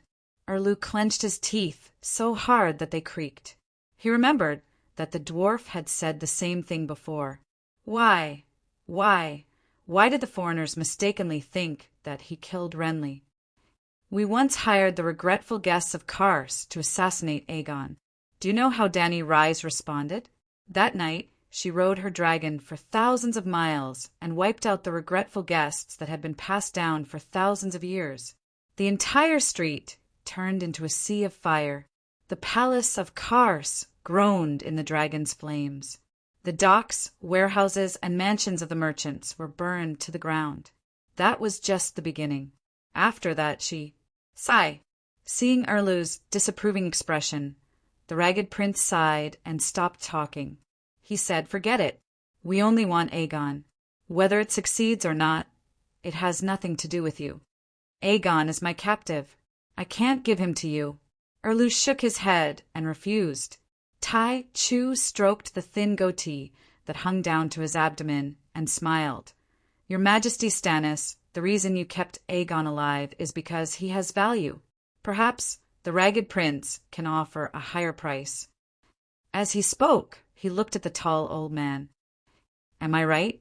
The Ragged Prince looked at Erlu and said, The ransom you offered for Aegon is the right to command the True Dragon Alliance. Let's not talk about whether you can get what you want. Before your men can take over those 2 armies, the Iron Throne has already crippled them. Aegon's ransom is of little value to you other than eliminating himself from the election of the King of the 7 Kingdoms. Why don't you return the ransom and sell Aegon to me? I'll give you a more practical reward. You even know about Aegon's ransom? Erlu asked with a frown. The squad of winged dragons hired by the Iron Throne is my men. That's why I know about your tacit understanding with the Iron Throne regarding Aegon. Symor Lannister. Erlu gritted his teeth. You should have known that the tacit understanding between you and the Iron Throne would disappear the moment Aegon was captured, the Ragged Prince said calmly. I can't hand Aegon over to you. Why? That would violate the laws of the 7 Kingdoms and break my promise. As a prisoner of war, Aegon has always cooperated with me to pay the ransom. I have to ensure his safety and treatment as a noble. Erlu's expression was firm without a trace of hesitation. The Ragged Prince's eyes drooped as he said softly, A fleet of 100 ships and an army of 20,000. Erlu frowned. I won't hand over Aegon. The ragged prince recalled the boundless wealth the iron treasury had given him and chuckled. He gave up on the idea of using money to bribe him. Do you know the price Circe paid for hiring my squad of winged dragons? What does that have to do with me? Erlu said coldly. He did not like the other party's casual attitude, as if everything was under his control. It was like a rich old brothel patron looking with interest at a prostitute with a stubborn face who insisted on selling her art and not her body. He had experience and confidence, and by continuously increasing the grooming fee, he could make her willingly open her thighs to him. He was the rightful heir to the Iron Throne and the king of the 7 kingdoms. He had been proud his entire life, like a flawless white jade. He would not allow his glory to be tarnished for any benefits. The dragon's horn and a dragon egg. The old brothel patron looked at Erlu with great interest and explained, "You're not unfamiliar with the dragon egg. The key is the dragon's horn. It's called Dragon Binder. It's a magic horn made by the 14 Fire Peak families to control the Megalosaurus. It's easy to deal with winged dragons." Erlu's eyes widened. He said in disbelief, "Is there really such a powerful horn?" "We'll check the goods on the spot." The old brothel patron's smile grew brighter. "Are you Lewin stupid?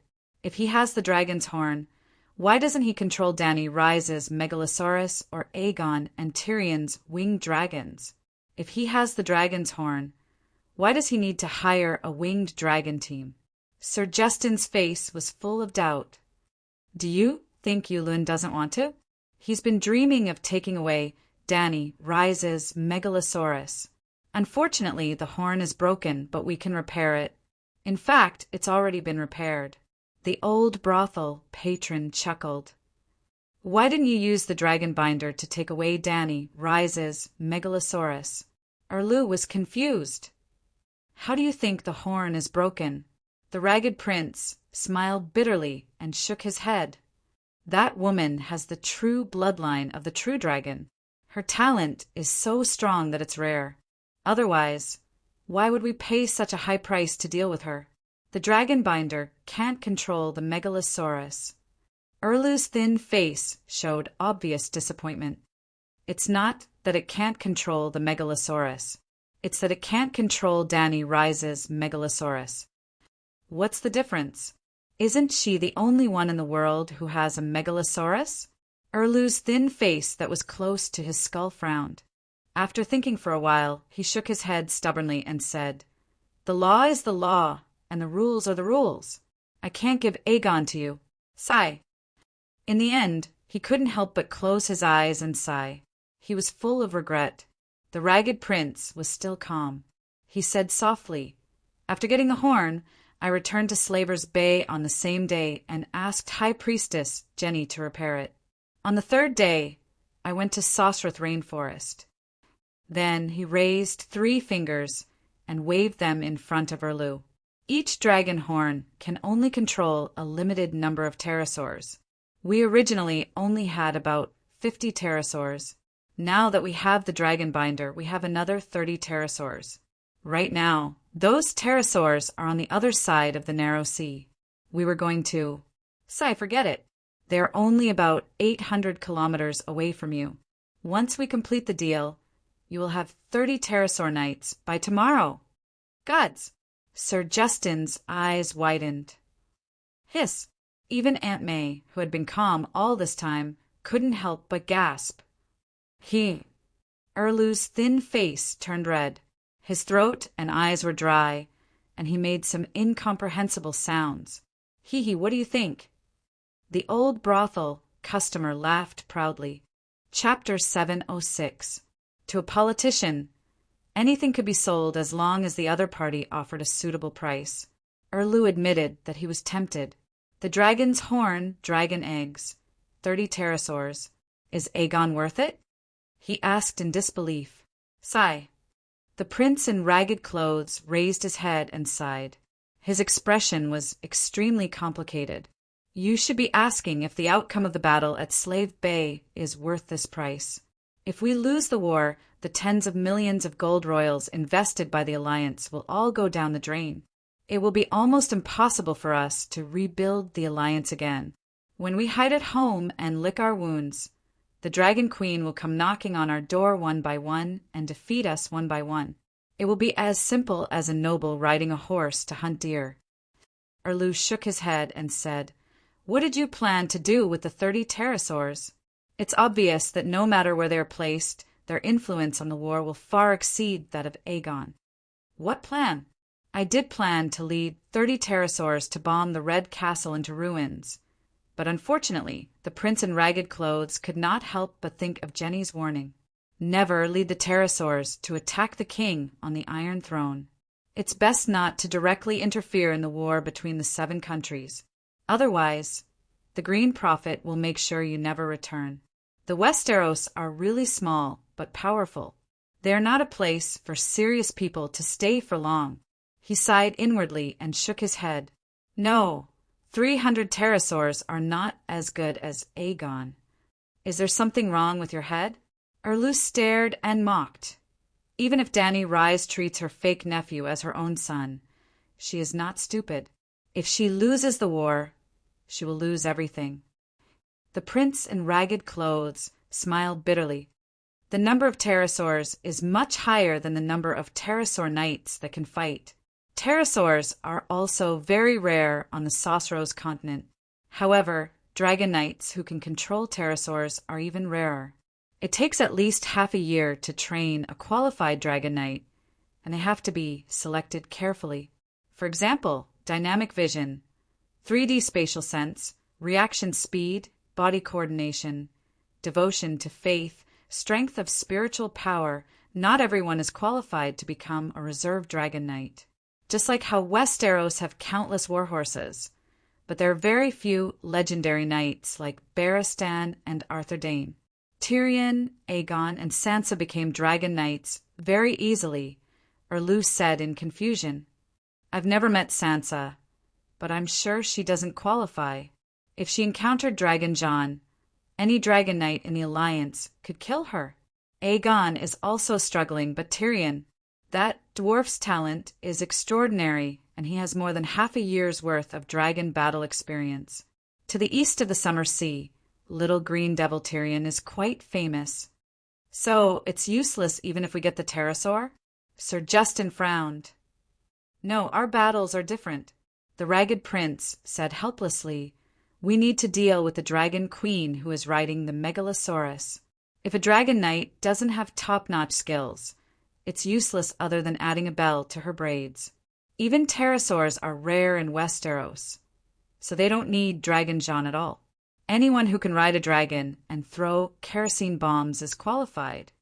"How do you plan to deal with Aegon?" Erlu said slowly. The ragged prince frowned.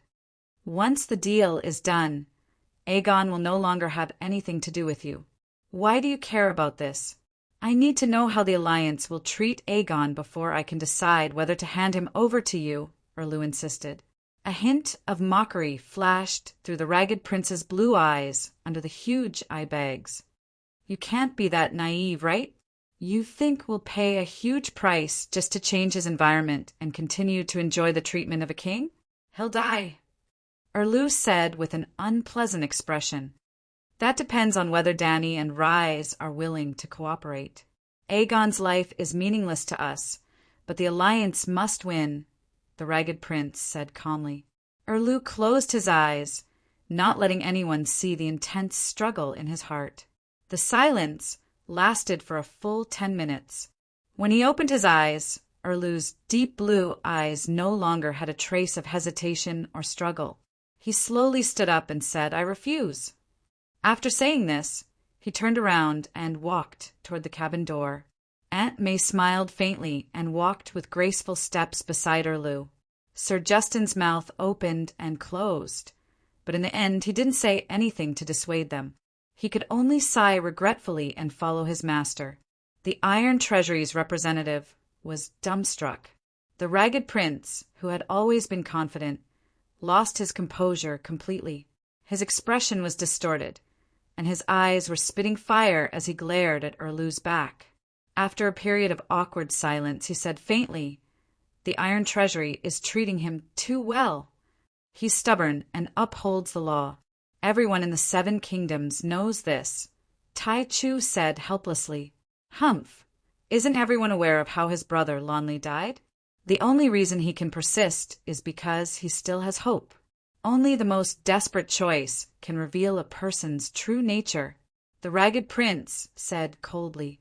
Tai Chu heard the hidden meaning in his words and hurriedly asked, "What do you want to do?" "Stannis can't die. He still has a debt of more than 4 million gold royals from the Iron Treasury." The Ragged Prince's mouth twitched a few times. "Let's do this. You go and let him understand the determination of the Alliance. If he understands the situation, everything will be easy. Otherwise, the Alliance has already invested more than 40 million gold royals in Slave Bay. Adding another 10% to the cost is nothing. Your Majesty Stannis, I think you should reconsider. The Great Battle of Meereen is about to begin. Even if it's just a 1% increase in the chances of victory, the Alliance will do their best and pay any price." The Iron Treasury obviously hoped that the Dragon Queen would be finished. Thus, as soon as the Ragged Prince left, Tai Chu entered Snakewood City to persuade Erlu. "What do you mean by doing our best?" Erlu said coldly. Tai Chu lowered his eyes and said softly, "You know that the Ragged Prince is busy in Slave Bay. He only has one goal in coming to the Westeros. For that goal, he will do anything. For example, he will offer higher conditions until you are satisfied. Or..." His voice became softer and gentler. "It's true that the 30 pterosaurs controlled by the Dragon Binder Horn have not found their master. However, it is easy to control the pterosaurs to carry out simple aerial bombardments." A fierce look flashed in Erlu's eyes. He said stiffly, "Let him try." "Your Majesty, why bother? 1 more friend means 30 more pterosaurs. 1 less friend means 1 more enemy," Tai Chu advised. "This is a matter of principle." Erlu's expression was firm. He shook his head and refused. "Sai, please reconsider." Tai Chu left helplessly. "You are right. He is still being unreasonable when he is not in a desperate situation. He should be taught a lesson." After leaving Snakewood City, Tai Chu handed the Ragged Prince a sea map with a cold smile. 2 days later, Erlu's fleet was attacked by a group of pterosaurs when they were passing through the narrow sea. 10 large ships carrying food sank to the bottom of the sea. The 5 troop transport ships accompanying them were not spared either. They lost almost 4,000 tons of supplies and 2,000 mercenaries. When the news reached Braavos, no more mercenaries went to Erlu's recruitment point, and no more merchants were willing to risk going out to sea. The route from Braavos to Snakewood City is too simple. It is just a straight line.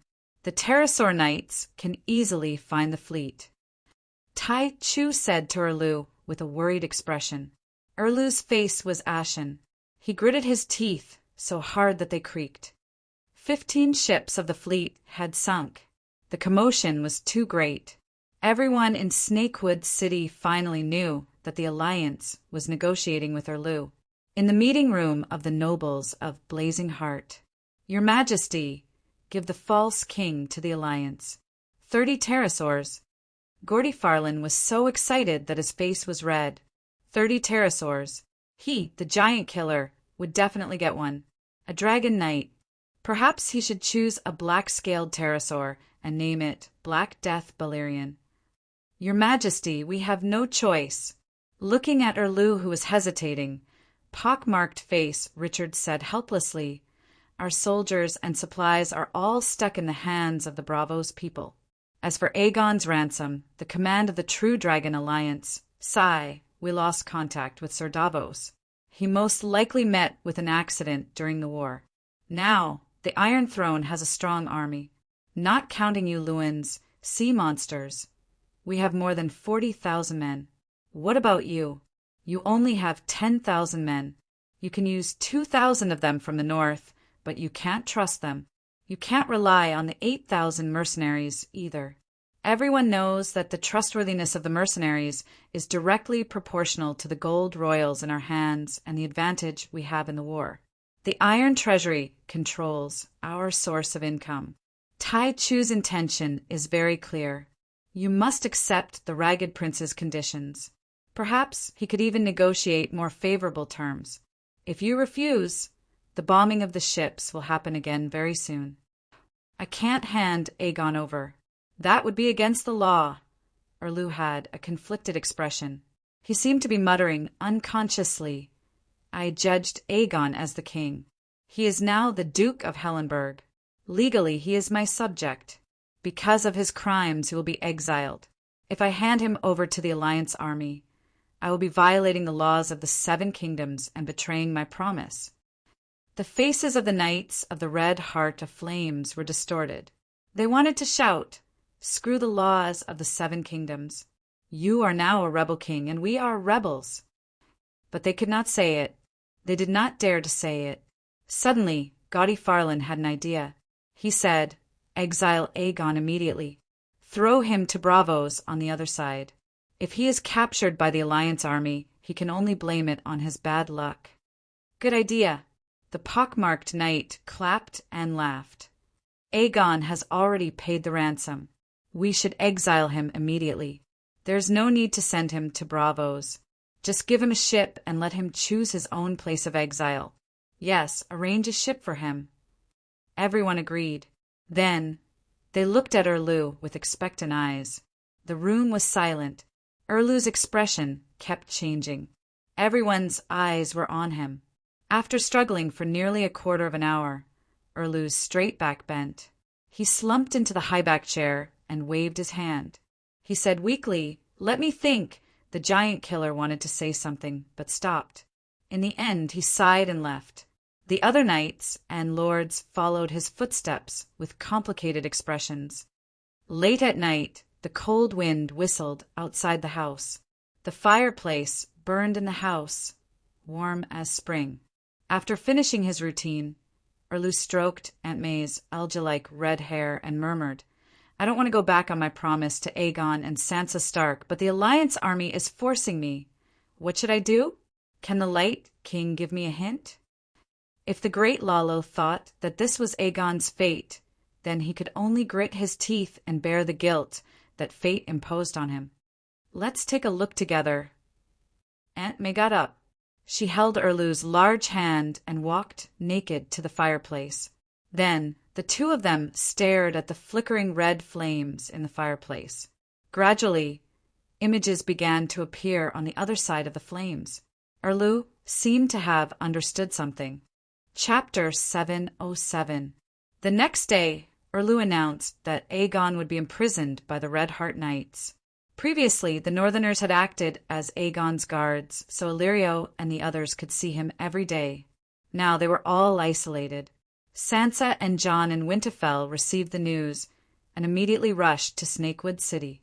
On the 3rd day, the Northerners completely lost contact with Aegon.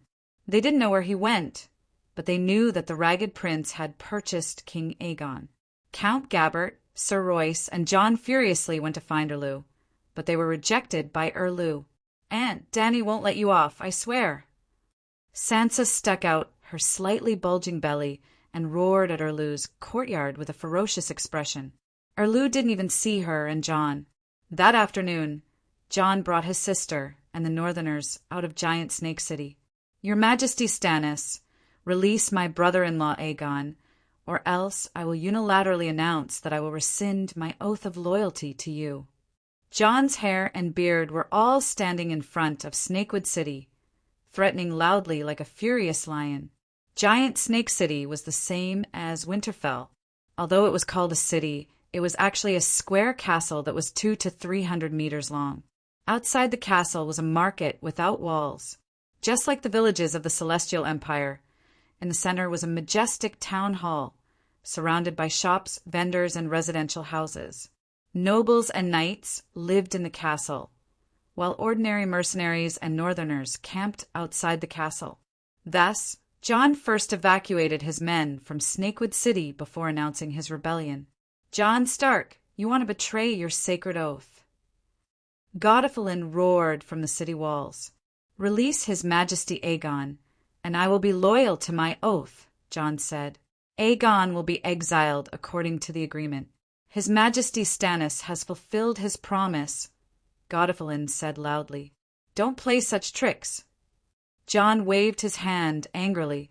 His voice was like thunder as he swore. "I will give His Majesty Stannis one night to consider.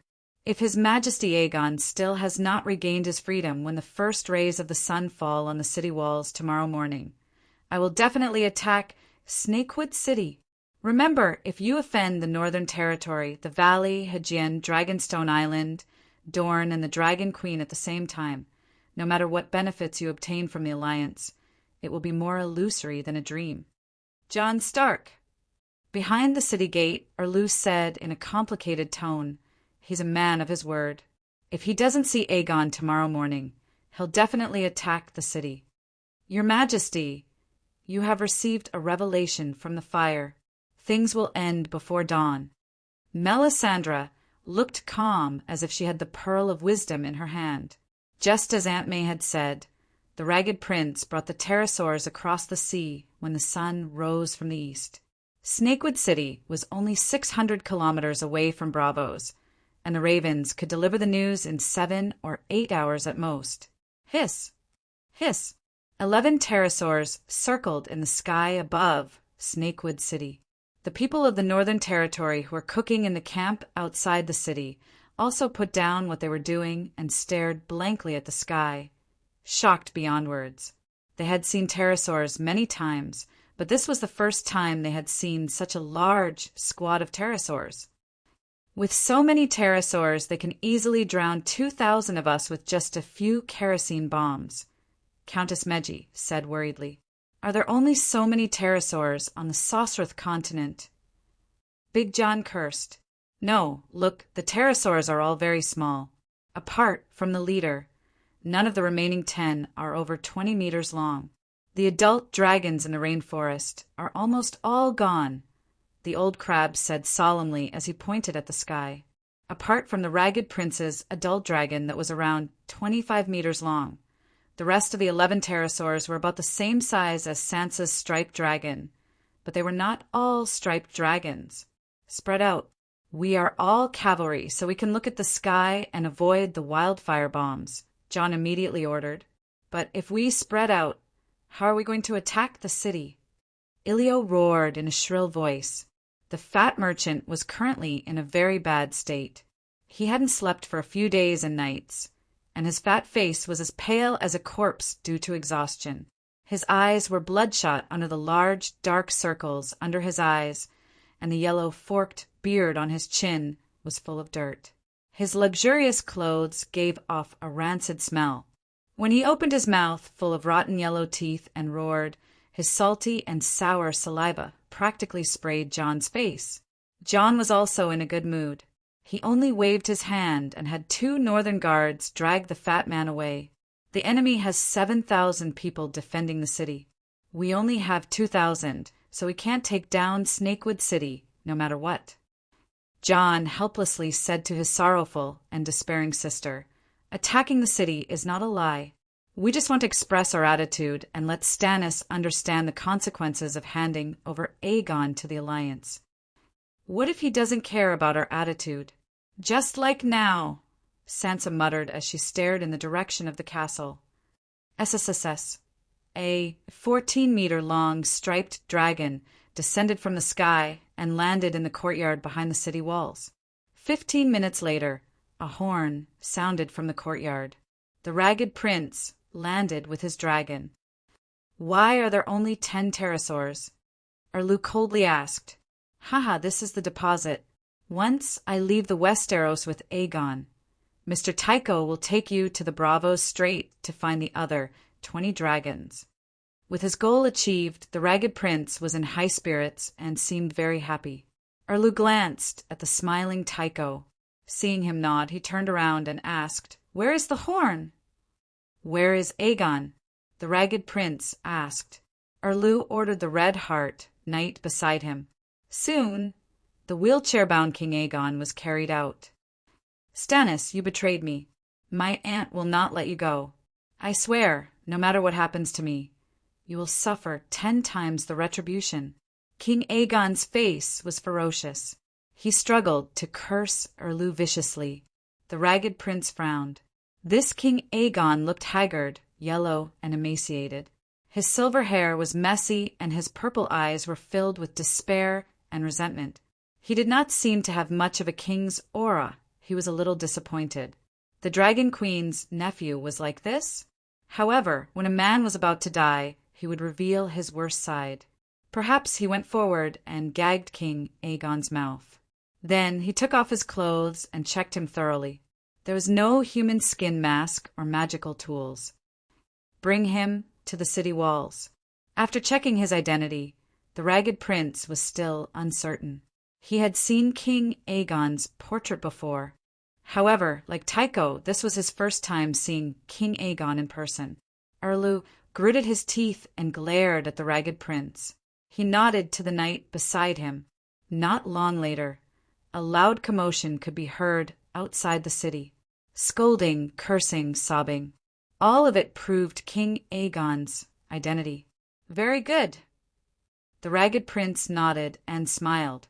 Hand Aegon to me first. I will stay here myself. Also, I have the Iron Treasury as my guarantee. I will not go back on my word. You don't trust me? Erlu glared at him and gritted his teeth. To be honest, I used to trust you, Westeros. The ragged prince looked as if he was reminiscing. He sighed and said, Dany Rise was the first Westeros king I came into contact with. We dated for half a year. She kept her word and abided by traditional virtues. She valued honor a lot. At first, I thought that all Westeros kings were true knights like her. Then, Cersei and Yulun taught me a good lesson. Kings are common, but Dragon Queen is rare. Crunch, crunch, crunch. Erlu's teeth seemed to be chewing on walnuts. Erlu stared at the ragged prince for a while. Seeing that he had no intention of compromising, he sighed and nodded lightly. 3 minutes later, the winged dragon knight who had come down to scout for the ragged prince took off with King Aegon. The people outside the city saw King Aegon on the dragon's back through their binoculars. They were all filled with righteous indignation. Seeing that the winged dragon had flown to a safe distance with Aegon, the ragged prince waved at the sky. A young shadow dragon landed. There was no dragon knight on the dragon's back. Instead, there was a huge horn tied to it. Someone come and check it. He smiled and extended his hand. Aunt May walked gracefully to the winged dragon. Her red dress fluttered in the wind. She placed her jade-white palm on the black horn. Buzz, buzz.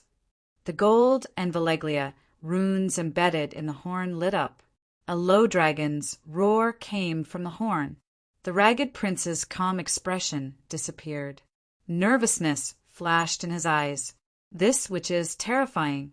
I wonder if she can discover the trap left behind by Lady Jenny. Aunt May did not seem to notice. She nodded excitedly and said to Erlu, This is a real dragon's horn. It's one of the 3 oldest horns in Valeglia. Is it fixed? Erlu was also very excited. Lady Jenny's skills are still better. The ragged prince let out a sigh of relief. A calm smile appeared on his face again. Is the deal done? He asked. Erlu's expression suddenly became very strange. There were 4 parts hesitation, 2 parts embarrassment, 1 part shame, and 3 parts murderous intent that made the ragged prince's hair stand on end. The complicated expression on Erlu's face disappeared. He was about to give an order with a ferocious expression. You, the ragged prince, seemed to have sensed something. He retreated in fear. He opened his mouth and was about to say something. Aegon isn't Lejazi. Suddenly, a wail that sounded like a pig being slaughtered came from outside the castle. The ragged prince and Erlu's expressions froze on their faces. The words that they were about to say were also stuck in their throats. Aegon is my son. He has no blood relation to Dany Alice. A man who looked like a fat pig let out a wail that sounded like a pig being slaughtered. In just an instant, the noise inside and outside the castle disappeared. Snakewood City was as quiet as a tomb. Erlu and the ragged prince widened their eyes. They were dumbstruck. The fat pig was still wailing. I'll lay my cards on the table. I'm Aegon's biological father. I used my own son to disguise himself as Aegon. Aegon is my son. It's useless even if you bring him to Slaves Bay. It's useless. Danny Alice won't be threatened at all. Put him down. He's useless. He's useless to you. He's useless. Angry expressions froze on the faces of May G, Great John, and the other vassals. John, who had been calling Bran, "Save me," in his heart, rubbed his eyes. He looked at the city gate again. The wailing fat spice merchant was not an illusion. He rubbed his ears. "Aegon is my son," rang out. It was not an illusion. John's furry horse-like face was twisted into a huge Ugg character. The anxiety and despair in Sansa's eyes disappeared. She looked at the fat merchant at the city gate blankly. Where am I? What am I doing? Who is Aegon? Who am I? Chapter 708. Are you crazy? How can you tell such a lie? On the city wall, Gordy Farland cursed angrily. Damn fatty, I can see through your heart, liver, spleen, lungs, and kidneys. You want to use this method to deceive us and make us let Aegon go. Let me tell you, there's no way. We don't believe it. We definitely don't believe it. Aegon is Liga and Elia's son, Dany and Ryza's nephew. No one can trick us. This guy had completely forgotten that he had called him a fake king and a fake crown prince. I'm not lying, I swear. Varys has been a good friend of mine for many years. With his help, exchanging a baby is too easy, Illyrio said as he wiped his tears. You're lying. Gaudy Farland was furious. If Aegon was a fake, the Alliance would no longer need him. If the Alliance did not need him, they would not exchange him with the pterosaur. Without the pterosaur, he would not be able to become a dragon knight. How could the giant killer tolerate this? He was overthinking it. Kill him. Illyrio was about to argue when Erlu's roar suddenly came from the castle a door away. Hearing this, Gaudy Farland snatched a long-armed crossbow from the soldier beside the wall and aimed at the fatty below the city walls. SSSS, suddenly, the pterosaur's pained cry came from the courtyard behind him. Gaudy Farland instantly recalled the scene when King Aegon had fallen into the dragon's embrace. Turning around, he saw dozens of ballistae extending from the balconies and windows of the castle. Steel bolts the length of an arm shot out, piercing through the body, wings, and neck of the giant pterosaur in the courtyard. What happened? Gaudy Farland muttered in confusion. Then he saw the ragged prince rolling in the mud, holding his head and wailing. He saw the iron treasury, Representative Tai Chu, struggling under the night. He saw the king with a gloomy expression. He saw Melisandre holding the horn. Woo! Aunt May's pink, heart-shaped face flushed red. The horn's cry pierced through the soul, echoing several kilometers around Snakewood City. The pterosaurs in the sky flew around like headless flies. Ah, my lord is stealing peaches again. Gordy Farland was enlightened and completely relaxed. He turned his head and smiled at Illyrio. You bastard, I've long seen through your heart, liver, spleen, lungs, and kidneys. I've always said that Aegon is a fake crown prince. Ha ha ha, I guessed right, didn't I? However, you are truly audacious and deranged. You actually used your own son to confuse the bloodline of the true dragon, using the identity of a lowly foreign merchant to seize the sacred and mighty Iron Throne. Humph, wait for the king's judgment. I'm willing to accept the trial. Tell His Majesty Stannis to release my son.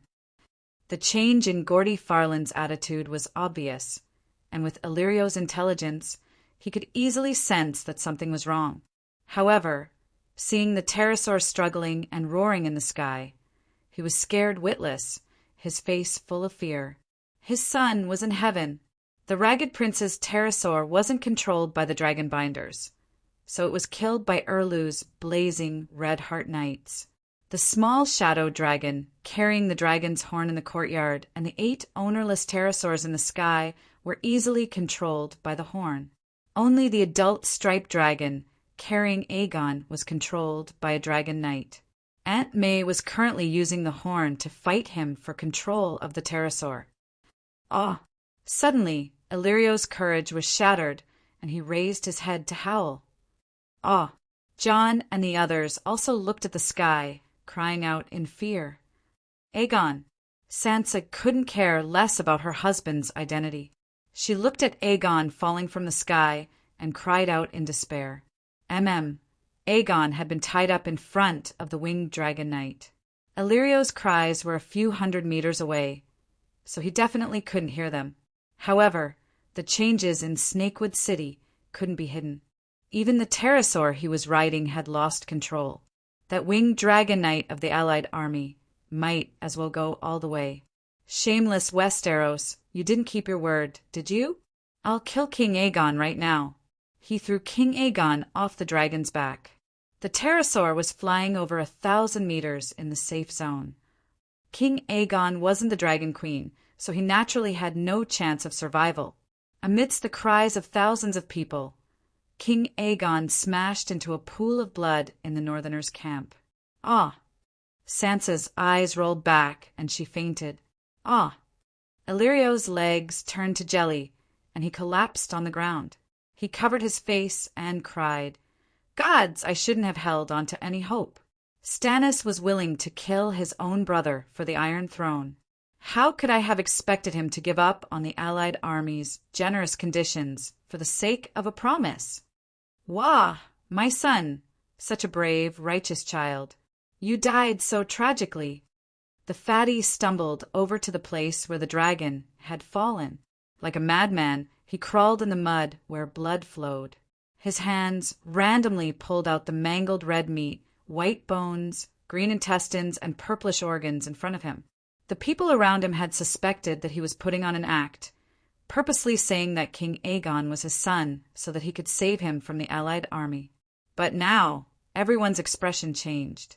They were angry at the fatty's craziness, but they also found it hard to believe that King Aegon's true identity was real. But after seeing Aegon's tragic death and the fatty's sorrowful cries, they couldn't help but feel pity for the father and son's misfortune. This is really... Big Jon stomped his feet anxiously, but he didn't understand why he was so anxious, so he became even more agitated. Jon supported his unconscious sister and looked coldly at the fatty. He growled, "Illyrio, explain everything clearly. What else is there to say? He's already dead." Illyrio's heart was like dead ashes. He didn't even raise his head. He only buried his head and scratched his son's sunken head. Something's not right. Suddenly, the fat man screamed and scrambled backwards in fear. This isn't Aegon. It was clearly Aegon before. What's going on? Ah, this isn't His Majesty Aegon. The people around who saw the corpse's broken head all cried out in shock. They didn't see his face clearly, but King Aegon had silver hair. Everyone knew that. But in the pile of flesh was a black-haired skull. Jon's heart skipped a beat. He handed Sansa to Elisa Mormont and hurried over to the corpse. As expected, it wasn't Aegon. His skin was rough and his hair was black. Then he saw a gem emitting heat and red light in the pile of flesh. This is... Jon picked up the gem and wiped it clean. This is Melisandre's magic tool. It contains her magic power. It's an illusion. Aegon was fake from the start. That day, Brittany was also tricked by this illusion. Melisandre used another person to disguise herself. The little devil guessed right. Jon suddenly realized. Then he was conflicted again. Aegon was fake. This Aegon was also fake. The real brother-in-law, the fake Aegon, was still alive? What should he do? Illusion? Illyrio exclaimed. That's right. It's an illusion. A gentle female voice came from behind. The city gate had opened. The charming Aunt May walked over with a pale Erlu. A king's promise is unwavering, she said in a strange tone. King Stannis was determined not to break his promise and the law, but the allies pushed him too far. In just one time, they blew up 15 of our ships. So, I designed today's situation for His Majesty. We saw the end in the flames, but we didn't expect that the end was just the beginning. Why didn't you discuss it with us in advance? Jon asked with a complicated expression. How can someone as smart as you say something so stupid? Without you besieging the city, why would the Ragged Prince come? Not just you. Even Sir Gordy, Sir Richard, and the king's trusted aides didn't know the truth. This isn't a matter of trust. It's just that none of you are suitable for acting. Aunt May's eyes were like silk and her tone was coquettish. People couldn't help but fantasize about her relationship with Jon. Ow! Illyrio was stunned. He raised his head and howled, his voice filled with regret and despair. Erlu looked at him sharply and said coldly, I thought you would deny it. The fat merchant looked up and saw the disdain, hatred, and resentment of the people around him. He smiled bitterly and said, You think I'm confused with the Targaryen bloodline, aren't you? Don't tell me you have the bloodline of a true dragon. Gordy Farron sneered. I don't, but my wife does. The fat man sighed. What? Everyone was shocked again. Who's your wife? Erlu asked in surprise. Syra Blackfyre. The fat man slowly spat out a name that shocked all the Westeros present. They didn't know Syra, but they all knew what Blackfyre meant. I remember that after ferocious Maris died under Sir Barristan's sword on the Stone Islands, the Blackfyre bloodline became extinct, the old crab said with a frown. They became extinct, and my wife is the illegitimate daughter of Demon Blackfyre. I'm a prince in Pentos, similar to a duke in Westeros. If not for the wishes of the Blackfyre family, why would I get involved in this mess? Illyrio said bitterly, I don't believe it, I don't believe it. You're lying, you're lying. Sansa's face was pale, and she was about to cry as she shook her head. In old Nan's legends, there are only frogs that became princes and commoners that became kings. When did a prince become a frog and a king become a commoner? It's true, my father. Illyrio said affectionately, Oh no. Sansa's eyes rolled back and she fainted again. Aunt Dany was gone, and Father Illyrio was replaced. This was worse than Cadillac being replaced by Cherry. That's how it is. The old crab sighed. Although I've long suspected that Aegon isn't Lay Jazzy, the descendant of the Blackfyre is still too unexpected. After confirming Aegon's identity, the old crab gave up his position as Queen Sansa's temporary advisor and rode his dragon back to Dragonstone Island. Dany was stupefied, her eyes unfocused, as if she couldn't take the blow of being cheated. She was in a daze and looked extremely pitiful. Sigh, Your Majesty. The old crab made a throat-slitting gesture and asked in a low voice, Should we punish Illyrio? Jaelo Dane said coldly, Of course, and Varys. Neither of them can be let off. They didn't just lie to Your Majesty about Aegon. They definitely didn't mean it when they said they wanted to help Targaryen restore their kingdom. They used Your Majesty and Prince Viserys as shields to cover for that fake crown prince, and even planned to have the true dragon lead the way. This means that they want to kill Your Majesty and Prince Viserys. If Your Majesty isn't at Slaves Bay, but returns to the Westeros and succeeds in restoring the kingdom, would Varys and Illyrio allow their true crown prince to remain in hiding? The pitiful dragon queen's face was pale, and she swayed. How could this be? How could this be? Chapter 709. Illyrio and Varys' actions are too crazy. When the battle at Slavers Bay is over, I will convene a council in the Westeros and give them a fair trial. In the end, the Dragon Queen still rejected the suggestion of punishing Illyrio immediately. How would she punish the fat merchant now? Send a winged dragon knight to cut him down? Wouldn't that be letting him off too easily? She wanted to give them the absolute justice of a queen in front of the people of the seven kingdoms. Just like the Academy of Trials and the scholars. Then what about Aegon? The old crab asked carefully. Sigh, he's still a descendant of Targaryen's bastard son, and he was kept in the dark. He didn't know about Illyrio's plan, so he's not guilty. Dany sighed. The Dark Star frowned. Your Majesty is too magnanimous. He really didn't know, but he's the biggest beneficiary of the scheme. You can pardon him after the trial, but you can't treat him as an innocent.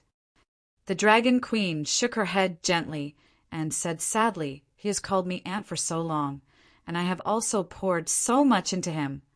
The Dark Star sighed and stopped trying to persuade her. Should we take back the winged dragons? The old crab asked again. Dany asked curiously, Stannis really has 30 winged dragons. He only controlled 10 at the time.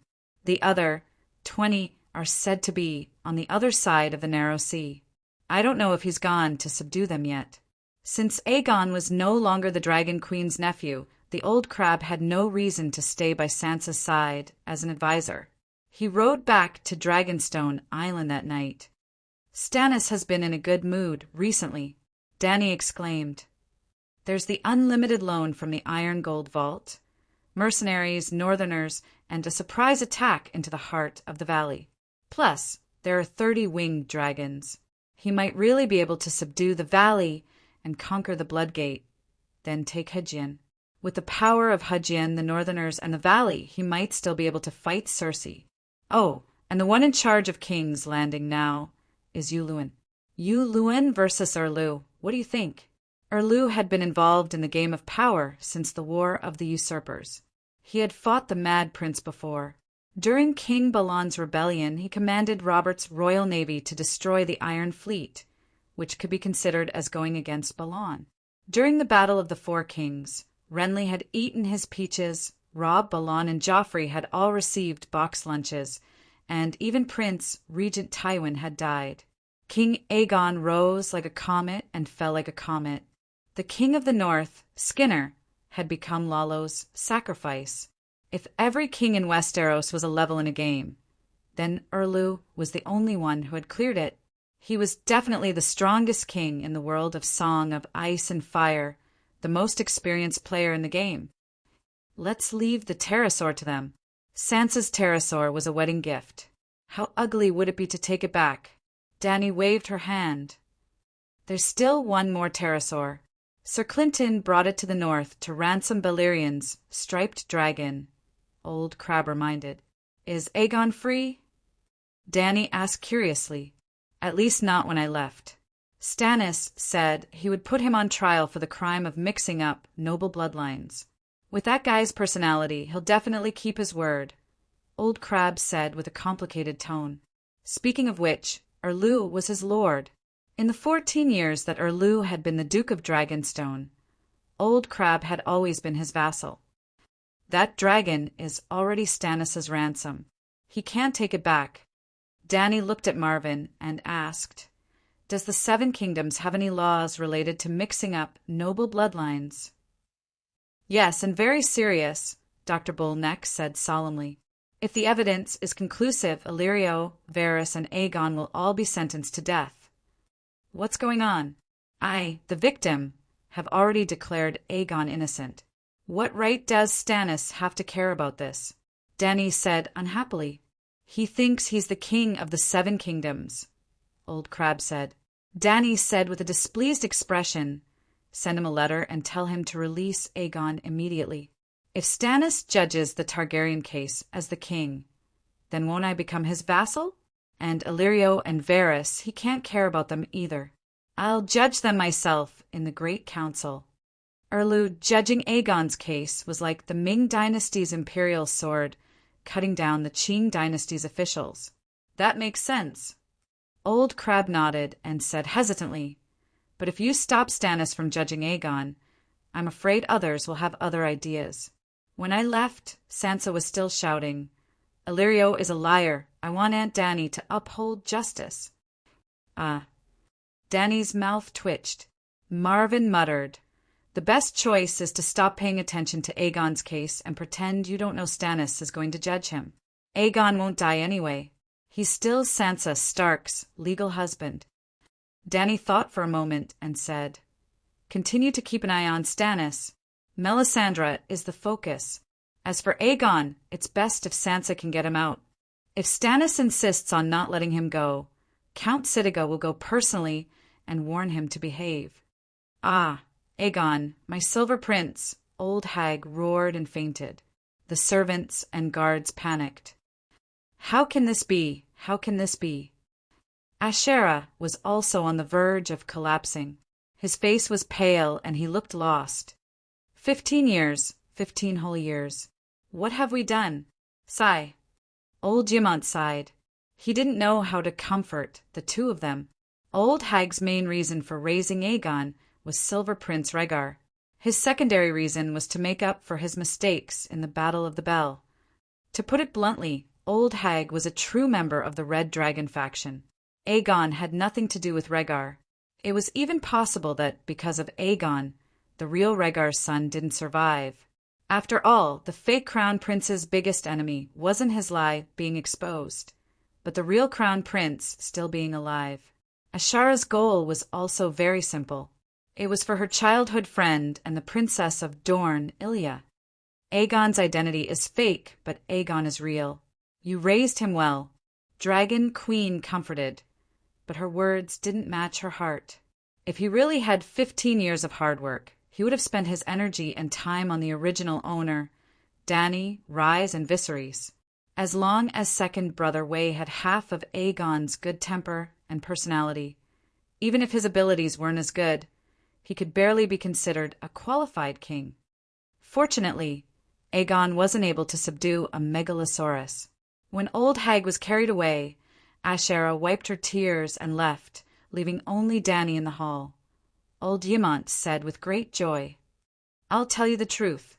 Without my permission, even if our ancestor Aegon is resurrected, he can forget about taking away one of my dragons." At this point, Dany didn't hide her thoughts anymore. Old Ymont was stunned and muttered, "But before, you even wrote a letter to Ilio looking for a dragon knight, because dragons have 3 heads. He old man, you can't be so naive as to think that I trusted Ilio, right?" Old Ymont was surprised. "You were only 14 at the time and had been receiving help from Ilio. Why didn't you trust him?" "Not long after I arrived at Quars, his fleet came and wanted to take me to Pentos," Dany sneered. "It was obvious that he had been watching me.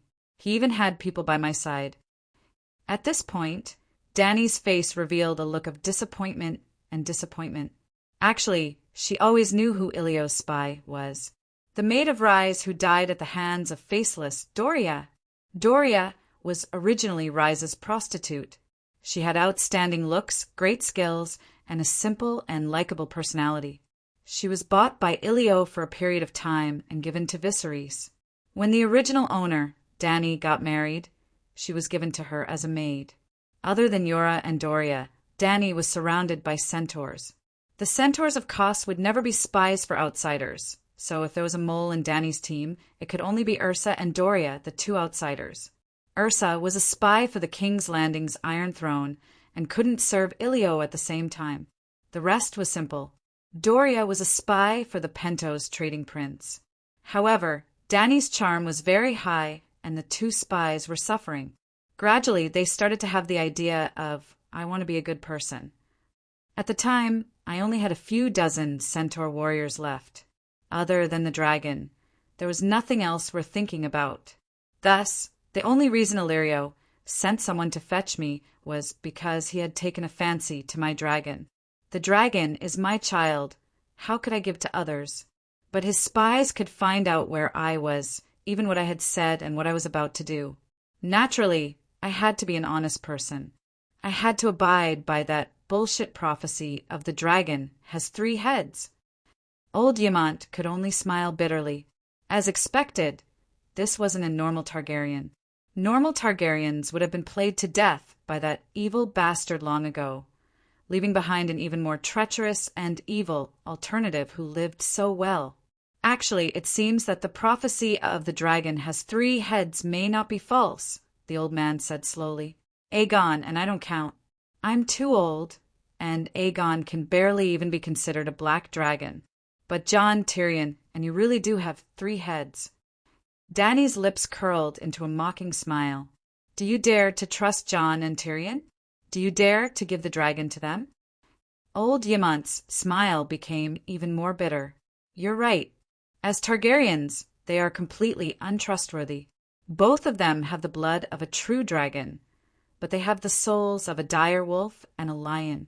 Even if they know their true identities, they will definitely be proud of their Targaryen bloodline, but they will definitely not have a sense of belonging to Targaryen. Dany sized up the old man with a strange gaze. I thought you would say that both of them are trustworthy and reliable. Sigh. I've lived for more than 100 years. I've seen too many people and things. Perhaps I have beautiful fantasies, but I'm no longer that naive. Old Ymant shook his head and sighed. As expected, Prince Dowling passed the letter to his daughter. He pressed his temples with both hands and said with a tired expression, Aegon is indeed a fake. Fortunately, we didn't marry him, Elaine said with great relief. Sigh, we were all cheated by Varys. Dorne lost 3,000 precious Sandhorse nights. Dany and Rhys also paid a great price. Prince Dowling smiled bitterly. A cold glint flashed in Elaine's eyes. Should we take revenge on him? He dared to impersonate Dorne Martell's bloodline and even cheated 3,000 of our knights. Let's wait for Dany and Rhys's reaction. Wahahaha. I've already said that he's a fake. If that's the case, Dany and Rhys aren't that smart either. And Sansa, that bitch married a fake prince. She can no longer be a threat to me. Queen Cersei, who was locked in the Dowager Tower by 4 tough old nuns, put her hands on her hips and laughed maniacally.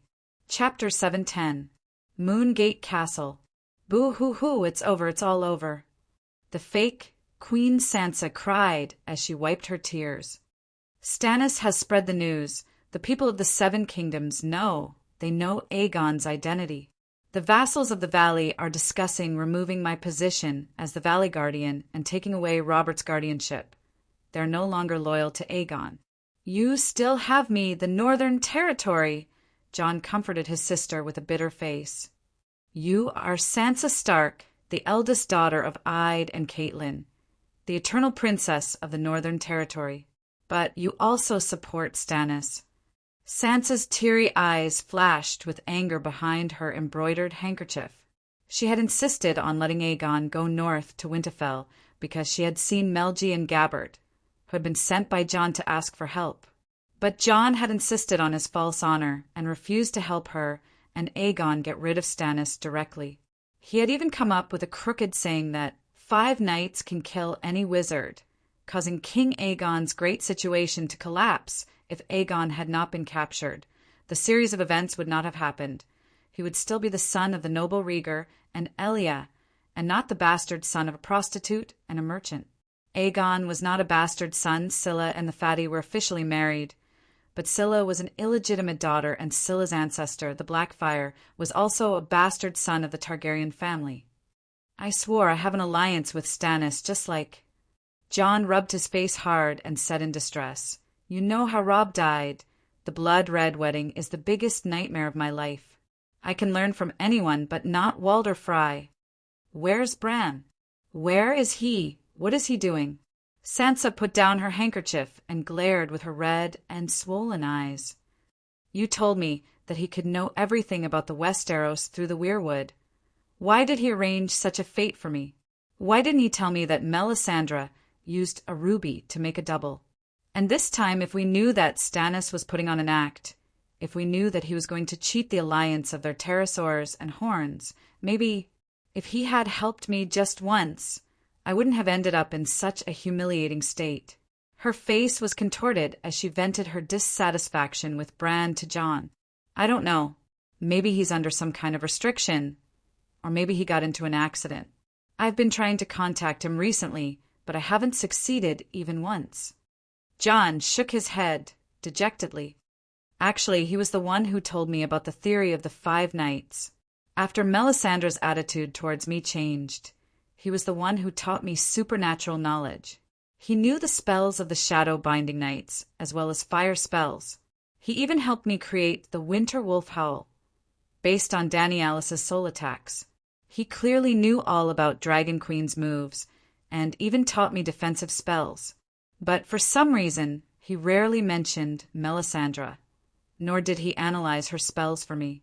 At that time, I thought that I already knew all of Melisandre's trump cards. So Bran didn't say anything. Maybe the Green Prophet's power has its limits. He doesn't know about Melisandre's abilities or her plans. Jon said hesitantly. Jon, and suddenly Jon's eyes rolled back and his body stiffened as he collapsed on the chair. His 4 limbs and head twitched as if he was having epilepsy. Jon, save me, Jon, he's here, Jon. This was Bran's voice. It exploded in Jon's mind like fireworks under the noon sun, loud but weak. It became more and more urgent, forming an unrecognizable howl. Bran, is that you? What's wrong? Who's here? How can I save you? Sansa looked at Jon, who suddenly had epilepsy, then started screaming and struggling for no reason. She was confused and shocked. Jon, what's wrong? I don't blame you anymore. Don't go crazy, don't scare me. She shouted with a sobbing tone. He's here. He's trying to take the seal of the Green Prophet. No. A shouted an order to the children of the forest who were throwing magic grenades. Jon was bleeding from his 7 orifices, and the veins on his face and neck were almost popping out of his skin. He used a voice that did not belong to him to let out a thunderous roar. Burn them all. Boom! It was as if a soul nuclear bomb had been detonated in the Moongate Castle. Jon's consciousness was connected to Bran's, and the powerful willpower of the Green Prophet's seal entered Jon's mind through that connection. Then, it suddenly spread throughout the Moongate Castle. Sansa, who was shaking Jon's body with all her might, fell to the ground as if someone had hit her in the face with a club. She was bleeding from her 7 orifices, but she shouted at the top of her lungs, "Burn them all!" Everyone in the Moongate Castle, including the nobles, knights, servants, guards, and even the sighs in the pigsty, had ferocious expressions as they roared at the sky, "Burn them all!" The sows and dogs did not speak human language. They used their own vocal cords to shout. An image appeared in the minds of everyone in the Moongate Castle. In a dark and cramped stone cave, an icy cold fog surged in from outside. A few squirrel-like monsters were holding black stones the size of melons. As they retreated, they threw them into the fog.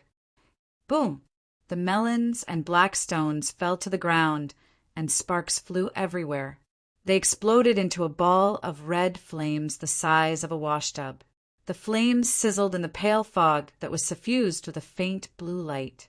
They weakened visibly until they were finally extinguished. But after "burn them all," the squirrel people began to throw black stone fireballs at the white snake-like tree roots around them. The tree roots seemed to have been poured with oil, and they ignited with a light touch. The white, snake-like tree roots burned with red flames. They were like the tentacles of a flame demon, blocking the icy fog. The image disappeared. Other than Jon, Sansa's soul power was the strongest in the Moongate Castle. She was the first to groan and recover. My head hurts. What happened? She shook her head hard and muttered in a daze. Jon slowly opened his bleeding eyes and said weakly, "Bran, it's Bran," before he could finish his sentence. His gray eyes that had regained clarity began to roll back again. Jon opened his mouth wide and roared, "Oh no! Hold the door!" At that moment, Bran's emotions were too agitated. The more agitated his emotions were, the more intense his conflict with the cold and merciless seal of the Green Prophet became. The intense conflict caused a huge amount of energy to leak out. Sansa saw in horror that the Jon in front of her was becoming illusory, as if he was about to disappear from this space and time. No. Finally, Jon was not immortal. he began to resist and counterattack. His left eye was covered by a thick shadow, and his right eye was burning with a bright red light. "Bran, hold on." Jon let out a subconscious shout. It was not to save Bran, who was being threatened by the ice creatures, but to save his underling, who was being crushed by the seal of the Green Prophet. If he was conscious, Jon would only be at a loss and would not know what to do. But in his instinctive state, he made the most correct and most effective counterattack. The soul of Whitey the dire wolf entered his body. The winter wolf's howl was activated. The soul attack that landed on the seal of the Green Prophet was like a wave crashing onto a reef. Water splashed everywhere, and there was no effect. "Not enough, far from enough." Jon roared ferociously. "Sansa, Rickon, help me." "What?" Sansa asked in a daze. Her body tilted, and she collapsed on the ground. At this moment, Wu was not fighting alone. His gray eyes had the reflection of his charming sky-blue pupils and bright, youthful eyes. Finally, it was not a wave crashing onto a reef this time, but a wooden boat. Wooden chips flew everywhere. The boat was destroyed and the people died. The reef was still there. "Not enough, still not enough." Sister, where are you, Arya?" Arya was much stronger than Sansa. She hugged her head with a ferocious expression, resisting the pull from Bran's soul power. That's right, it was Bran. On the surface, it looked like Jon was fighting with his underlings, but he was powerless. On the other hand, Bran had both the will and the power. Jon!" Tears streamed down Arya's face. She gave up resisting. A cold soul entered the Stark family bucket. An armored ship crashed into a rugged reef. The reef shook, and the armored ship turned into Titanic. "It's still not enough," Jon despaired. But in the next moment, another that was 100 times colder and 100 times stronger than Arya's came without warning. It followed Arya's soul thread and forcefully entered the Stark family bucket. "No!" Bran screamed in fear. He wanted to struggle and break apart the Stark family bucket, but it was too late. Boom! Katja, the million-year-old Green Prophet's seal shattered like a glass window that was hit by a hammer. Ah! The Stark family bucket returned to their original bodies. What happened? Sansa and Jon, who were panting, asked at the same time. Then they looked at each other in confusion. "I think I saw Bran, Rickon, and Arya," Jon muttered. Sister changed. She became so cold, like the icicles hanging under the eaves of Winterfell's tower. Cold and sharp. "There's another one, even colder, like..." Sansa's face paled. "Colder than winter, like the long night." Jon's pupils constricted. He said in shock, "King of the Deviant Ghosts. That's the King of the Deviant Ghosts. It's chasing after Bran and wants to steal that." But it followed Arya in. Why? Is it a coincidence or is it Arya? He didn't dare to think about it anymore. The City of Knowledge didn't go back on its word. After killing Sir Ace, it sent the collected information about the demi-human deviant ghosts to the various lords. The other nobles were still suspicious. But Jon combined the information about the Night King in the Night Watchman's library and immediately confirmed that the King of the Deviant Ghosts was real. If that's really the King of the Deviant Ghosts, we're in big trouble. Jon covered his face and sighed. "Illusion, it can't fool me. It's all an illusion." Sansa shook her head vigorously and comforted her brother. "Jon, don't be afraid. It's all an illusion. It must be Melisandre. She's cursing us with blood witchcraft." What did the Stark family bucket do? Aunt May, who was blamed by Sansa, also sensed the change from beyond the Great Wall. When she stood by the fireplace and stared at the fire to find the answer, a pair of icy blue eyes looked at her. Her hair stood on end, and she took 3 steps back in shock. The long night is here. Chapter 711. Aunt May gave up on her usual elegant and sexy swaying. She almost sprinted at the speed of 100 meters and hurriedly found Erlu outside the courtyard. "Your Majesty, I've received a revelation.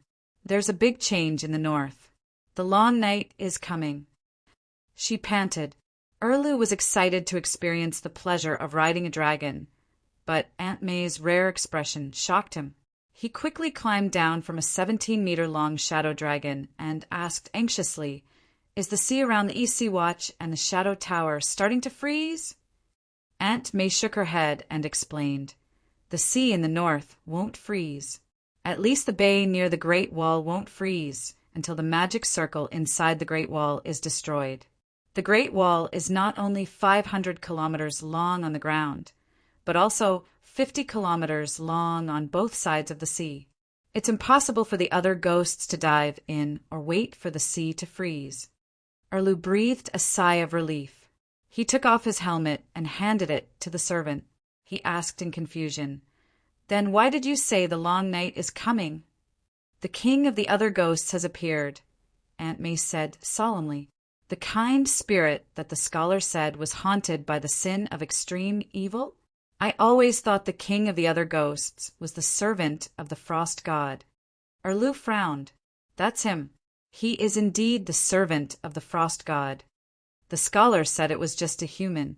Humans believe in the frost god and are the servants of the frost god." Erlu looked back at his pterosaur and pressed his right hand on the hot handle of the red sword. He gritted his teeth and said, "Where is he? I'm willing to follow fate and end the long night. After killing the king of the other ghosts, I'll come back to punish the rebels." This tone was like Guan Yu saying to Chow Chow, "After I kill Huaxiong, I'll come back to drink this wine."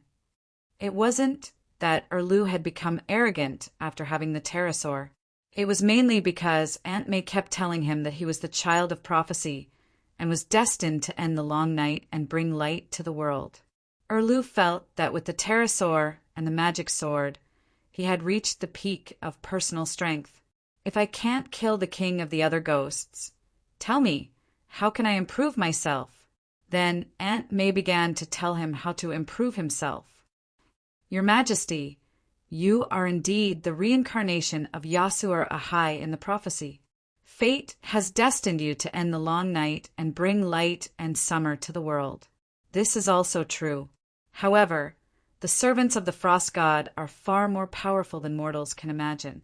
Your current strength is far from enough to fulfill your mission. But Yeser and Yahai ended the long night with just this sword." Erlu unsheathed the long sword at his waist.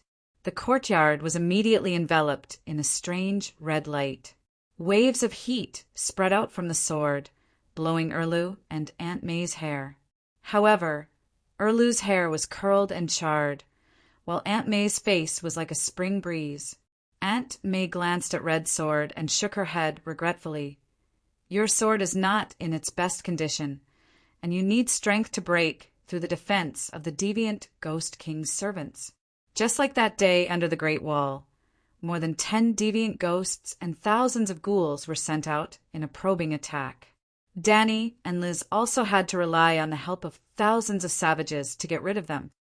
Thinking back to the battle between gods and demons, Erlu's pride from the pterosaur completely disappeared. He nodded heavily and said in a deep voice, "You are right. I need more strength.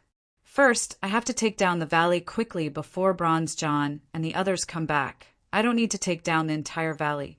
As long as I attack the Moongate Castle and take over the Blood Gate from the back, the vassals of the valley who are blocked outside will have no choice but to surrender. After getting the loyalty of the valley and going to the king's territory, 10 pterosaurs should be enough to take over the king's landing, right? When I am officially crowned as king, with the power of the 7 countries, it should be enough to deal with the other ghosts, right? No, it's not enough." Aunt May shook her head and said, "I have a feeling that after the other Ghost King defeated Yes Godservant, his strength has increased tremendously. It is impossible to obtain the final victory with just the strength of a mortal." Erlu immediately understood Aunt May's thoughts. His eyes became sharp and he puffed up his cheeks. He gritted his teeth and said, "I can't kill him. Even if his father mixed up the Targaryen red dragon bloodline, even if he wants to usurp the Iron Throne, he is still a Targaryen, a descendant of a noble, illegitimate child. He is not a complete foreigner. He was captured in the war as a noble and even paid me a ransom. I can't hurt him. Yes, he has the Targaryen true dragon bloodline, but it is because of this that his king's blood is even more valuable. Your Majesty, use his blood as a sacrifice to the great Lalo, and you can hatch the demonic dragon from a stone. Only the Megalosaurus is a true dragon, and only the Megalosaurus can deal with the deviant ghosts. Aunt May tried to persuade him for the umpteenth time. Well, this was not the first time. After Aegon's identity as the fake crown prince was confirmed, Aunt May began to encourage Erlu to sacrifice the demonic dragon he hatched from the stone. She had never suggested this before, not because she didn't want to. In fact, she wanted it so much that she even dreamed about it. He was the Dragon Queen's nephew. Could the extremely rich king's blood pull Lalo's divine kingdom into the material world? But she didn't dare. Aunt May was not afraid of anything. She burned the statues of the 7 gods, burned the Forest of God, burned anyone who dared to blaspheme the Red God, burned the nobles, burned the king's descendants. She dared to burn anything because those existences could not threaten her. But the Dragon Queen could take her life. Was Aunt May afraid of death? It was hard to say, but she definitely did not want to die because she had a mission. In order to fulfill Asha's prophecy, she had waited for hundreds of years. She definitely did not want to die until she saw the end of the long night. But she had touched the Dragon Queen's nephew, so she had to die even if she didn't want to. But if Aegon was the fake nephew, then she should hate him as much as she loved him before. If she burned him, it would have nothing to do with the Dragon Queen. However, Erlu was stubborn. He held onto the false honor and refused to let go. Was Erlu a righteous and just person? Dany could not figure out Erlu's personality. But when it was not a matter of life and death, Erlu could really be strict with himself and treat others harshly. In fact, to understand Erlu's personality, one could refer to Liu Bei in the Romance of the 3 Kingdoms. Everyone scolded Liu Bei for being a big-eared thief and a hypocrite, but he really did not do anything evil in his life. Compared to the honest and cute trader, Boss Liu, who never massacred a city, was as kind as an angel. If there really was a god, even if Boss Liu did not become a saint after his death, he would at least be reincarnated into a middle-class family in his next life. Old Chow would probably be rolled in a pot of oil and cut into pieces on a mountain of knives. Considering that he had contributed greatly to the war against the other races, the 18 levels of hell would be a little harsh. But at least he would be reincarnated as a woman in his next life and meet a perverted old man who liked his wife. Erlu was Liu Bei in the Song of Ice and Fire world. But Liu Bei was a benevolent persona, while Erlu was a just persona. Boss Liu was luckier. Zhang Fei, Guan Yu, Zhao Yin, and Zhuge Liang were all loyal and righteous people. The key was morality. Even if the people around Boss Liu were not capable, they were all moral role models. As long as it was not a matter of life and death.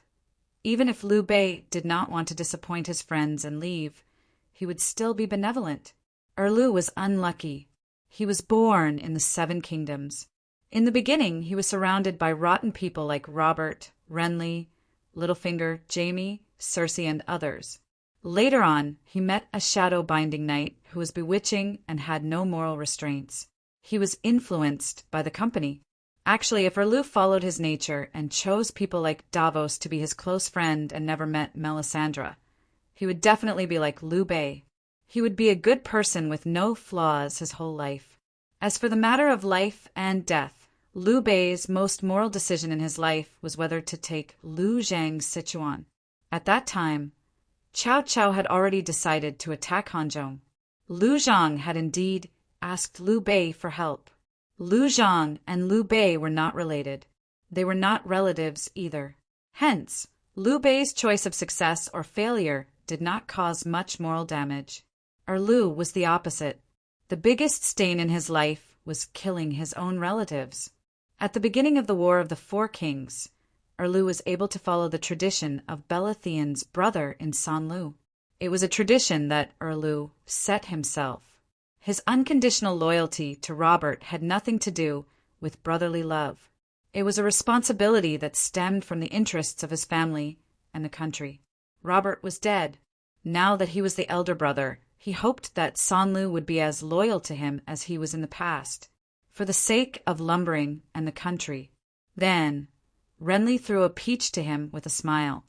I can treat you to a peach. Loyalty? Ha! At that time, Erlu's choice of success or failure was to swallow his anger and retreat to Dragonstone Island under his younger brother's scornful gaze. He would admit defeat and give up his power. Erlu's right of succession was indeed higher than Renly's.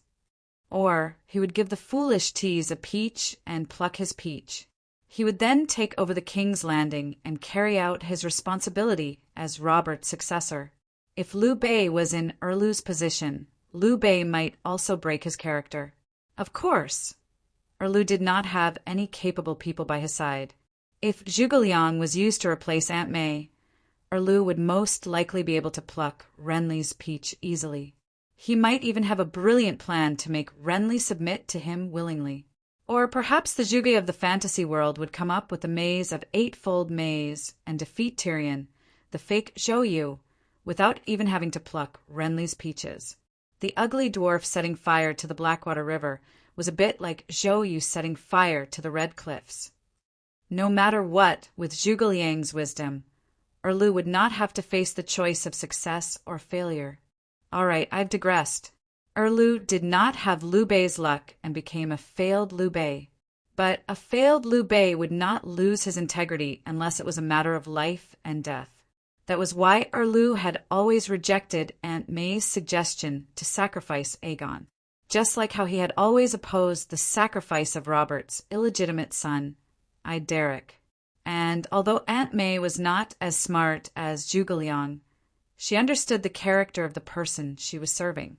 She said seriously, Your Majesty, it's fine if the King of Strange Ghosts does not move. But once it appears, it means that the long night has officially begun. Erlu looked up at the sky. It was a rare sunny day in winter. The sun parted the thick gray clouds, like a shy and peeping at the mortal world behind the curtains.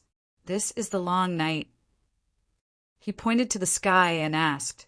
Aunt May nodded. The long night is like the wind. The wind rises and blows from the distant land of eternal winter. Although the distance is far, it will definitely come. Tell me, what if the King of Strange Ghosts crosses the Great Wall? Erlu asked again. Aunt May frowned. In theory, the King of Strange Ghosts cannot cross the Great Wall no matter what. Erlu stared at her. But I really have a premonition that danger is coming. If you don't hatch the dragon in the stone, it will be too late, Aunt May said with a serious expression. Can it really hatch? Erlu asked softly. I swear, I received a revelation from the King of Light in the fire. The dragon broke the stone egg and came out. Erlu's expression was conflicted. The failed Liu Bei faced the choice of life or death again. Chapter 712. Must it be the king's blood? Perhaps we can capture a lot of rebels in the process of conquering the valley, Erlu said. Aunt May's red eyes shone. It must be the king's blood. Quantity can't replace quality.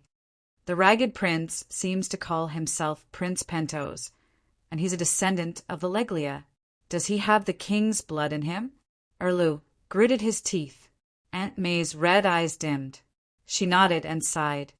He has the king's blood, but it's too little in his body to hatch a stone egg.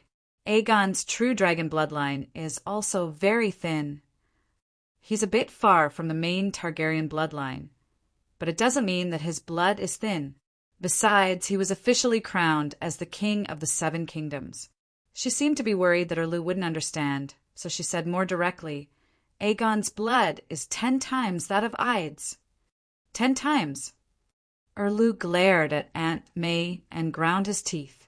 A branch of the Targaryen illegitimate son who had only been a fake king for a few months had more destiny than the son of ancestor Theonbera? 10 times. How much blood did he, Stannis, draw out in the past? It was a bit more than Aide's, but it was still far from 10 times. Aunt May knew that her truth hurt the king's soft heart of steel. She sighed and said, "Maybe Aegon's blood is mutated, or maybe he took some destiny from Dany Rise." Erlu's face looked better when he heard this. He stopped grinding his teeth and asked curiously, "Can he get destiny by being that woman's fake nephew?" "It should be," Aunt May said with uncertainty. "Tomon isn't Robert's son, but Robert treats him as his son. When Joffrey was king, Tomon also had the king's blood in his body. It was even thicker than Ides." Erlu looked away and asked awkwardly, "Strictly speaking, Dany Alice and I are still cousins. Can I get some of her destiny?" Dany's grandfather and Erlu's grandmother were biological siblings. They were much closer to each other than Aegon and Dany. Erlu was not interested in this kinship, but if he could gain more Heaven's will, why not? "I'm just asking. I don't have any other intentions." He turned around and hurriedly explained. Aunt May said with a wooden face, "Perhaps there is, but it's almost negligible, almost negligible. Two opposing kings cannot share the mandate of heaven." Then Aegon. Although Aegon's blood is distant, they are close. He calls her his aunt. If I also call her Aunt Dany, can I? Oh, no, I should call her Cousin Dany.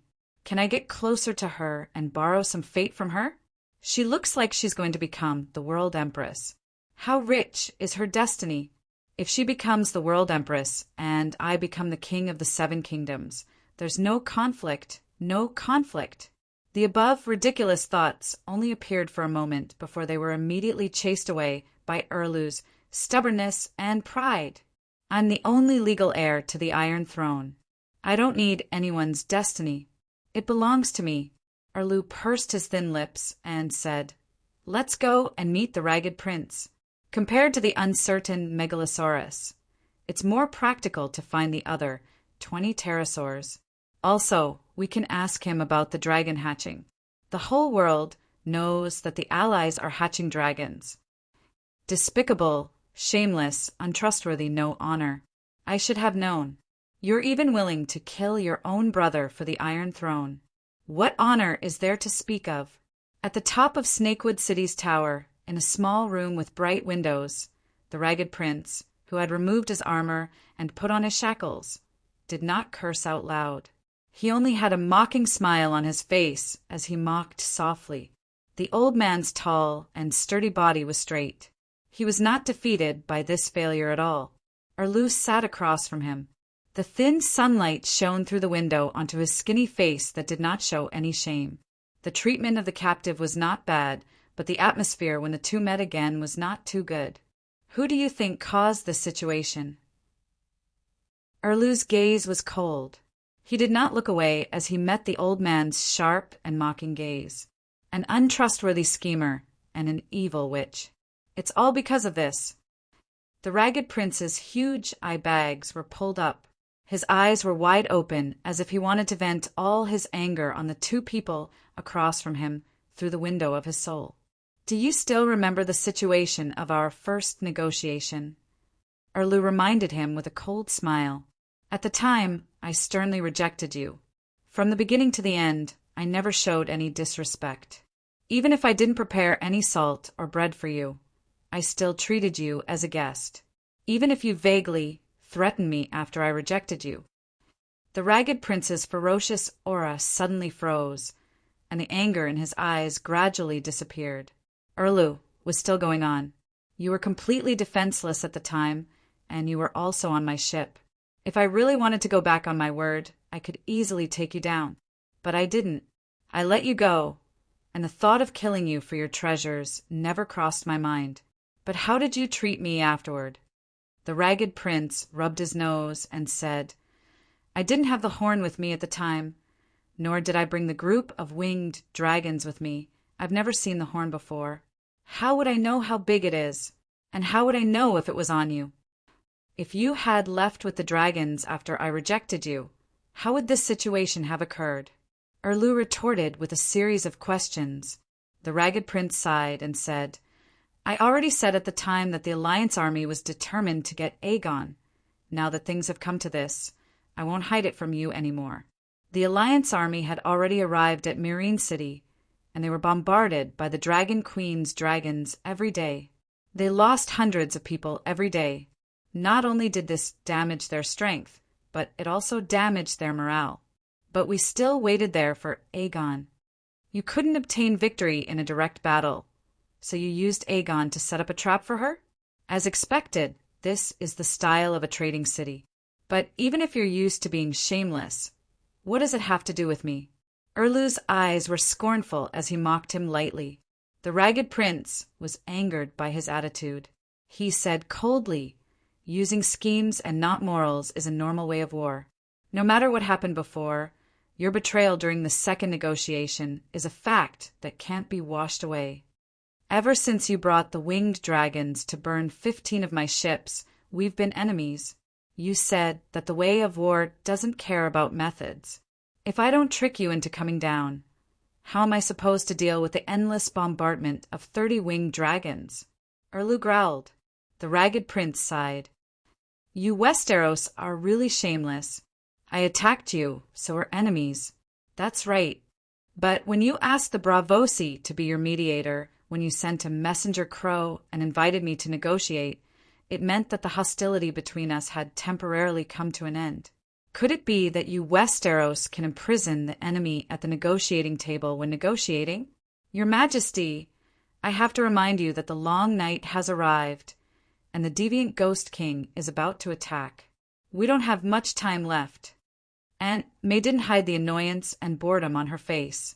Both of them had done shameless things, but neither of them wanted to be shameless, so they tried to prove that the other was shameless to cover up their own shamelessness. How shameless could they be? Hearing that the long night had arrived, the Ragged Prince was stunned. However, he didn't care about the deviant ghosts that belonged to the Westeros at all. He asked nervously, "Is Aegon really a fake? The news hasn't spread yet, right? If we're fast enough." Erlu waved his hand and coldly cut off his last hope. "He's Illyrio's son, it's true. Announcing it in front of so many people would cause such a commotion, and Dany Alice would definitely know." Sigh. The Ragged Prince's straight back immediately bent down. "That damn fatty, he tricked us so badly. Westeros, this damn shit pit, treacherous and evil. There are traps everywhere, and everyone is depraved. No wonder before leaving, High Priestess Jenny repeatedly warned him to be careful, careful and careful. But he was already being careful enough." Erlu said. The dragon's horn cracked. "Did you do something to it? Do you know what's sealed in the dragon's horn?" The Ragged Prince smiled faintly. "Dragon soul. A demigod dragon soul. One of the 3 ancestors of Alleglia, Megalosaurus Vagor," Erlu said. The tall old man's pupils contracted in shock. "You know so much? Did the dragon's soul leave?" He almost escaped. Melisandre smiled charmingly. "I was really fooled that day. Fortunately, I was the one who blew the horn. You can also stop the dragon soul." The Ragged Prince said in disbelief. "Also," Melisandre's eyes flashed and she guessed, "is it Dany Alice?" Looking at the old mercenary's expression, Aunt May knew that she had guessed correctly. "I didn't expect her to really receive a gift from the Great Wall. She's clearly a Targaryen of another race, but she doesn't believe in the old gods," she said with a complicated expression. "You didn't succeed in stopping him." Just as the Ragged Prince's face relaxed, the red-robed woman shook her head again. "I couldn't stop the dragon's soul, but I didn't give him a chance to return to Vagor," she said. "Just like the dragon slayer's horn. If the magic runes in the dragon binder were destroyed, the demigod dragon's soul sealed in the horn would regain its freedom and could instantly reunite with its master, the dragon soul." The value of a demigod dragon soul was too high. Jenny really needed Aunt Dany's nephew, but she didn't want to give her treasure to an aunt that she didn't care about in terms of identity, status, and ability. So she used a little trick. The horn could be blown many times, but once the ability to control the pterosaurs was used, the runes in the horn would automatically be destroyed. Then the dragon soul would break free and merge with the soul of Goat Egg's younger brother, Goat Horn Vagr, in the form of a dragon soul. Actually, it was still Goat Egg. The three brothers had already merged into one. Aren't you afraid of offending the Alliance? The Ragged Prince said with an unpleasant expression.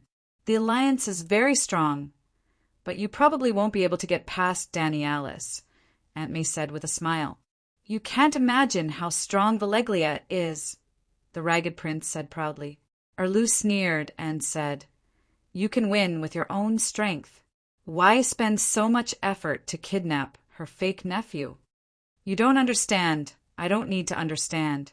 Now, tell me where the other 20 pterosaurs are, Erlu interrupted him. The Ragged Prince closed his eyes and said calmly, I'm not Aegon. Don't try to take my peaches like you did to him. I'm Prince Pentos. Give me the treatment of a prince. Then, let's continue to waste time. Let's see if you can outlast the Alliance. The peach-picking secret book had a limit to greed. Never think about taking all of someone's peaches. So Erlu didn't insist. He stood up and looked at the tall old man meaningfully and said, Don't worry. I'll definitely receive you as the king. Chapter 713. Erlu did not stop and arrived at the guest room of the Iron Treasury. Sir Taichu, you are not a captive. You can leave at any time. Aren't you afraid of offending the Alliance? Taichu's long and thin goat-like face showed obvious dissatisfaction. Will I offend the Iron Treasury by doing that? Erlu looked at him calmly and asked in return. Taichu's eyes flickered a few times. He said ambiguously, The Iron Treasury is the witness of your negotiation with the Ragged Prince. Your actions this time can be considered as tarnishing the Iron Treasury's reputation. I don't know how the Iron Treasury will react, but it is obvious that your actions will put us in a difficult position. Perhaps the Iron Treasury will seriously consider reducing your loan amount and interest rate. Erlu's deep eyes flashed with a mocking glint. Yes, you will have to seriously consider reducing my interest rate by at least 50%. Are you crazy? Taichu's goat-like eyes widened. It was as if he had seen a coquettish Erlu in women's clothing. The one who is crazy is you, the Iron Treasury. How dare you interfere in the kidnapping of Danny, Rise's loved ones? Have you forgotten the wrath of the Wings of Death? How dare you side with the Pentos mercenaries in the negotiation right in front of me? You even sold him information about the fleet, causing me to lose hundreds of thousands of gold royals. Erlu got angrier as he spoke. He pointed at Taichu's nose and gritted his teeth. Do you really think that Stannis, Bella, and Theon are your puppets to control the Westeros? You can try. Taichu was momentarily intimidated by Erlu's aura. He shrank back with a pale face. No, you think too much. We are just pure businessmen. Absolutely fair middlemen. We have no intention of offending Danny Rise. Nor... Taichu suddenly came back to his senses. Are you not the Iron Treasury's puppet? Military funds, food, and troops are all supported by bravos. Why are you being unreasonable in front of me? Your Majesty Stannis, please watch your words. Goatee suddenly stood up, raised his chin slightly, and said proudly, The Iron Treasury is not to be slandered. Erlu's eyes turned sharp. He took a step forward and grabbed Taichu's collar with his well-defined right hand like an iron pincer. His left hand pulled out the red sword with a clang. He pressed the blade against Goatee's neck and made a sizzling sound of roasting meat. Goatee howled. He felt an unbearable pain from his skin to his muscles, spine, and even his soul. It was as if a flame demon was tearing at his flesh, with lava dripping from its teeth. Erlu was stunned and quickly moved the blade away. He was just so excited that he was ready to draw his sword and lay it on the neck of the Bravosi to show him his determination. In order not to accidentally injure Goatee, Erlu even purposely avoided the sword. Who would have thought the hero's crimson sword's power has increased? Melisandre said in bewilderment. Is it? Erlu didn't feel anything. Look at him. Aunt May raised her chin and pointed at the representative of the Iron Treasury, who had rolled his eyes and almost fainted. The long night has descended. The sword spirit seems to be awakening on its own, she said hesitantly. Erlu sheathed his red sword and looked at the crying Tai Chu with disdain. Maybe he's too weak and can't bear the pain. Can a weak person cross thousands of kilometers of the Wolf Forest mountain path? Erlu was silent. Tai Chu had walked at least 2,000 kilometers in the waist-deep snow of the Northern Territory from the Eastern Sea. He was indeed not a weak person. "I'm sorry," he said to Bravosi. "I apologize for my insulting words to you just now. You are not a coward, but I can only say that you deserve it for burning your neck. Have you forgotten who helped you out of your predicament?" Tai Chu wiped the cold sweat off his forehead and gritted his teeth. "Don't tell me I don't have to pay my debt?" Erlu said indifferently. "The Iron Treasury does not allow debts to be owed. Isn't that enough?" Erlu mocked. "I do owe money to the Iron Treasury, but I don't intend to go back on my word. I borrow money to pay my debts, and the Iron Treasury provides loans to collect interest. You and I have normal economic dealings. What makes you think I'm inferior?" Tai Chu was stunned. He smiled bitterly and touched his neck. He said sensibly, "I'm sorry. I apologize for my arrogant words. I deserve it, but aren't you and Danny Rye's mortal enemies? The Alliance is also her mortal enemy. Even if the enemy of your enemy isn't your friend, you shouldn't fight. You must know that the Iron Treasury firmly supports your ascension to the Iron Throne. I also don't deny that Bravosi doesn't like Danny Rise. However, did I introduce the Ragged Prince to you because I had ill intentions towards you? 1 agon in exchange for a dragon's horn, a dragon egg, and 30 pterosaurs. It's worth it no matter how you look at it. This is a matter of principle." The defeated Liu Bei said stiffly, "Worth my ass. If the Alliance kills Danny Rise, it's fine. But if she wins and comes back to settle the score with me, will the Iron Treasury be so easy to talk to then? You just want me to stand at the front and charge through the enemy lines for you." Erlu wasn't stupid either. Tai Chu sighed helplessly. "Since it's already like this, there's nothing more to say. Just hope that the Alliance won't find a chance to pursue this matter. The long night has arrived. If the Alliance wants to take revenge, they have to survive until next summer," Melisandre said. "The long night?" Tai Chu curled his lips. He wanted to mock her, but when he saw the red sword at Erlu's waist, he was shocked and fearful. The words on the tip of his tongue changed. "This is the demon sword forged by Yasuo Yahai after sacrificing his wife Nisa. It's indeed evil." He pointed at the sword and asked. Melisandre frowned and said unhappily, "This is the holy sword that ends the long night and saves the world." "Holy sword? But I'm not a deviant ghost. Why can't it differentiate between right and wrong?" Tai Chu said with a bitter smile. Erlu didn't answer this question. He only said in a low voice, "Do you know where Pento's mercenary hid the remaining 20 pterosaurs?" Tai Chu's eyes flashed. He understood his thoughts and asked tentatively, "How much can we get from the Iron Treasury?" Erlu glared and gritted his teeth. It was night. The crescent moon was like a sickle, cutting through the layers of dark clouds. It draped an almost invisible silver veil over the quiet and dark divine forest. For blazing flame, red heart knights in full armor walked silently through the forest path. The old Pento's mercenary was in the middle of the knights. The chains on the old man's hands and feet made crisp, clinking sounds. "It's so late. Where are you taking me?" The Ragged Prince's throat was dry, sensing the fanaticism hidden under the knight's solemn expression. His huge eye bags kept twitching. "I'm Prince Pentos."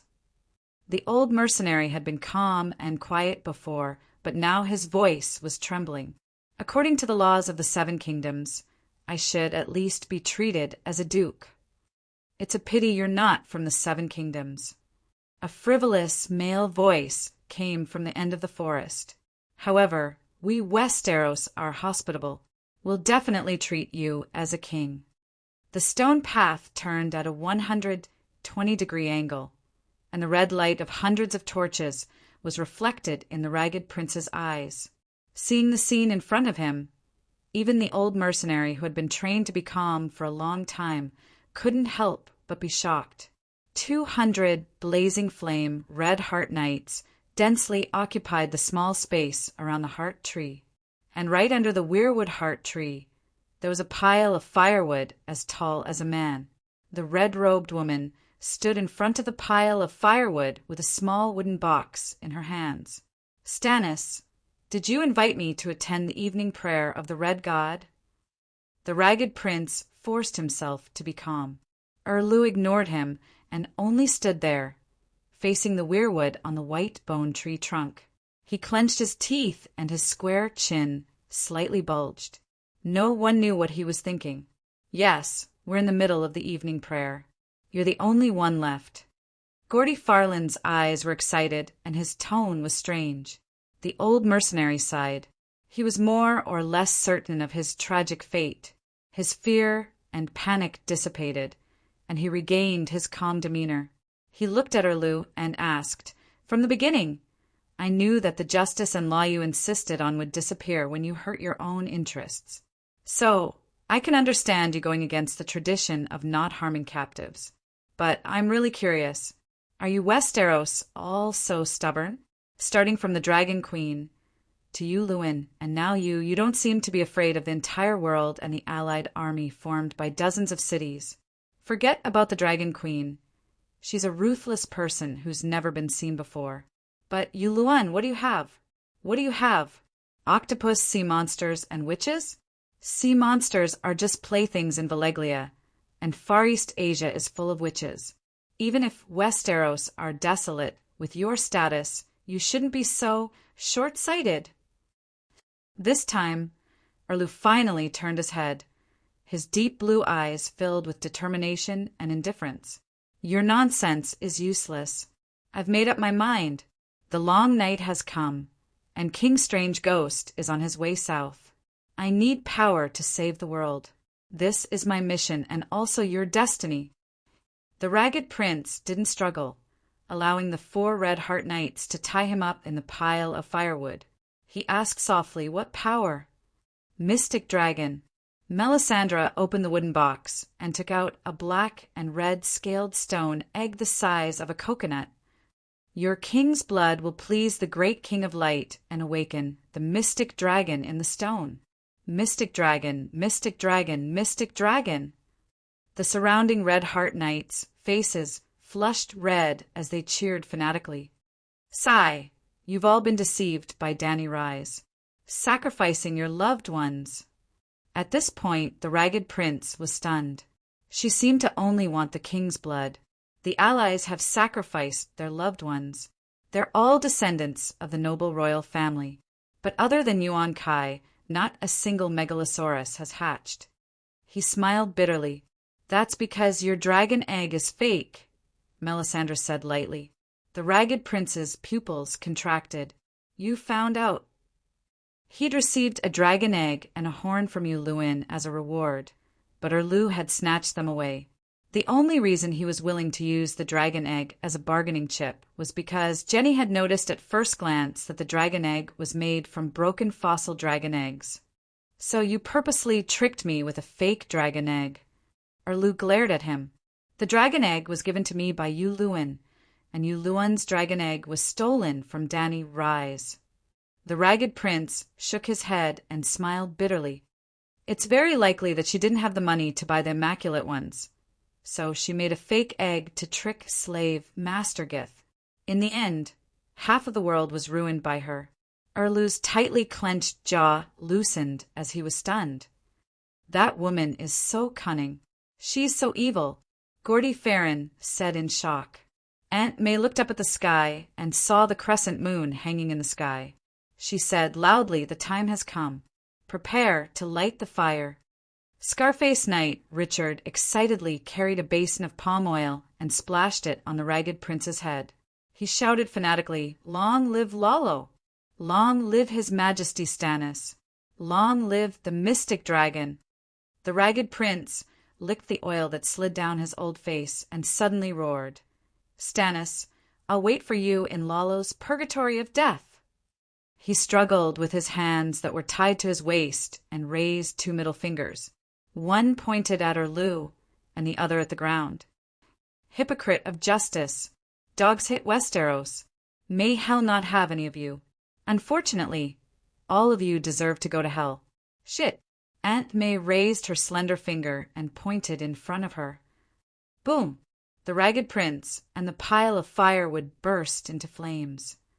Ah! The old mercenary wailed in the flames.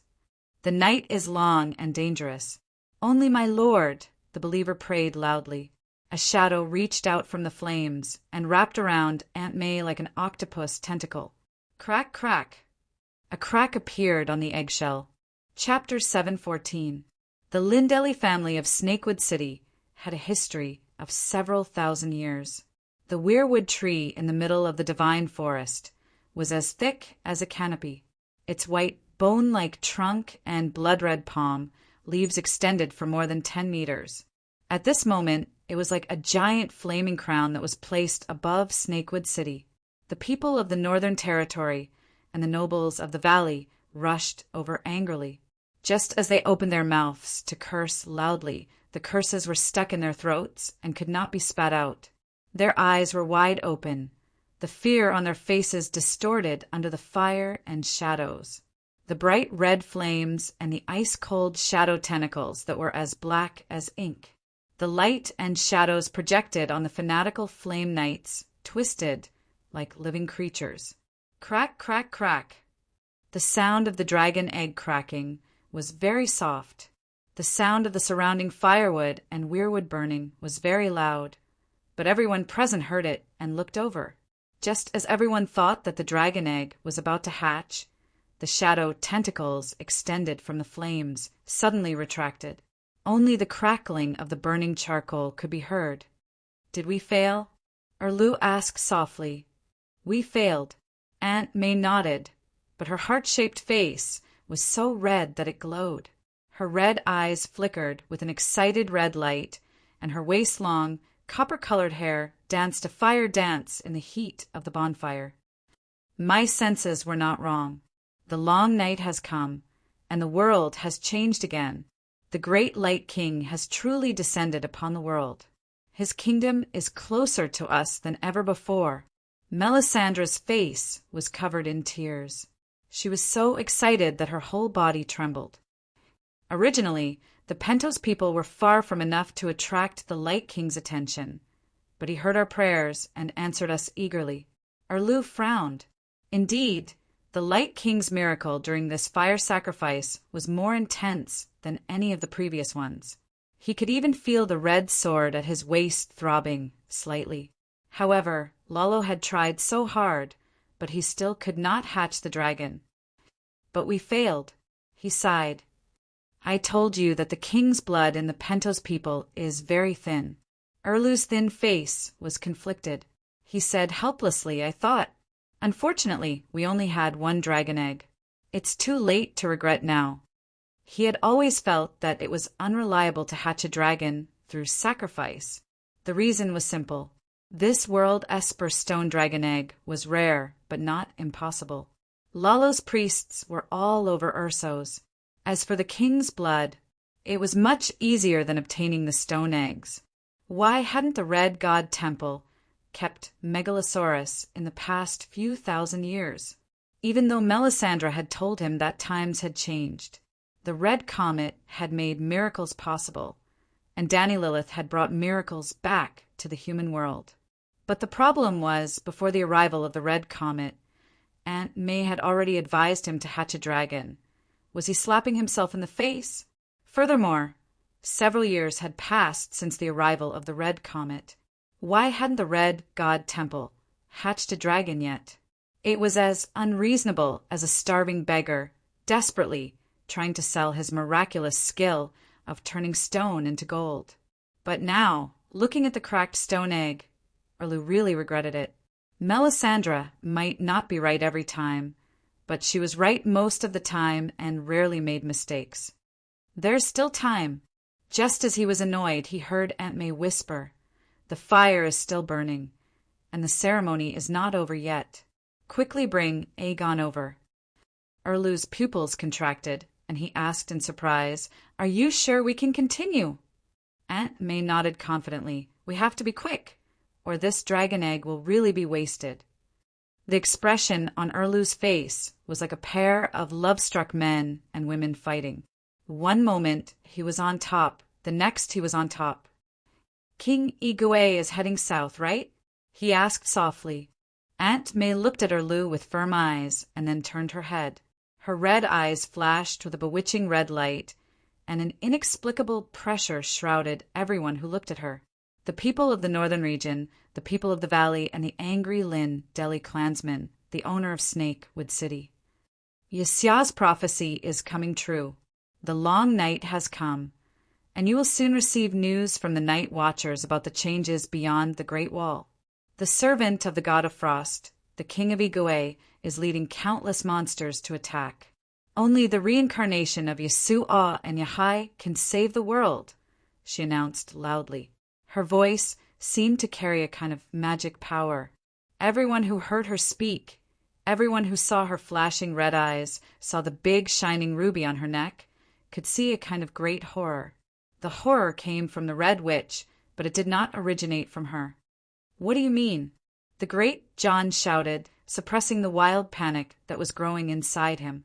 Erlu did not hide behind the woman. He stepped out from the crowd and stood in front of the people of the northern region and the valley. He said in a deep voice, "I am the savior mentioned in Ysia's prophecy. Of course, it is also possible that I am not.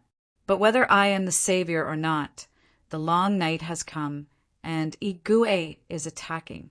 My responsibility to the 7 kingdoms and the people of the 7 kingdoms will not change.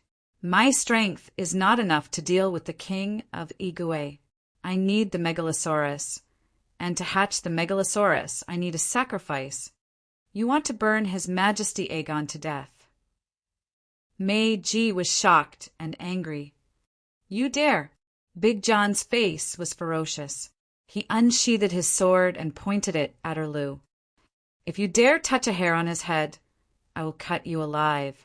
Erlu looked down and glanced at Cold Edge, who was 3 feet away, and nodded. "That's right. I declare Aegon Mopatis the Pentosian to be executed at the stake for the crime of mixing up the royal bloodline and conspiring to usurp the throne of the 7 kingdoms. Mopatis was Illyrio's surname. Syra was the illegitimate daughter of Blackfyre, but she was officially married to Illyrio.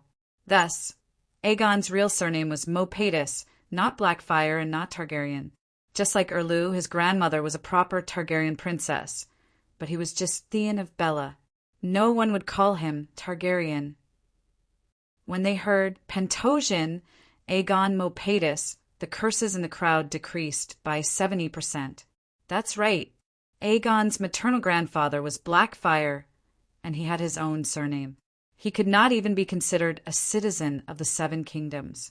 Even the Targaryen of the past, Targaryen had purchased Dragonstone Island, the outpost of Aleglia, which belonged to the Targaryen family, 1,000 years in advance.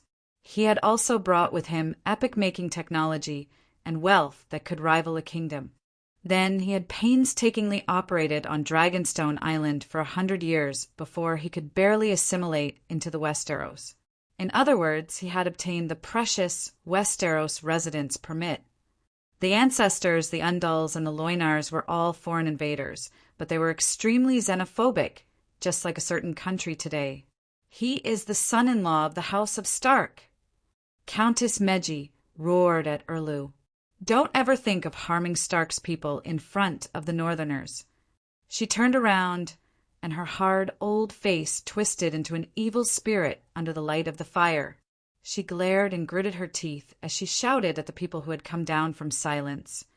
I said, no one can harm the son-in-law of the House of Stark in front of us, right? Yes. Big John suddenly came back to his senses and roared into the sky. whether he is a red dragon or a black dragon, whether he is a foreigner or not. He is Sansa Stark's legal husband. No one can harm him. We swear to defend Stark's honor with our lives." All the Northerners shouted in unison. Their momentum soared to the sky, and even Aunt May's demigod soul was intimidated. Erlu clenched his jaw so hard that his teeth creaked. Aunt May carried the dragon egg and walked over gracefully. She said softly, "How ridiculous. Even Stark doesn't treat him as one of his own. You outsiders are the only ones who are so excited." Big John shouted, What are you talking about? Where have John Stark and Sansa Stark been these days?" Aunt May sneered. They. Big John was at a loss for words. Were they at Moongate Castle, or had they returned to Winterfell? They hadn't been seen for days. Sansa Stark and Tyrion Lannister were also legal husband and wife. Aunt May's smile grew wider. "Do you think Aegon brought her less shame than Tyrion? Sigh, poor girl. No matter what choice she makes, I can understand. You should understand too." "Impossible, impossible, you're misleading us." Count Maiji's old face was pale. Her eyes, which were once more resolute than a rock, were now filled with panic and doubt. Big John opened his mouth wide. He looked at Meiji Erlu, Aunt May, and then turned to look at his companions. His heart was in a mess. He wanted to get an answer from them. What should I do? But no one could tell him. Everyone had different expressions. Some were bewildered. Some were thoughtful. Some were convinced. Some were indifferent. Some were excited to watch the show. Some were hesitant to speak, and some were muttering softly. But no one shouted to die for Stark's honor.